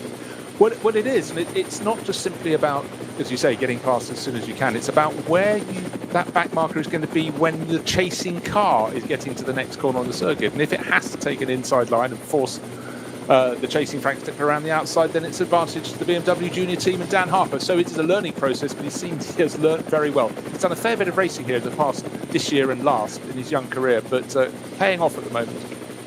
And it's also about breaking it down, as you say, it's getting past as soon as you can. It's also getting past, full stop, when you can. And that's the point, because the getting past is the imperative part. There's no good going for a gap that isn't there, and a little bit of touch and bodywork, and all of a sudden, 0 to 0. I'm not suggesting he's going to do that for 1 minute, but that's the position he doesn't want to put himself in. And this is, again, he just reads the traffic so neatly, so tidily, and it's, I would say at the moment, sitting up, of course, now behind a GT4 Mercedes by the look of it, he's just picking out the traffic in the right way, and holding Frank Stifler at bay. And dare I suggest, Frank Stifler is probably sitting here watching, listening and learning. It's quite extraordinary. A man of his experience, that's all credit to Dan Harper. He's doing an absolutely stunning job. And I'm going to stop because I don't want to curse the poor kid. No, great job. Yeah, exactly. But again, there is inevitably a change in the guard. I'm not suggesting it's happening yet, but certainly putting himself up as a candidate to, as a young driver. Don't forget, young drivers used to just compete in single-seaters by and large. They came to cars with roofs late in their career. But here's Dan, just 20. These drives earn points, don't they? They go in the little pot from the manufacturer. And as the programme may expand, certainly with the M4 BMW coming next year. Should have been coming this weekend if you weren't here at the start of the race. This was to be the world race debut of the BMW M4. It spent the week impressing in pre-event testing for the Spa 24 Hours, was fast in the dry, fast in the wet, fastest at certain points, came here with great hopes, didn't get to take part. Sheldon van der Linde had an off yesterday. They're trying to work out what went wrong. Driver error not considered. No, apparently it wasn't. They haven't got to the bottom of the analysis yet. They were still analysing it and got to the result of it, but it was a technical error. Sheldon van der Linde, not somebody to make those sorts of mistakes, and these things can happen. But young Dan Harper here, let's just remember also, Bruce, this is for the lead of the race. It's not just class order or down somewhere, or, no disrespect, second even, or fifth or seventh. This is for the lead of the race, which is going to have a weight in your mind. It's going to be there. And all I can see Dan Harper doing at the moment is increasing his stock. Absolutely. And, but it's a race where he's taken over the car. He's the third driver in that car, started by Neil Verhagen, who qualified it well. Max Hess drove very well. But it could be in a multi-driver race that you don't even get a chance to take part. One of your teammates could have put the car off, and you have to grab these moments when the track's nice, you're in a good position, the tyres are good, the setup is good, and you've got to maximise the moment. He's doing that very much, but Frank Stifler's still hanging on. I reckon it's going to be half a second between them on the start-finish line. It was 3.316 of a second after last round, 0.5 of a second, almost precisely. But, and again, look at those times, 8:27.2, 8:27.4. Metronomic. Frank Stifler, slow lap there, not just a tenth down as he was until he's 2 tenths down now. He's feeding his age. Absolutely. Tired on that lap. Needs another travel We suite. jest. We, of course, jest. That has So to be over human. 3 laps, Bruce, it's gone from 3 tenths to 4 tenths to 5 tenths. Over 3 laps around this circuit. 3 laps with moving variables. At that point, coming through the Mercedes arena on the exit of turn 4, the right-hander, very wide line taken by the chasing Frank Stifler. So maybe his tyres not as sweet as they were early on, or maybe he just simply was trying to interpret the traffic, and he's got held up around the outside. So advantage in traffic as they go through the Grand Prix loop, definitely to Dan Harper, but we did see him suddenly gain, didn't we? About a third of a lap ago, he gained about 10 lengths in 2 blinks of an eye and a twitch of the tail. I mean, Dan Harper's, he's computer smooth, isn't he? It's Yeah. just, there's no twitches, no riding the curves, no twitching on exit. It's just super, super smooth. Very, very impressive run from the young 20-year-old Dan Harper here, former Ginetta. Oh, man. We've still got our code 60s up at Adenauer Forst. Yeah, sorry, I was just having a little look, so I just wanted to check. Oh, it's new, sorry. No, it wasn't. No, I'm back on it. I did say wake me when required, but just looking in the SP10 class, down in 20th position, it's the number 191 Hoffer Racing by Bonk Motorsport entry. It was Michael Fisher on board. It's now Michael Schrey. He's leading that by, well, I'm going to wait until they cross the start-finish line. It was a whisker under 10 seconds over Marek Bockman in the one Mercedes in that class. It's a Schnitzelam racing car. I think we may be about to have a change of positions, because Marek Bockman, the previous time we had, was 9 seconds faster. So yes, I think they could be about to swap. Waiting for Bockman to come through, actually. Oh, he's gone into the pits. No, he hasn't. He's come past. He's 7.2 seconds down. So it's still the 191 BMW leading that class. That's the SP10 class for GT4 class cars. But the chase is on, most definitely. 19th and 20th and 21st overall. Marek Bachmann giving chase. So that's his stint story, isn't it? It's the Schnitzel and Mercedes chase on after the Hoffer Racing by Bonk BMW, and that's precisely what he's doing. Yeah, still a great run from Gamaziak in the number 2 Get Speed Mercedes. His last lap was an 8:28.6 compared to Harper and Stifler, first and second on 8:27s. Putting that in perspective, good old friend Rocco Lorenzo de Tarapaglia in 4th place is an 8:40. 5th place, 8:41. 6th place, 8:44. You get the pattern. Yeah. So the Get Speed car, Gamaziak doing a fantastic job there as Frank Stifler just closes the gap a little bit again. He's got back in touch with Dan Harper's BMW. These two duking it out. Now Stifler really in a position to take an opportunity. He's closed up the gap there, just a little back markers. I think it's a Clio that's just worked in the favour of Stifler, 2nd place man. Half a second was 0.503 on the last lap. Dan Harper now just starting to use a little bit of exit curve on a few places, just maximising the track limits as much as he can just to stay ahead. But he's super smooth, super slick in this M6, and he's again just pulled out that gap a little bit. Now we're coming down to yellow zone at Adenauer as we've got one of the intervention vehicles, not intervention, but one of the service vehicles taking the it's your famous, we call it a Unimog, it isn't, but we know it, for you, for the sake of branding, it's a Mercedes Unimog. Yes. To take it back to its repairs and tools and whatever, back to the paddock. Service vehicle on the track, they've got past that, they've cleared that still. Still just duking it out nose to tail here. Frank Stifler almost playing a waiting game. It's he hasn't really, he's pressurised Dan Harper, but he hasn't made any attempts, has he? Yeah, there's been no lunges. That's exactly, no lunges, but it's that pressure all the time. Maybe that's part of the mentality as well. You've got uber experience of Frank Stifler, relatively inexperienced Dan Harper. Maybe Frank Stifler sitting there saying, let's just keep putting the pressure on, and see if he actually makes a mistake. Debris on the Dottinger, however, there, yes? Yeah, side of the circuit, warning flags. It's on the left-hand side from the driver's point of view. It's right by the point at which you pay your money and go for your ride around the Nordschleife, but let's hope it doesn't interrupt our front too. But you're quite right. It's almost as though I'm saving my moment until I really, really mean it. That's a Frank Stifler approach. And he's also not the sort of driver who'd spend his time, flashing the lights and lunging up the inside just to try and unsettle Harper. He's seen that Harper's driving very smoothly.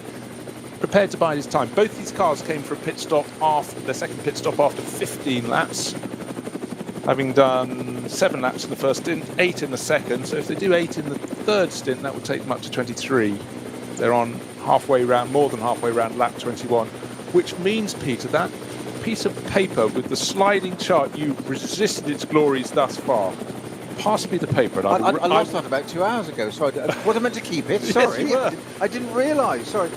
I thought it was beautiful. It was my homework, I'm sorry. I thought it was beautiful the way you sort of folded it and pulled its tail and its wings waggled in origami fashion. I was just going to say, I can do origami with it, yeah. Yeah. It's a swan, did you not realise? Yep. Smooth above the surface. But let's just go, because we're into the start of the chart. We have 1 hour, we have 59 minutes remaining. If you pit now, your pit stop minimum time must be 331 seconds. So 5 minutes 31. If you pit in another 10 minutes time, that would take you to a pit stop that is 27 seconds shorter. It's worth taking a final pit stop as late as you possibly can. So that was a synopsis of the chart of pain, but just to give you the gist, it's wise. So you waited 3 hours, 2 minutes for that?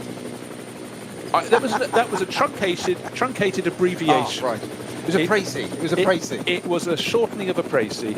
And basically, the crux is the later you can pit, the better. But these two leading cars, well, one's leading, one isn't, but the first car's fighting over the lead, they both made their second pit stop on the same lap. So it doesn't give one car an enormous scope to gain anything more than one further lap than the rival car. And a lap at the moment is 8.5 minutes roughly, just under for those cars. So if the gap between them, it means you could save about 25 seconds if you come in a lap later in that stop, and that is huge when they're being separated by a second at the moment.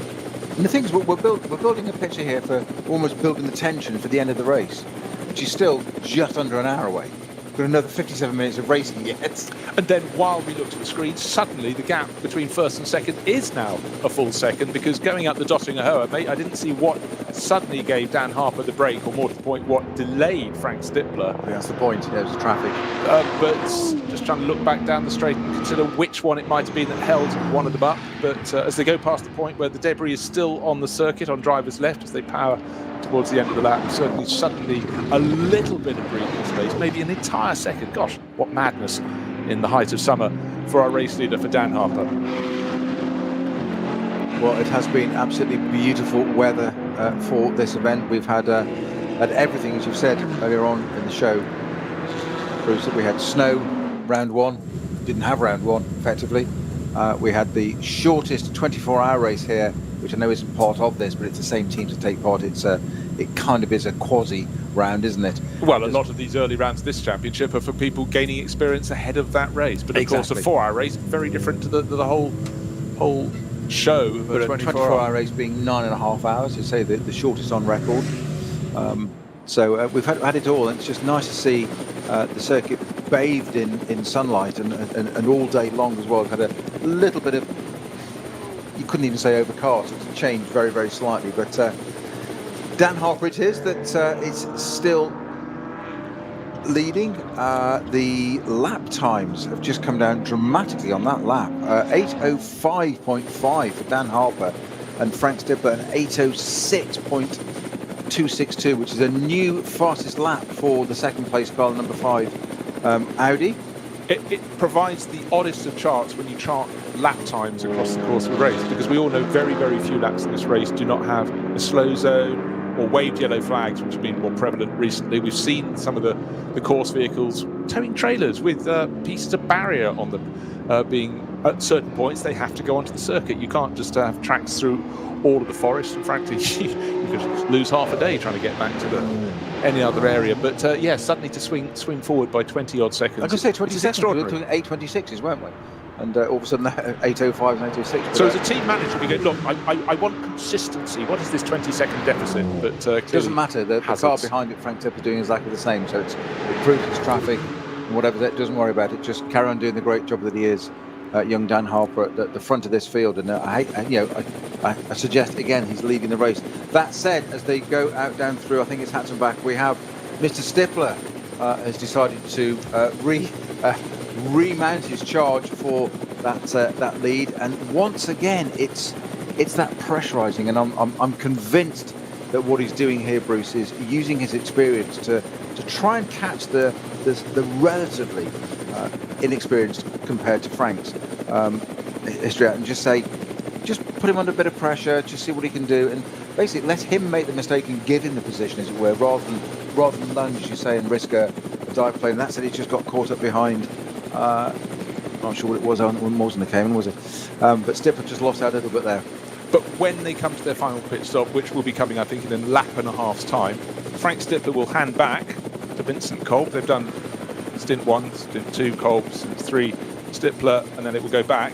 But there is a choice for BMW Junior team. Do they give it back to Neil Verhagen, who started? Do they give it to Max Hess, who went second? Or will they let Daniel Harper stay on, because he's in the groove, very much in the groove, to do this final stint? Of course, the pit stops have, I talk about the sliding scale of the minimum pit stop time, but they've always been generous, so you have enough time for a driver change to be made without having to rush, to enable those seat belts to be, the harness to be secured properly, and not do things that maybe could lead to danger out on the circuit. They also mean you don't have to have many mechanics working on the car. That helps keep the costs down. But more to the point, in a race that started with over 120 cars in the field, you don't want the pit lane absolutely chock full all the time with mechanics. So it's keeping things simple, keeps costs down, but how's it going to scramble when it comes to these pit stops? They're halfway round their 22nd lap. The gap between first and second was 1.2 seconds on the start-finish line. Looking at the splits around the circuit,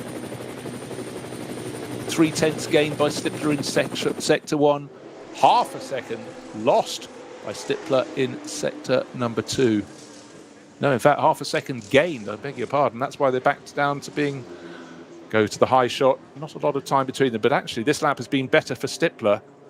Yes, he looks as though he's about 0.6 of a second down, I'd suggest, from a high shot. team manager and not so much strategist, but I say team manager's dilemma here now. As you say, there's a case for both, evidence for both cases I'm going to put now.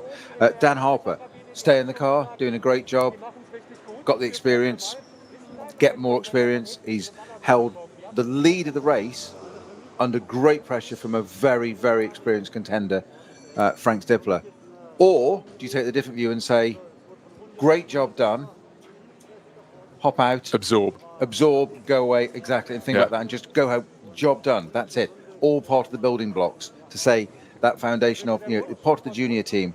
Why risk it? You can go, if you pop him out of the car now, you say, and put one of the other drivers back into it again, whether it was Verhagen that started, wasn't it, or Hess.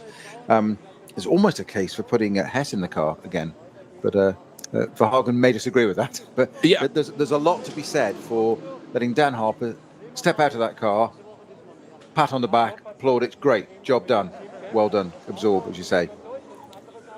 Yeah, is it stretching fortune? Certainly the form is there, but he hasn't made mistakes in traffic, and it could come. You'd have to say, overall, you'd expect the driver making the fewer mistakes in traffic would be Frank Stippler because of those decades of experience he has as an advantage. But again and again, through the traffic, not just because he's leading, just he's reading it really well, Harper is escaping. But maybe, I think you could be right. But as a gambling man, and I've got your house to bet on it again, I'm actually really torn. I think you presented it very well indeed. But first fumble, actually, read traffic slightly badly there. So Dan Harper, the advantage he'd gained, he'd stretched it out to almost a second. It's down to half a second.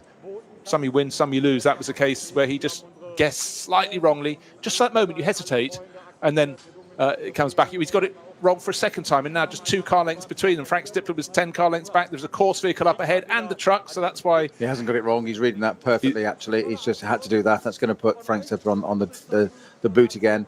As you say, first fumble, perfect description. But again, he did slightly misread it, but then he didn't compound it. He saw it, backed out, fine. He doesn't crack under pressure, and he said, saying, okay, that's fine. He also knows there's a slow zone coming up, which we thought was another mistake, and it wasn't. He was quite right to back out of it there. I'm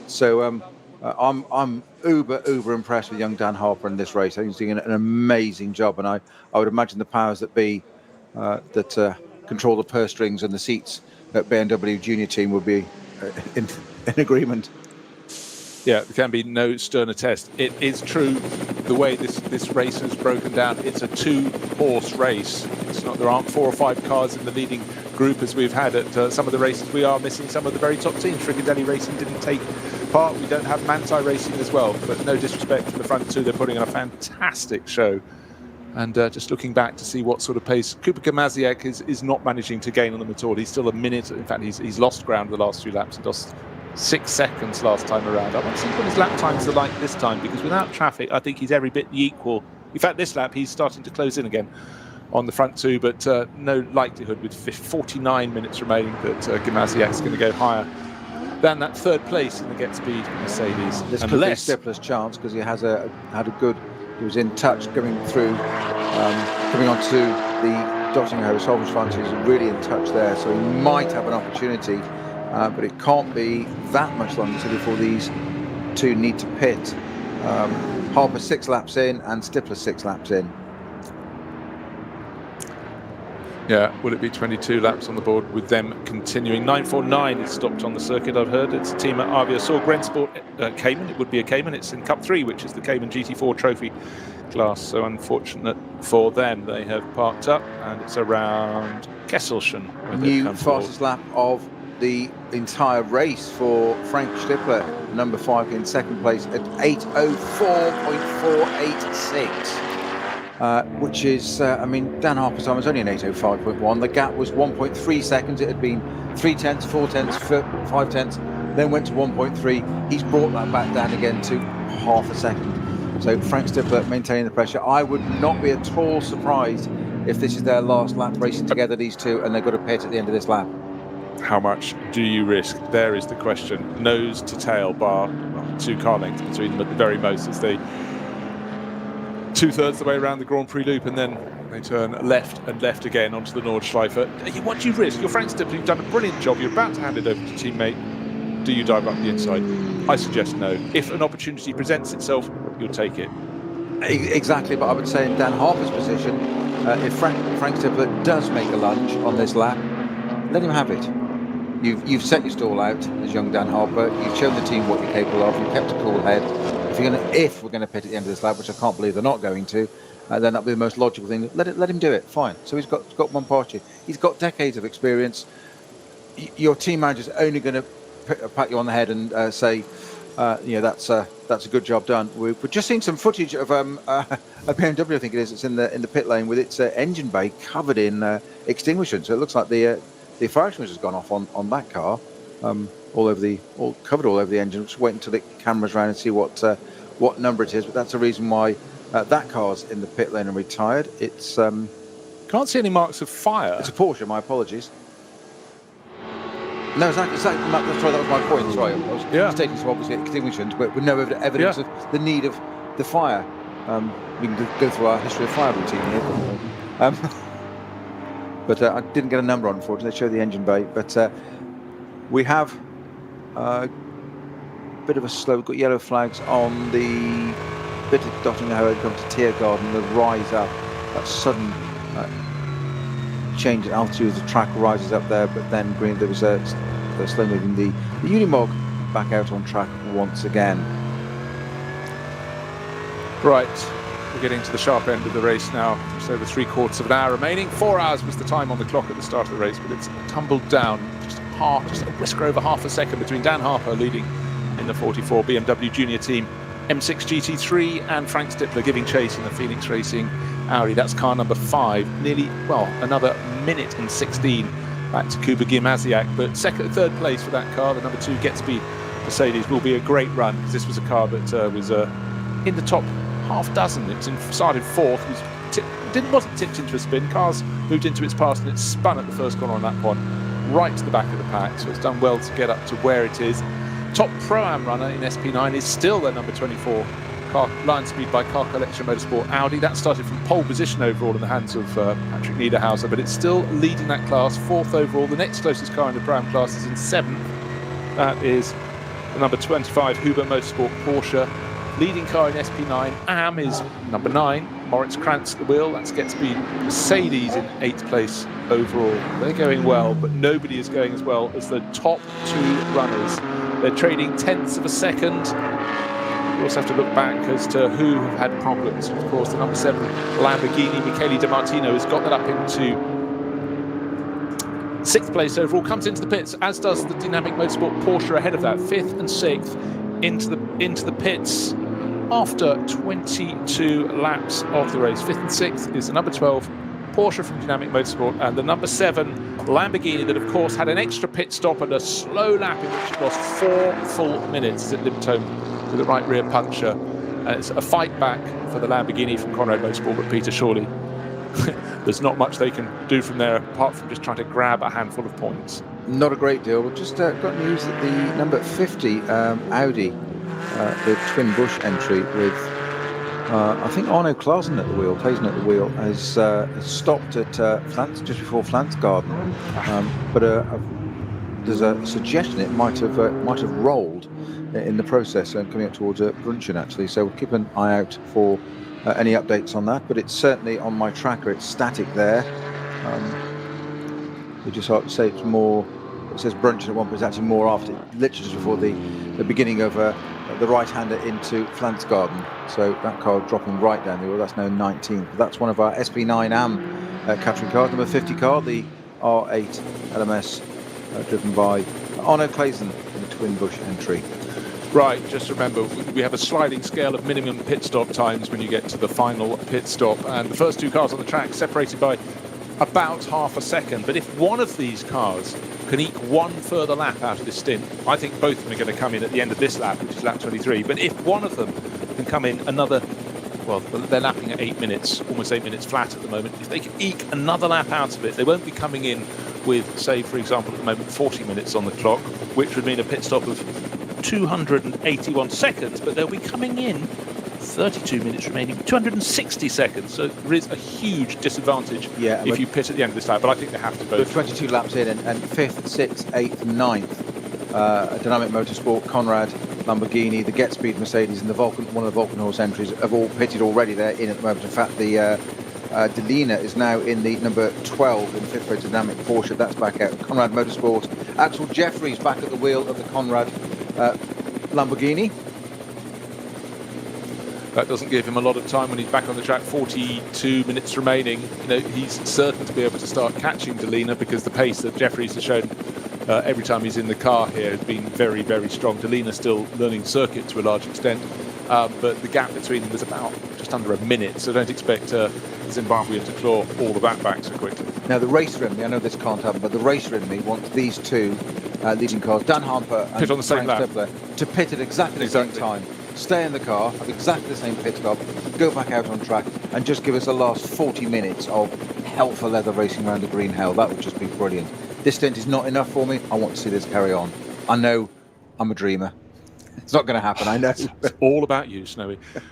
But no, I absolutely concur. You know, I love those moments. And if perchance you could have a change of position, we've seen that many a time, just a second quicker in the pits, we could have the number 5 Phoenix Racing Audi coming out ahead. But for now, I'm sure it's the final lap of this stint, both for the race leading number 44 BMW and for the ever chasing Frank Stippler. But both Snowy and I really deeply impressed by the performance, not cracking under pressure, of young Dan Harper. This is the very point of the BMW Junior team. See a young driver, see if you can help promote them, and some of them will come good and some maybe not so good, but certainly Dan Harper's done his cause no harm at all this afternoon on the magnificent Nürburgring Nordschleife. Well, it's the training, isn't it? As you say, it's the talent is one thing, and that's a prerequisite, but it's then the training and utilising of that talent to the best of its ability.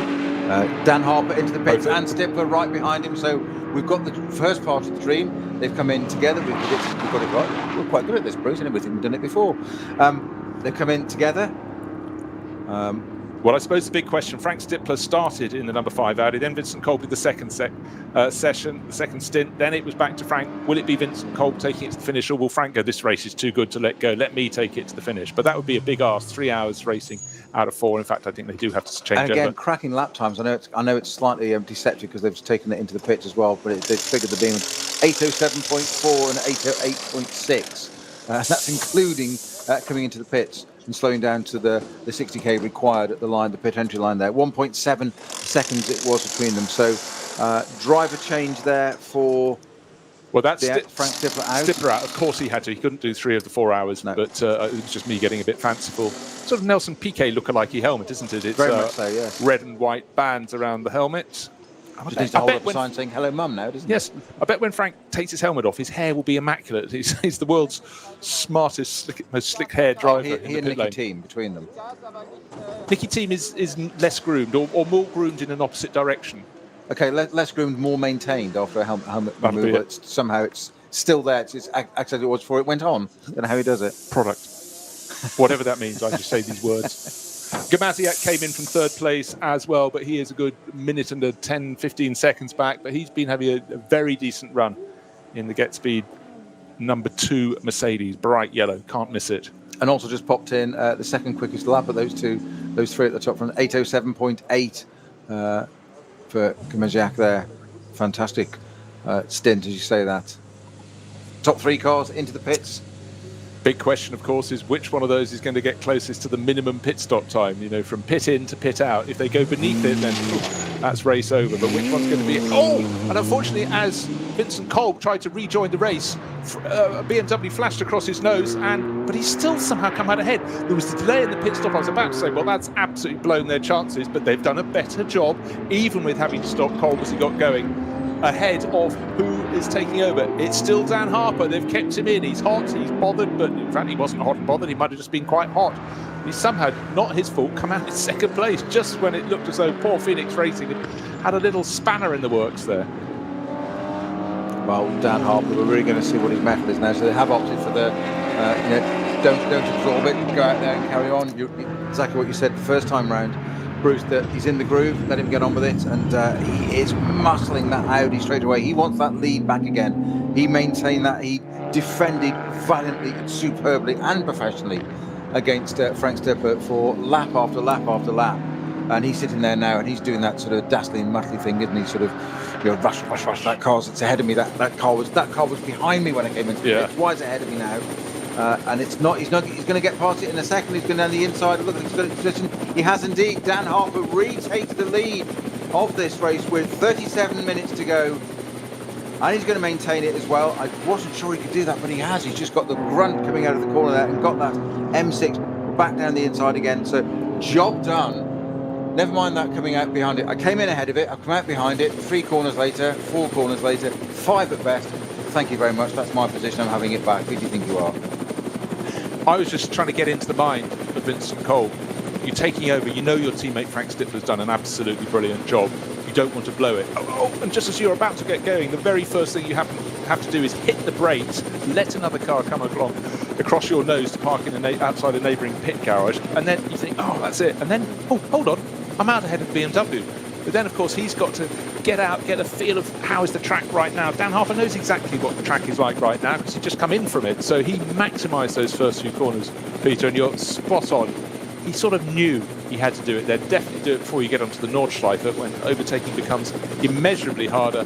But having done so, he's now starting to put traffic between him and the chasing Vincent Cole. Cole's got to stay cool and calm, and he's got to try and not let Harper get any further away, because then you start to lose the slipstream, which we know when he gets to Dottingher is just crucial.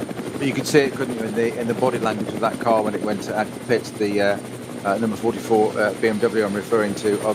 It wasn't aggressive, it was nothing reckless, but there was a certain poise about it where it wasn't over curbs, whatever, but it was just, I'm not having this. It was lit, it was up on its haunches, and you could tell his dander was up. It's like, I came in the lead, I'm not going out in second, I'm not having this. And he got the job done. And I think it's not a fan club thing from Bruce and I, but he's just added to his stock even more by those first few corners of that out lap. A fantastic job from Dan Harper there. Prove he's just not settle for that. No, and I think what gets sort of thrown into the mix all the time with series like the NLS, there'll be some races where that BMW junior team car is not in the top 6. It might be somewhere in the top 10, but the camera doesn't sit on it. This race has been one where we've been treated to just seeing precisely how the number 5 Audi from Phoenix Racing and the 44 BMW junior team car behave out on circuit. Other races might have an enthralling battle over 3rd place, 5th place, the lead of the race, and these two may not be in it, but we've been able to enjoy, particularly the past hour, precisely what they're getting up to out on the circuit, and it really has been an education, and for them and for us. Not so much for Frank Stifler, he's been there, seen it, done it, but he's now having to watch on from the pit garage. He's done his work, he's done 2 hours of racing, 2 hours and a bit, 2 hours and a quarter, 2 hours 20 minutes even. But as the first 2 cars go through over Adenauer Bridge, the BMW is just starting to pull clear little by little. I think another 1/10 of a second was gained just at Adenauer Bridge on its own. But as you say, Bruce, you never stop learning, certainly on a place like this. And just in 3rd place now, the number 2 Get Speeder, Kamadziak at the wheel of that still. That's, as we've said a couple of times, a great return from a car that started 4th. And we have that first corner pinch, which we will get to talk about on the highlights bit at the end. But the first 2 got away nicely into turn 1. The next group got 3 together, and it just 3 into 1 didn't go. And there was no contact, no anything. It just ran the Mercedes, went 180 degrees, and all of a sudden it's sitting there, lay stranded in the middle, facing the wrong way. And we dropped it well outside of the top 20, certainly on that first lap, possibly further.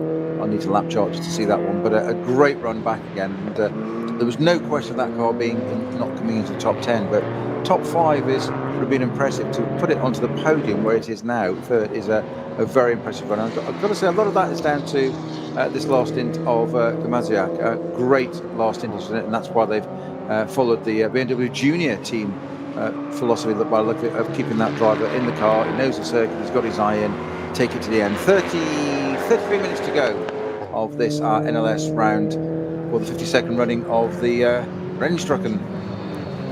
And again, just checking those interval times. Yes, definitely going the way of Dan Harper at the moment. Vincent Cole maybe just getting up to speed this lap, but just started to fall back a little bit. But he can afford to fall back. 2nd place is as good as in the bag, because the next car down the track is 1 hour, I think not, 1 minute 15 seconds in the rear. That's Kuba Gamaziak.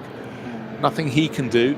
He's going to secure that third place for the Get Speed Mercedes team and welcome points after, as you say, what happened at the first corner on lap 1. But for Vincent Kolb, he's got to get up, got to get his tail up now and get onto the tail, because I just think another lap with the gap going out, it's going to be so much harder for Kolb once he's lost that toe. His real hope is to be able to do what Stickler was doing and just use that toe every lap up the Dottinger Höhe. It's a gift that keeps on giving because it's such a long run.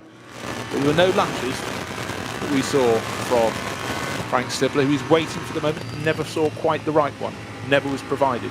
Traffic might have helped, might not have helped, but he waited and didn't do anything rash. You wouldn't expect a driver of his experience and standing to do anything rash.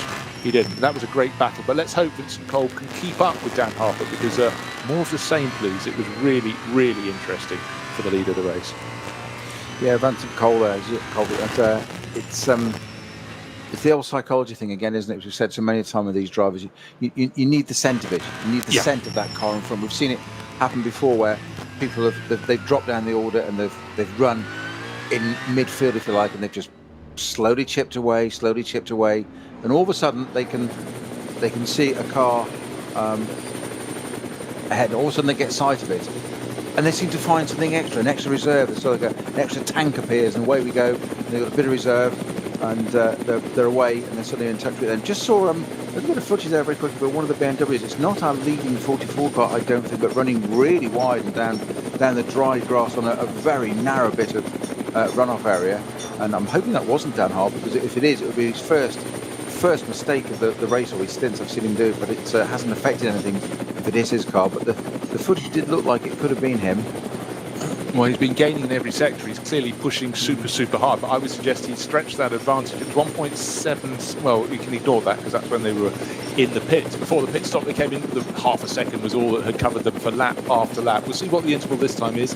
Going on to lap 24 in the bag, and it's Dan Harper leading for the BMW Junior team. And of course, often when a driver goes off, it's because they've had to go around the outside line of a competitor from one of the junior classes. Oh, good call from Snowy there. That was about good 50 metres running off the side of the circuit, maybe slightly more, going past a Porsche Cayman.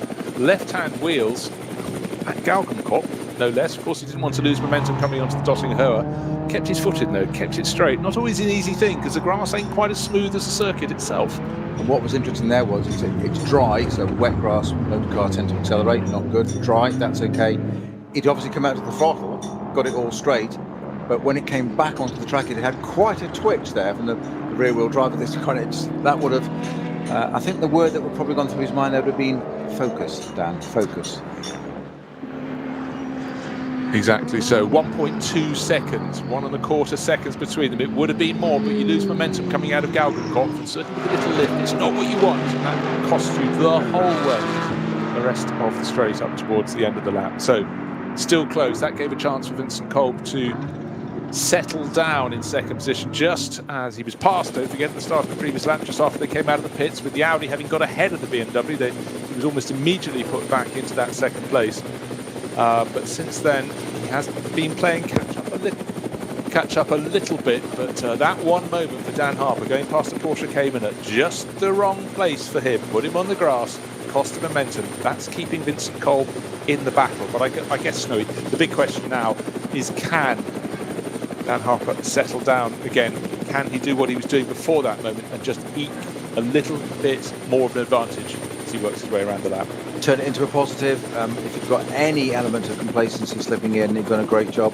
That will just knock it back out and then reset again. Like, come on, little metaphorical chat to yourself in the car. Come on, you can do better than this. You've done a great stint. Don't go and spoil it now. And just reset again. It's back into the same position it is with the Audi behind him again. It doesn't matter to him whether it's Vincent Kolb or Frank Stickler at the wheel of that car. It's the lead. That's what he's got to defend. And he's got to sit there and just do the job he's employed to do. 1.25 seconds it was on the last lap. Of course, there was a pit lap there. Again, 9.57 and a 9.56.5. Vincent Kolb has reduced that gap again, visibly. He's getting back onto the coattails of Dan Harper's M6. Of course, the car that's about to be replaced as well. The new 2022 GT3 car that would have debuted in this race, but unfortunately had a technical issue which caused a problem in qualifying, therefore it never took part. And Dan Harper once again in the M6 just getting through some of the traffic, and it's just allowed Vance Cole to catch up that little bit again. And it's 2-3 car lengths, I would say, at the moment. We're at 24 laps completed. We've got 28 minutes left of this fourth round of NLS from 2021, and what a cracker this is turning out to be yet again. Yet again, this circuit, this series delivers and delivers and delivers time and time and time again. Quite extraordinary. I wouldn't have thought we could have had as much action as this we have had in the 4 hours. As ever, it does it. I mean, I don't know how it does it. The only thing we haven't had this time is changeable weather, which is fantastic for once. A nice, clean, dry, sunny race. Better bring it on if they're going to. But I'm just sort of thinking of the mind of Dan Harper. You put off a brilliant move to regain the lead straight after coming out of the pits. You've got a new rival who you didn't race against in the previous stint. That was Frank Stippler you were racing against. Now it's a new rival. You deposed him. You started to stretch clear through really no fault of your own, just incident, and you've ended up on the grass. He slows right up. Now you've got to do it all over again. You've got to stay cool and calm and just think, okay, I can do this. Focus, focus, focus. And now he's just starting to stretch. He's gained another tenth in the first sector, or part of a tenth. He's gained a full tenth in the second. No, half a tenth in the second. Small margins. And then he gets the third sector and he loses 2 tenths. So in fact, it's, if anything, coming the other way. But he's just got to keep cool. He's got to know the clock has 26 minutes plus small change remaining on it to complete the 4 hours. And of course, we often get to those moments where you just have hit the 4-hour mark after you've taken the start of another lap and you've got to defend for another 25 kilometres. At the moment, I think, just looking into where we are where are we precisely on the lap, would you reckon, at the moment? Closetal just coming up to Carousel. Okay, they should be, that's fine. It means they will. Axel Jeffries, a new fastest lap of the race, Bruce. Oh, by 3 seconds. 8:01.139. Almost into a sub 8 minutes in the race. All set in the first lap of the race, as you said, Bruce. Wow. Axel Jeffries, I've got a different idea. I'm going to do what Nicky Team does. I'll wait to the end and just get the powder dry and pop it in. Right, if you mistakenly weren't here at the start of the race, you wouldn't have realised that was a car. Where else would you have been? Why would you not be here at the start of the race? I cannot get my head around that. Drivers were, yeah. Axel Jeffries worked his way forward at the start of the race. The Conrad Motorsport Lamborghini started from 6th position, got up into the lead of the race once Patrick Niederhauser had handed over the car that's leading the Pro-Am class. And it was great, all going swimmingly, pulling ever further clear for Conrad Motorsport, and then right rear puncture. But since then, we had Michele Di Martino doing one stint, back into the hands of Axel Jeffries, who did that double stint early on. Wow, 8:01, but he's gained 20 seconds in 1.5 laps on the dynamic motorsport car of Adrian Delina. He's got 35 seconds to gain. At that rate, he couldn't quite do it, because I think we've only got time for 3 more laps after this one. I reckon he could. Okay, could be close. That would be the last lap for 5th place. Well, of course, if you're going to keep on setting fastest laps, let's see what we can do. In fact, I won't be satisfied until he's under 8 minutes. There's the target. Absolutely. Staggering lap, 8:01.1. Picky, hard to please, but great lap. Always moving the bar, aren't you? Never happened. But 8:01, that's not 8:01 with nobody ahead of you. That is 8:01 on the track. You know, we cannot explain enough how once you get to about lap 2 and you've got the cars in the slowest classes doing what they're supposed to do, but they're up ahead of you, and you've got to go around, you've got to pick your moment. The first lap of the race in the top class, you're largely racing the cars around you. You're not lapping people, and it can so compromise your lap time. You have to have a little bit of caution. Bang, out the window goes 2 tenths of a second. It's obviously an Italian thing as well, because Jochen Krumbach in the Ferrari that we haven't mentioned a great deal, the WTM Phoenix entry, the 488 GT3, that's just set its fastest lap of the race. It might be in 13th, but that's just sort of set a 8:04. Third fastest lap of the race. Third fastest lap of the race, 4.9. So the Italians are coming on strong at the end. They've not paced it enormously well, though, have they? 6th because of a puncture and further down the order. But Jochen's been a winner here in a Ferrari 2017. And we've had flashes. You are the great leveller, aren't you? There's me bigging up the Italian, but you've not paced it. Yeah. They got it wrong. They thought it was a 10,000 metre race. It's only 5,000. It's not exactly. It's not over a lap. It's over 4 hours. Sorry, wrong script. Give you the correct one next time. I'm just dying to see what Axel Jeffries can do this time around in terms of speed, but another lap on the board. That's 25 laps for Dan Harper and the number 44 BMW. 7:59.673 from Dan Harper. An 8:00.092 for Vincent Kolb. Commendable lap, but Harper has thrown down the gauntlet there. He's 1.6 seconds clear. Doesn't sound much. It isn't much. That could swing the other way in traffic, but and that's Axel Jeffries. 8 as well. Almost did it. Yeah. 8.00.092. Dan Harper, if he hasn't got on the radio and just said, not bad for a junior driver, then that was his time to do it, wasn't it? Yeah. Right. I was just saying before I saw that time. Suddenly gets speed, bang, fastest sector of anybody, and that's Kuba Maziak in third place overall. Maybe he's going to get it in on the very, very quick laps as well. But Dan Harper leading the race, stretching clear, but it went from 1.2 seconds to 1.6 seconds. And also Axel Jeffries in sixth, trying to chase down fifth place, but we thought that he'd set what would be the fastest lap of the race, but it's coming down. The fuel levels are going down. If they've been kind to their tyres, there is still life in the round black things, even at this point in this 4-hour race. But 21 minutes remaining. 7 seconds off the pole position time. And a new fastest lap, Kuba Maziak, 7 minutes 57.4 seconds. Has something happened? There's been some time-space continuum issue here, but what we can tell you, at the front of the race, as they go faster and faster, it's down to, I would suggest, a second now. So good start around the Grand Prix loop was the traffic that interrupted Dan Harper, but Vincent Kolb not beaten yet. 20 plus minutes remaining in this race. It's seesawing backwards and forwards.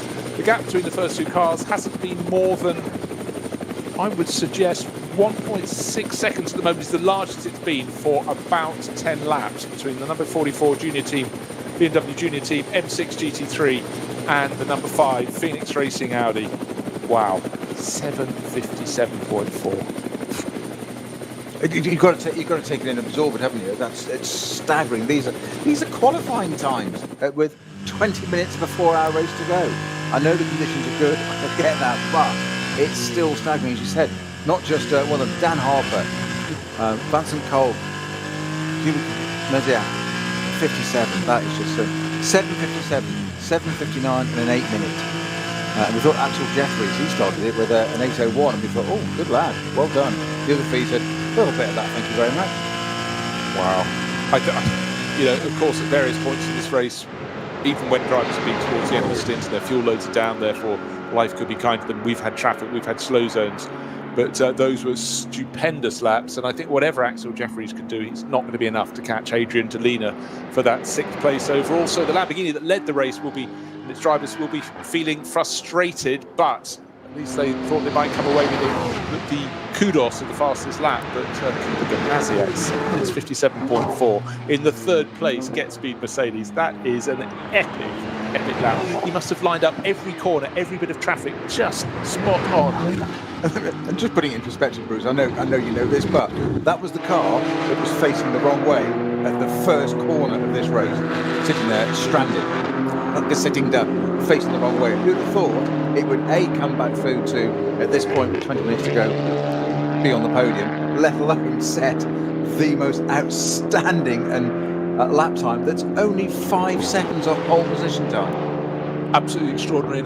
Again, just waiting for the next lap to be completed by the car in 6th place, Axel Jeffries at Conrad Motorsport car. But I shall tear my eyes away from the timing screen because the gap between 1st and 2nd, 1.6 seconds the start of the lap. I said it got down to a second. It's down to half a second now, maybe even less than that, as Vincent Kolb is really attacking the Phoenix Racing Audi.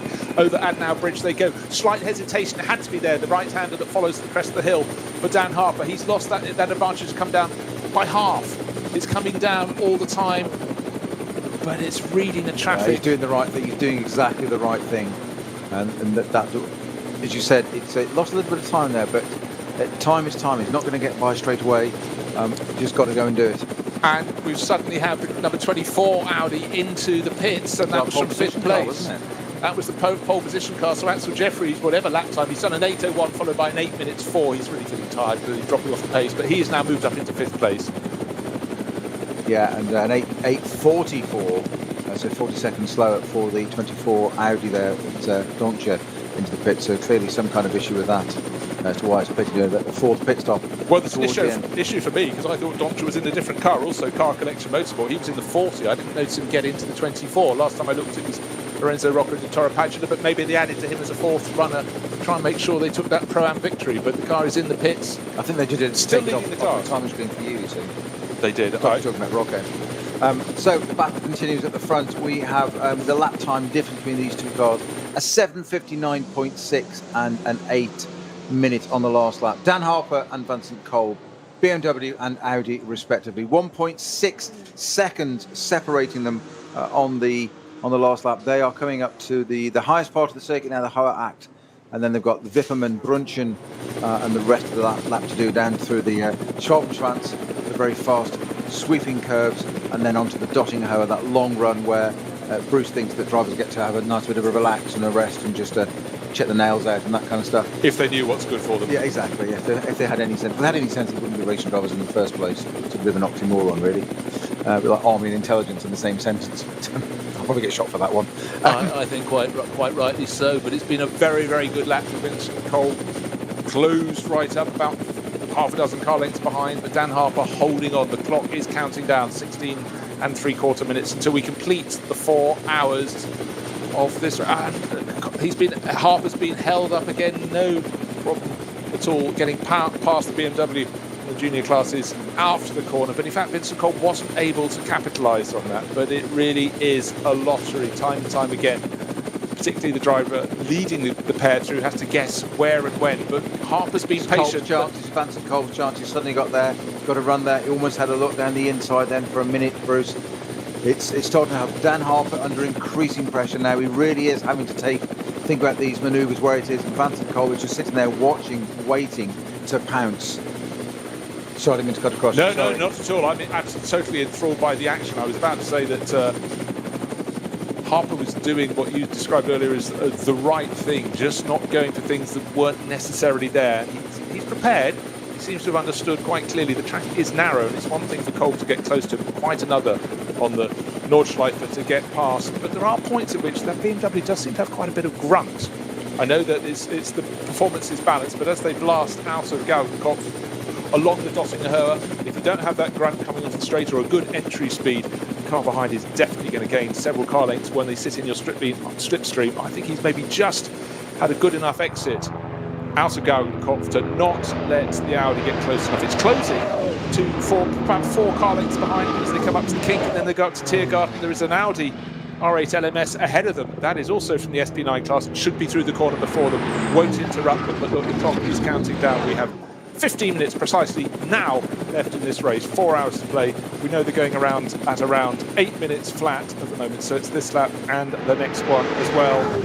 That Audi's pitted, so that's out of the way. So that's Dan Harper hasn't got to worry about getting that in the way through the GP loop. It's just pitted in front of him. Lap times, 8:03 now, slowed right down. But 8:03.1 for Dan Harper. Vincent Kolb, 8:02.3. That's and is that another fastest lap for? No, that's he's going to be round in about a minute. The 875 BMW has stopped on Dottinghoe, and that had been going well in the Cup 5 class, and unfortunately stationary at the side of the track, and it's Nico Otto at the wheel. But don't forget, when yellow flags come out, people are not allowed to overtake. But, so certainly that could be a matter that could favour Dan Harper if it's still there. But I would think in 8 minutes' time that car would be removed. They're still on the Grand Prix loop, yet to go back out onto the Nordschleife for the penultimate time. Dan Harper holding on for now, but it's really, really getting very tight indeed. Well, Vincent Kolb dropped now to nearly 20 car lengths. I don't know what's happened there, but the Audi just suddenly dropped out of touch for a moment. I'm sure it'll reset again in a moment. Well, very frustrating for Vincent Kolb, doing his best not just to hang on but to catch up, and he was doing very well. It looks like the pendulum was starting to swing the way of the Audi driver, but it swung the other way suddenly for the race-leading BMW junior team. But next time we clap eyes on them, there may be other. There are yellow flags at Dottinghoe. That's obviously for that very slow-moving car that was limping its back in 3/4 of the way along the straight, but hopefully those will be cleared by the time this race-leading duo got around to it last time. But Vincent Kolb, full marks for a dogged performance. Another young racer really starting to make his name. But looking at the tracker, a ton of traffic going through Hatzenbach for our race leader. Dan Harper negotiated. He's got through them. Has Vincent Kolb in the Audi right behind him. Yes, just clearing it as they come out of Hatzenbach and down to Flugplatz. Sweeping right-hander and long, fast left-hander, and it looks like it's almost straight on the map. Schwedenkreuz, it's not. It's a real sweeping part of the track there, and a very, very fast. They suddenly slow up for the tight right-hander at Arenberg, and then they start that roller coaster once again with running down to Foxhole, Fuchshöhe. The BMW that's parked on the side of the track, there's a little bit of debris behind it. It's almost as if it's run over something and been dropped underneath, like a marker board, which we don't have at the side of this track, so that can't happen. But it's not looking good, unless it's I hope it's not mechanical internals that have dropped. No, I didn't see it long enough to really gauge. The car of which we talk is the FK Performance Motorsport BMW M2 CS Racing, because it's in the Cup 5 class, and it's Nico Otto who's had the frustration in that. But the driver who's probably feeling frustrated right now is Vincent Kolb. He did all that fantastic work, the 26-year-old German, to get onto the tail very nearly of Dan Harper, but it's opened out, as Peter explained. On the Grand Prix loop, you expect the real swings in the gap to happen out on the Nordschleife itself, but in the early part of the lap, there have been no interruptions for Dan Harper, no interruptions for Vincent Kolb, but the damage was done in his race-challenging bid in the Grand Prix loop itself. Didn't see precisely why, but by the time they were two-thirds of the way around that loop, where the track's still wide and the runoff wider, then it was advantage to the race leader, disadvantage to Vincent Kolb. Right, what have we got left? 11 minutes almost precisely. Well, I wouldn't say it's cost him the race, but it's certainly cost him the lap. This lap has not worked out for Vincent Kolb. Yeah, so it's swinging one way, it's swinging another, but it's Dan Harper leading the way in the 44 BMW Junior Team car. We're getting to the very sharp end of the race.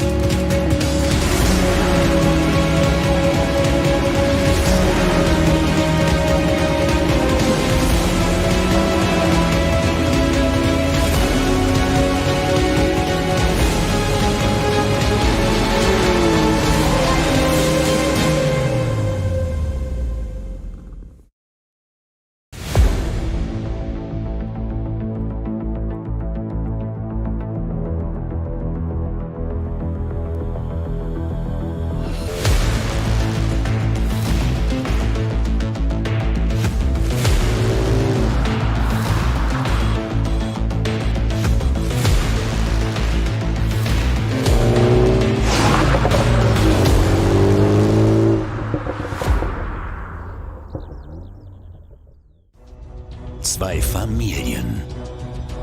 40 Jahre Firmengeschichte.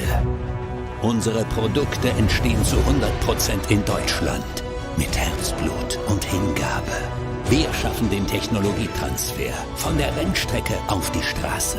Handwerkskunst, Erfahrung für diesen einen Moment. Das ist die Nürburgring Langstreckenserie. Das ist H&R. Performance made in Germany. Sicher ans Ziel. Auf allen Straßen, bei jedem Wetter. Mit den zuverlässigen Sommerreifen von Falken.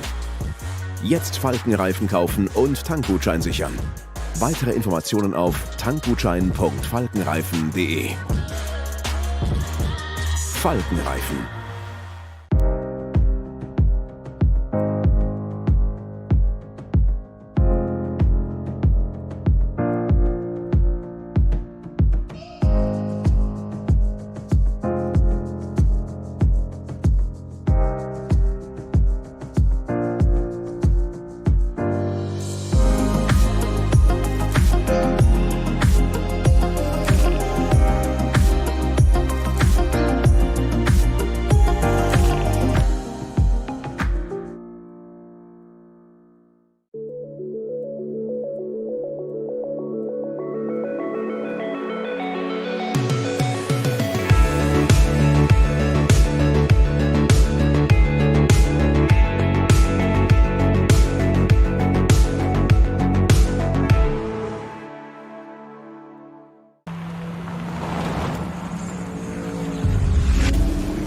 Ein hartes Duell. Kollision zwischen den beiden.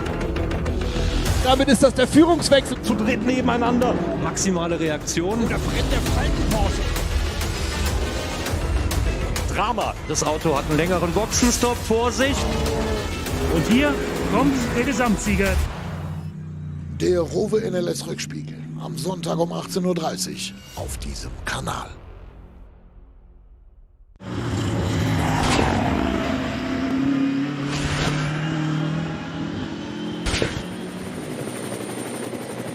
Dan Harper, the car looks as immaculate as it was when it started this race. White with the red and yellow livery of Shell on board the BMW Junior Team car. And Vincent Kolb not in the same image. So what started this lap, as we said, 0.85 of a second between them, and it's definitely gone out. The timing sectors have worked very, very well for BMW M6. So for his teammates Neil Verhagen and Max Hess, you can see the advantage has grown in the favour of their teammates.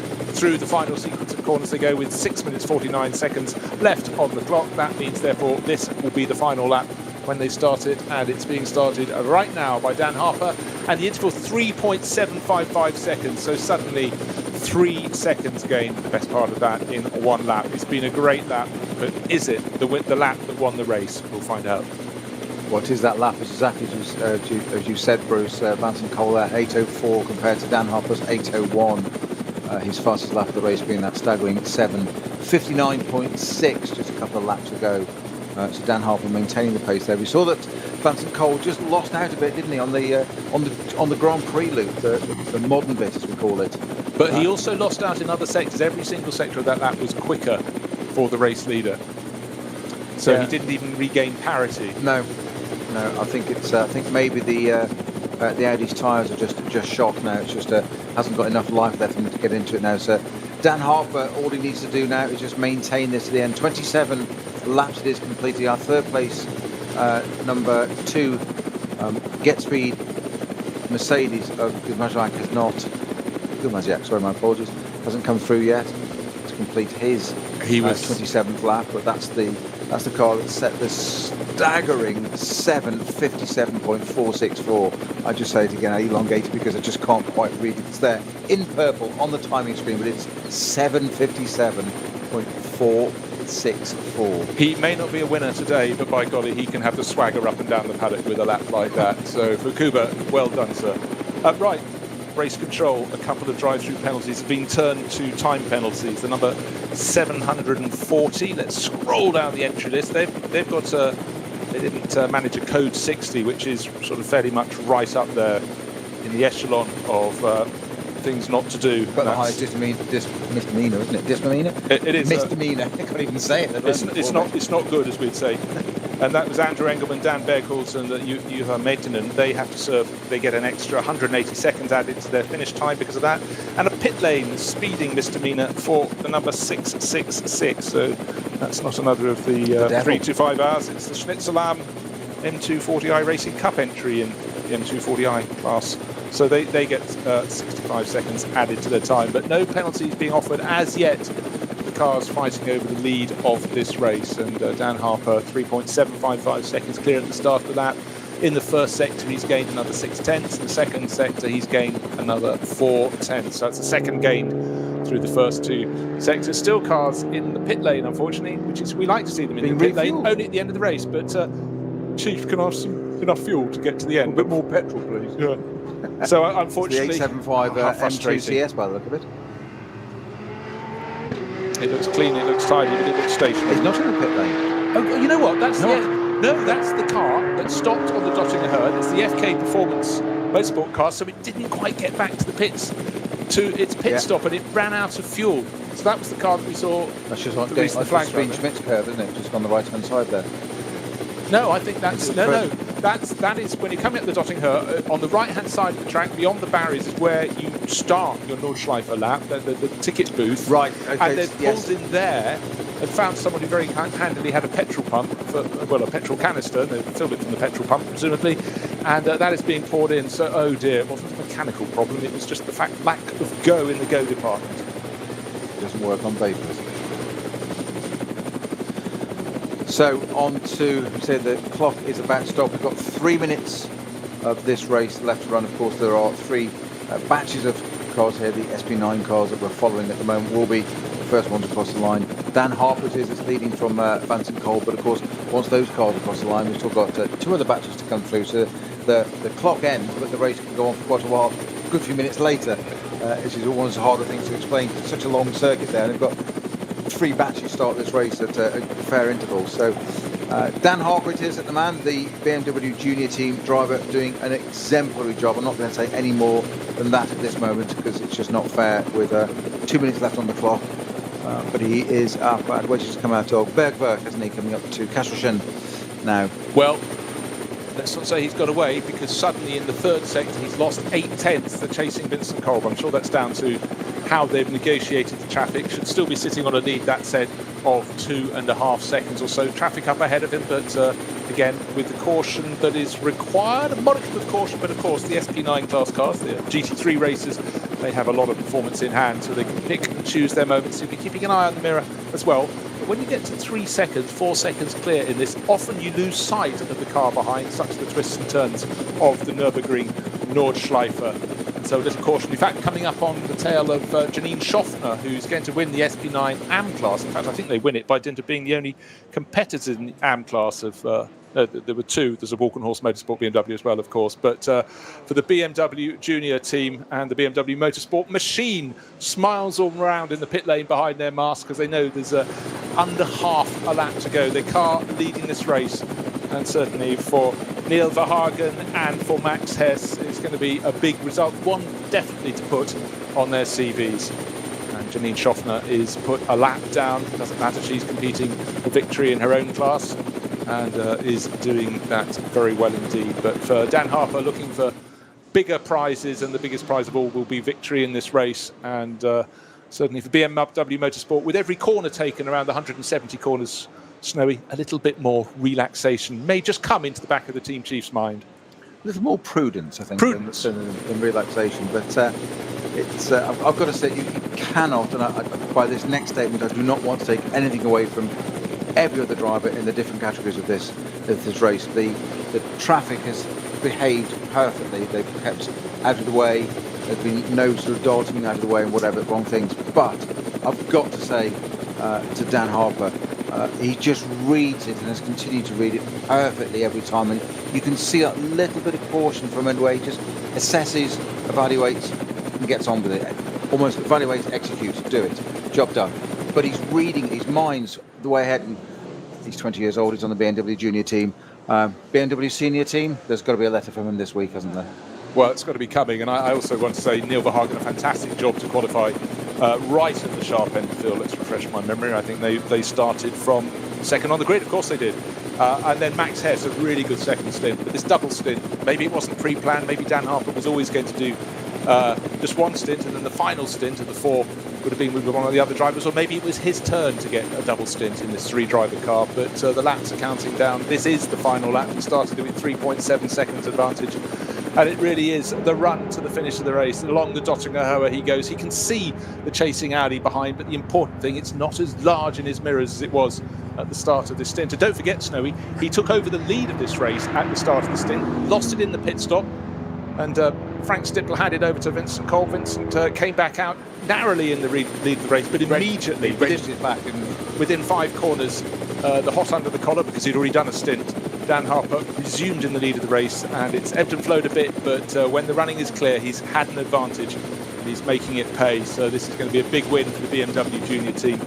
And maybe they're going, it's a nice one for the old M6. We've got the M4 on the way. This is what he can do with the outgoing car. Give him a new one.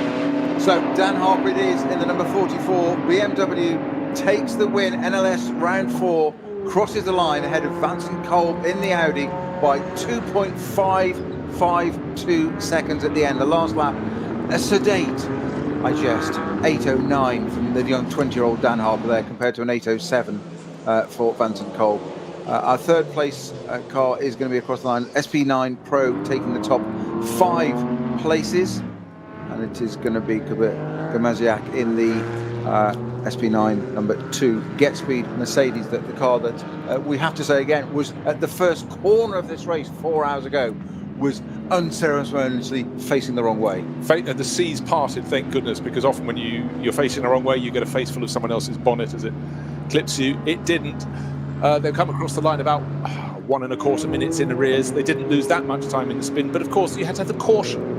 Maziak trying to pass slower cars as he worked his way through the batch to come home in third place. That's a good reward for an awful lot of a lot of effort, but we're still waiting, such as the advantage of the first two cars, for that third place finisher to come into shot. Through the final sequence of corners now into Tiergarten goes the bright yellow Get Speed Mercedes, still being bounced off the curb by Kubicki Maziak. He has the fastest lap in the race to his name. Will this one be even quicker? But I doubt it. 7 minutes 57 was his fastest lap. That was an astonishing thing. And third place, great reward. In fact, at 8 minutes 14 he backed off, but there was traffic as well. But he can go home with his tail up. That was a great run for them. And still waiting for the top finishers in the SP9 Pro-Am class for much of the race. It looked like it was going to be the Lion Speed Audi. Number 24, it led away from pole position, Patrick Niederhauser, who set a qualifying record, 7 minutes 52.3 this morning. But the car has passed through several hands and it's going to come home second in class, because it looks as though Pro-Am is going to go the way of the number 25 car, not 24, not the one we've been talking about, but the Huber Motorsport Porsche looks like it's coming through to take that particular class, but not yet to the finish. We only had the top three over the start-finish line. Then, in fact, we're waiting for Axel Jeffries, who's got ahead last time around of Adrian Delina. So the car that dropped out of the lead with a right rear puncture has fought its way back up into what looks like it's going to be fourth position and has set some very, very quick lap times as well. But again, I do feel for Conrad Motorsport. They have so many splashes of speed and top positions, but the top one is the one they want. Hasn't come their way today. Maybe next time around. But right now, today belongs to the BMW Junior team. And what a great battle they put up, along with Phoenix Racing, that chased so hard. Frank Stippler to start with, then Vance and Cole, then Frank again, and then Vance on to take it to the finish. Couldn't quite have the measure of the BMW Junior Team M6, and I think for BMW they'll feel really pleased, as the M4 was supposed to surface. The car that we racing for them in GT3 next year didn't get to take part in the race today after crashing yesterday, but the M6 has still got life in it yet, and it showed it in the greatest of style. Just now, that number 44 M6 pulling to a halt underneath the podium, and immediately pulling alongside behind it is the number 5 Audi. And we'll have quite a wait for the car that came home third, because they were so far clear. Yeah, quite extraordinary. It was a minute and 20, wasn't it, to the third place car. Dan Harper climbs out and he's up on the roll cage of the car as he climbs out, and he's got his two teammates, Max Hess and Neil Verhagen, alongside. It's a big day for all three of them. Already, while we still wait for the third place car to come to the finish, they can get the victory interviews underway indeed, very quickly down. But those will be three extraordinarily happy young drivers. They've all done their young careers a great, great boost. Fabulous drive. I mean, I would have said, if you'd before you asked me, Bruce, that standout drive is always something that stands out during the event, and I would have said the Get Speed Mercedes turning itself around at the first corner, dropping right out of the order, coming back through, and that would, to me, have been the drive of the race, had it not been for a certain gentleman called Dan Harper, aged 20 years old. He just decided that he'd got a different view on that, and he was going to just going to show us exactly what he could do, and double stint at the end there, and extraordinary, and putting in that 7:59.6 as well, which you almost goaded anybody to try and do under an 8 minute. That's what you wanted. You set it out there, you threw the gauntlet down, and two of them responded. Dan Harper first with a 7:59.6. And then Gamaziak in that Get Speed car with a 7:57.4. I know I've mentioned it a few times. That car is now with us at the podium. One of your favourites, the Race Taxi, of course. And you've got to feel also a little bit for the fourth place car, Axel Jeffries, driving at the end there in the Conrad Motorsport Lamborghini Huracan. Where would they have been if it hadn't been for that puncture? Could have been a lot further. And of course, one of the Vulcan Horse cars, gearbox failure. But this is motor racing. It happens across the board there, but to me, absolute standout drive of the entire race has got to go to young Dan Harper, and it's rare that I wax that lyrical or that much about one person, but I think he just saved one tiny running wide where I think, to be honest, he kept out of the way of a back marker more than anything else. It wasn't almost. I'm not trying to make him blame free, but he kind of had no choice, and it sort of moved a bit. So he just very carefully let it blend onto the grass. I know that sounds ridiculous thing to say almost, but he let it go onto the grass, get itself straight, rejoin again. Like, okay, reset, back on with it again. Less panic, more progress. But exactly. Again, you learn as you go, and every single driver who ever competes in these NLS races will have a catalogue of events that was what could have been, not because chances went away, but moments where they saved an opportunity for destruction. Let's face it, it's very, very easy once you go wide here to run out of everything. But I think it's been a really good day. Big pat on the back for everybody involved with the NLS. We are still in pandemic. Pandemic. Someone confiscated my E for a second. It's like my keyboard, actually. I thought it was a new kind of Porsche, that. No, it is, yes, it's coming. Porsche Pandemic. Cars still finishing, and in fact, just looking in the background, just waiting to see who's going to lead across the line in the SP9 Pro-Am class. Has the 24 got back ahead of the 25, just waiting for it to finish? No, it hasn't. That was it, just coming back around. But we'll go through the classes later on, but certainly I think quite a few bragging rights have been moved to other drivers this weekend, and that's fabulous. But for the BMW Junior team, huge pat on the back, and for Phoenix Racing, congratulations as well. Running a 2-car entry, much harder work for the drivers across the 4-hour race, and Vincent Kolb couldn't quite do it, but he and Frank Stippler put in a fabulous performance. Look, 2.25 seconds is the gap after 4 hours of racing, and it was nip and it was tuck, and was just fantastic. And maybe we've had time added to Kuba Gamaziak in 3rd place overall. Looking for, because he's well spotted. Lamborghini to Axel Jeffries to 3rd place. The Conrad Lamborghini was talking about. We've just spotted it there. Sorry, Bruce. No. You, but, it's well, there we go. 3rd on the track, but not. So they have to move that from under the podium. We're about to have a podium ceremony, and unfortunately for the Get Speed Mercedes crew, presumably that looks as though time has been added. Let's see where they are in terms of time. 6 minutes down. Looks like they've got a time penalty of about over 4 minutes being added to the time. So the provisional result is as this. It's Harper Hessen Verhagen victory in the BMW Junior Team M6. Frank Stippler and Vincent Kolb 2nd place and promoted to 3rd place. Some reward for a great drive from Axel Jeffries in recovery after a puncture. And Di Martino, Conrad Motorsport Lamborghini take 3rd place and the last step on the podium.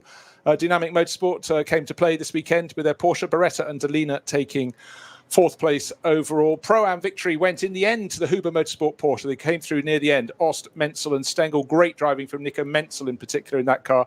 And back down to 6th place goes the number 2 Mercedes of Guy Maziak and Frank Kecheler. 2nd car in the Pro-Am class is the car that started on pole position. Patrick Niederhauser kicked that off. Milan Doncic brought it home. 8th place, it's the number 35 Walkenhorst Motorsport BMW. 9th place, the AM class winner from Get Speed, the Mercedes of Janine Schaffner and Moritz Krantz. And 10th place, Weiss and Krumbach, the Ferrari in number 22, takes 10th place overall. So a late reshuffle. We'll look for the penalty, but clearly some time has been added to the car that finished 3rd, the number 2 Get Speed Mercedes. That falls to 6th place. Wow. How things change even after the flag has waved at the end of 4 hours. So we'll get to the foot of that. But for Axel Jeffries and Michele Di Martino, they pushed really hard, and that puncture wrecked their race. They could have been the winners, but to get 3rd place and the points that go with that, that's still worth taking, Snowy. Absolutely. It's just, I'm intrigued to know what happened to the Get Speed Mercedes and what the penalties for, which we'll find out very shortly if we can for it. But what a shame there from, as you say, from 4th to last in class, if you like, in its batch, certainly at the first corner, and back up to 3rd was a great story and a great drive. But and they have got the token compensation, the consolidation prize, if you like, of that fastest lap of a stunning 7:57.4. But some time penalty being added to that and dropped down to 6 overall. In some ways, Axel Jeffries driven the Conrad Lamborghini. Great to see that car back up there. That did an 8:01 as well, and some staggering times there. Just the fastest times, the fastest laps of the top 3 cars. 7:59.6 for Dan Harper, Vincent Kolb an 8 dead, and Axel Jeffries an 8:01. So just 1 second each separating those top 3 after 4 hours at this level. Those are the fastest laps of those 3 cars. Quite extraordinary. It really is, and again, when misdemeanor penalties start getting added late in the race, when they've done the maths and decided not to bring them in for a drive-through penalty because it's too late in the race, and then suddenly that does change the order, but nothing changes the result for the BMW Junior team. And for the happy trio, the driver who started it, Neil Verhagen, Max Hess, who really chased on in that second stint, and then the driver who brought it home, Dan Harper, really good. A 5-minute, 5-second penalty saves us doing the maths, as they say, and that is what moved the number 2 Mercedes, Kuba Gavaziak and Frank Kekele, from 3rd at the finish down to 6th place overall. So that really must hurt, particularly after you've mounted a really strong recovery drive. But rules are rules, and we'll get the full message for that later on. So the pit lane is as colourful as it was before the start of the race. We had more than 120 cars starting this race, and the good news is the ones that finished looking almost as they've not gone out into the race. They're so immaculate. Many's a time on the Nordschleife when, frankly, cars look as though they've been across a desert or through a snowfield, or just the muck and the dirt you get off the track when there's heavy rain. And let's face it, we have plenty of that. But today the sun shone at the Nürburgring around the Nordschleife, and we were treated to a truly fantastic race. And I think I'm really looking forward to seeing the celebrations of the winning crew up on the podium. We are staying to watch the podium ceremony, and they have rightly earned their place, which today is a place in the sun. And there are points in any driver's career where momentum can either go with you or against you, but for that young trio, it's definitely with them today, and it's something else they can put on their calling card. Well, as you say, we said it a few times, didn't we, during that stint, and he didn't let us down. But young Dan Harper, he's done his reputation, his CV, and his stock, as many cliches as you want to describe that. He's done it no harm whatsoever, and no real mistakes. And I think, I'm not being benevolent, but I think that even that one little bit where he got more than 2 wheels, all 4 wheels onto the grass, I think it was actually avoiding something else. It wasn't a blatant, but more look at it, more think about it. It wasn't a back marker really got in the way. It just didn't, perhaps he didn't quite read it right, a bit of 50-50. But my point is, he had the good sense not to get involved in it and tangled up. He came out of it. So what? Go on the grass a little bit. It doesn't really matter. It's a relatively slow part, a little bit wide. A bit of a kick coming back on again. It would have, I said at the time, just mentally, press reset, as in, come on, Dan, you can do better than this. But the point was, he didn't get involved in something that very easily could have just been race ending and throwing away the lead there. And that can do a young driver's reputation so much harm. Just not reading it right. The team will have seen that and gone, okay. Yeah, he was under pressure. That bit of pressure. Yeah. And he had that pressure for that stint of Frank Stippler. We repeat it, but it's a very, very good reason we repeat it, is that he's an extremely experienced endurance driver. And knows where to push and where to press and what not to do and not to take lunges. And we said, didn't we, a few times, he's not making any lunges. He's just putting the kid under pressure. And it's like, well, let's see if we can exploit this lack of experience, exploit the youth and push him into a mistake. And it didn't happen. And you know what? You could race in these events all through the season, and any particular driver may spend the entirety of, let's say, 6 rounds around here not actually being on the track at the same time as one of their rivals, just according to the circulation, the rotor within these cars. So maybe that was the first chance he had to race wheel to wheel, nose to tail with the likes of Dan Harper. So it's a learning experience all around. And I challenge anybody to compete on the Nordschleife and not come away having learned all sorts of lessons, whether good or bad. But you have to learn. And today, for once, they didn't have to learn how to do it in changing weather conditions. So we are in the middle of summer, just had the longest day of the year. And I think we'll have the biggest smiles of the year shortly, because people up on the podium are already getting ready with their cameras, waiting to receive the top finishers. And just to refresh, in reverse order, they didn't think they'd finished higher than 4th after losing the lead with a puncture, but a late race penalty. After the cars crossed the finish line, we got news that it was not the number 2 Mercedes in 3rd place for Get Speed, but it was the number 7 car that worked its way back, the Conrad Motorsport Lamborghini, 2nd place after a valiant fight, the Phoenix Racing Audi. But winners today, the number 44, the BMW M6 from the BMW Junior team. Let's go through the names. Neil Verhagen kicked it off. Max Hess, great stint in 2nd place. Then the final 2 stints in this 4-hour race to Dan Harper, and between them, they concocted victory. It was tight at the top the whole way through. And really, those last 2 hours in particular, it was nose to tail stuff. It was who would flinch first, who would read the traffic right, but getting it right by eventually 2.5 seconds. It was the BMW Junior team. So theirs is the happiest garage up and down the pit lane. And they'll be called out onto the podium in the next few minutes. Already I can see the announcer is up there with the microphone. We all know anybody who's had to conduct a podium ceremony, it's not the easiest thing in the world. Drivers want to talk to people when they should be moving quickly up. But we do have the podium ceremony with Michele Di Martino and Axel Jeffries up into the lowest step for third place. They worked hard for that. You can't factor in a puncture in this. And also it was one that cost 4 minutes as Axel Jeffries limped back, do you remember, Peter, to get that tyre replaced. And it ripped off the inner wall, but they did a good job there. Just a very quick stat for you, which is just, forgive me for a minute. Dan Harper, his last stint there, 43 minutes in that car. Yeah. Fastest lap, the 7:59 we've mentioned. His average was only 8:01 though. Only 2 seconds different from his fastest lap over 43 minutes in that car.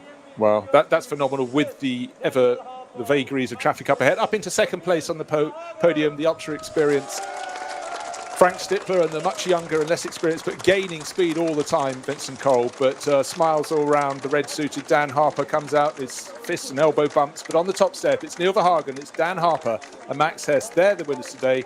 And for the BMW Junior team, it's another page in their rich history. BMW so strong at promoting young talent. And who knows? We looked at BMW Junior drivers over the decades and how they've been promoted up through the sport. So who knows where this trio will be going. But this is a building block in their careers. And, thoroughly good job by all three of them. They didn't crack under pressure. They were quick, but they didn't crack. And that's the key as the national anthem is played.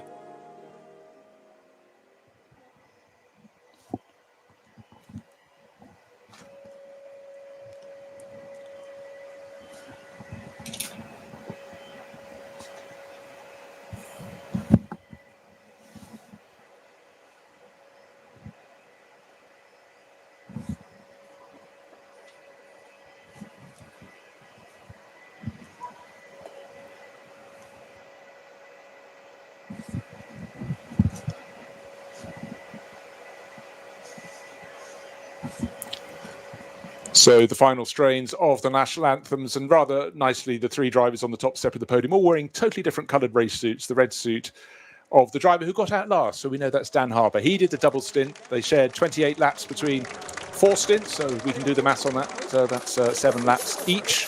I've noticed that, but they are normally race team drivers in a team have the same suit. But they're all three are different. But their pattern design is identical, just 3 different colours, blue, red and black.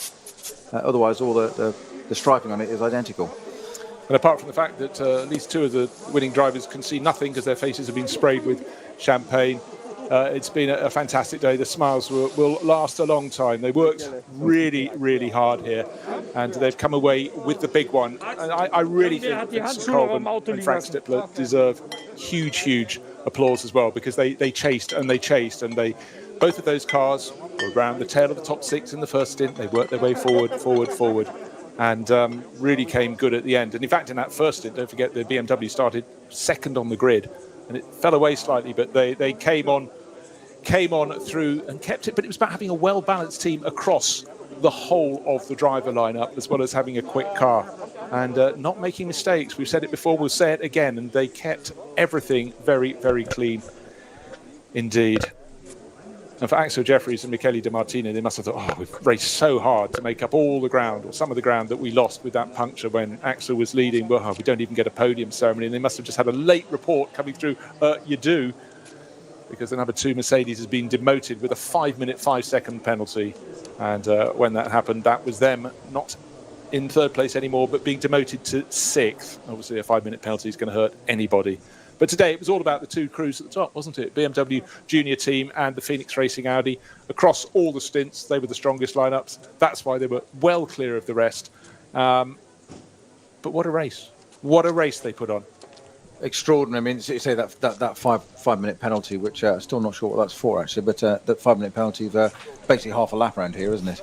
That's what they've done. That's a big lap if it's going to hurt anyone. But what an extraordinary race. We say it every single time, Bruce, that it always throws up. Variable is a word that you use consistently, if that doesn't make sense, variable and consistency in the same sentence. But it's there's always something new, there's always something different, and you just when you think you can predict it and begin to read it, and you never do as a commentator, because we know it can, but this place always goes and changes. It just goes, just when you thought, I'm going to do this, or we're going to do that, and you say, even then, and I don't want to focus on the demise of this, the Get Speed car, but, you know, third from being last in class, work again, and then you say the flag has dropped, it's finished, the race is over, and then still something happens, they get dropped down to 6. You just never know. The only thing that has remained utterly consistent today, well, two things for me: one, the weather, and my utter awe and admiration of young Dan Harper and his teammates in that BMW Junior car. I think they've done an extraordinary job. Well, looking at the highlights of the race, extraordinary miss, because Kubica Masiak spun out of third place, or had to spin out of third place at the opening corner of the race, led by Patrick Niederhauser, and really fierce fighting through the course of the event. Neil Verhagen pushed very hard in the number 44 BMW Junior Team car, but one of the cars, the star of the show, was Conrad Motorsports' Lamborghini, pushing hyper hard. And certainly with Axel Jeffries, they did fabulous things. But there was rear bodywork damage at the end of the first stint, and that was the least of their problems. We saw cars getting a wheel onto the dirt from time to time. Great move by Moritz Krantz, going by Neil Verhagen. All Verhagen did was dip one wheel very slightly onto the dirt. And then, of course, we had 3 regular runs into the pit lane. It's a question of which laps they came in to make their mandatory pit stops. But for Patrick Niederhauser, he did a stunning early job in the Pro-Am class car that was leading overall. Handed over to Patrick Kolb, had a 4-driver rotation there, and then the race came down to a battle between the Phoenix Racing Audi and the charging number 44 BMW M6. A great move by Dan Harper to take the lead of the race. And further down the order, more fierce fighting through the Grand Prix loop. All was very clean indeed this weekend, and then through the corner with a new name, Sabine Schmidt's curve, the corner that takes you out onto the Nordschleife. And unfortunately for BMW, Walkenhorst Motorsport team, one of their cars lifting in very slowly indeed. That had gearbox problems and it was parked, so big disappointment for David Pittard, who's been at the wheel. Changing positions in and out of the pit stops, and it went down to a 2-car battle between Dan Harper, first against Frank Stippler, and then against Vincent Kolb towards the end of this race into the final pit stops. It was Stippler coming in from second place, but the car emerging now, driven by Vincent Kolb, just in front of Dan Harper. Dan stayed in the car and he immediately took the opportunity to go in the lead, then had a little run onto the dirt coming out of Galgenkopf. It could have gone horribly wrong, kept it in front, kept the momentum going, worked the traffic really well, and the Shell livery car took it through after 4 hours to take the checkered flag, just 2.5 seconds to the good over the chasing Vincent Kolb. Delight all round for Dan Harper, for Neil Verhagen and Max Hess. They were on the top step at the podium. Second place, the Phoenix Racing Audi, and up to third for the Lamborghini.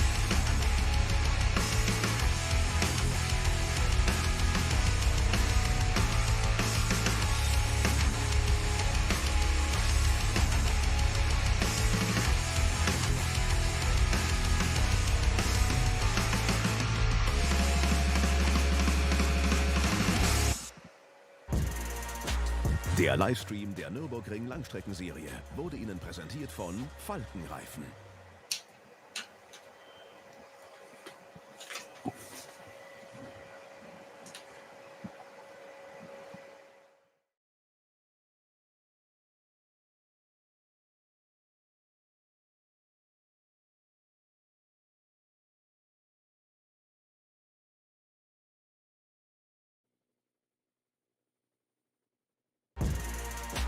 Der Livestream der Nürburgring Langstreckenserie wurde Ihnen präsentiert von Falkenreifen.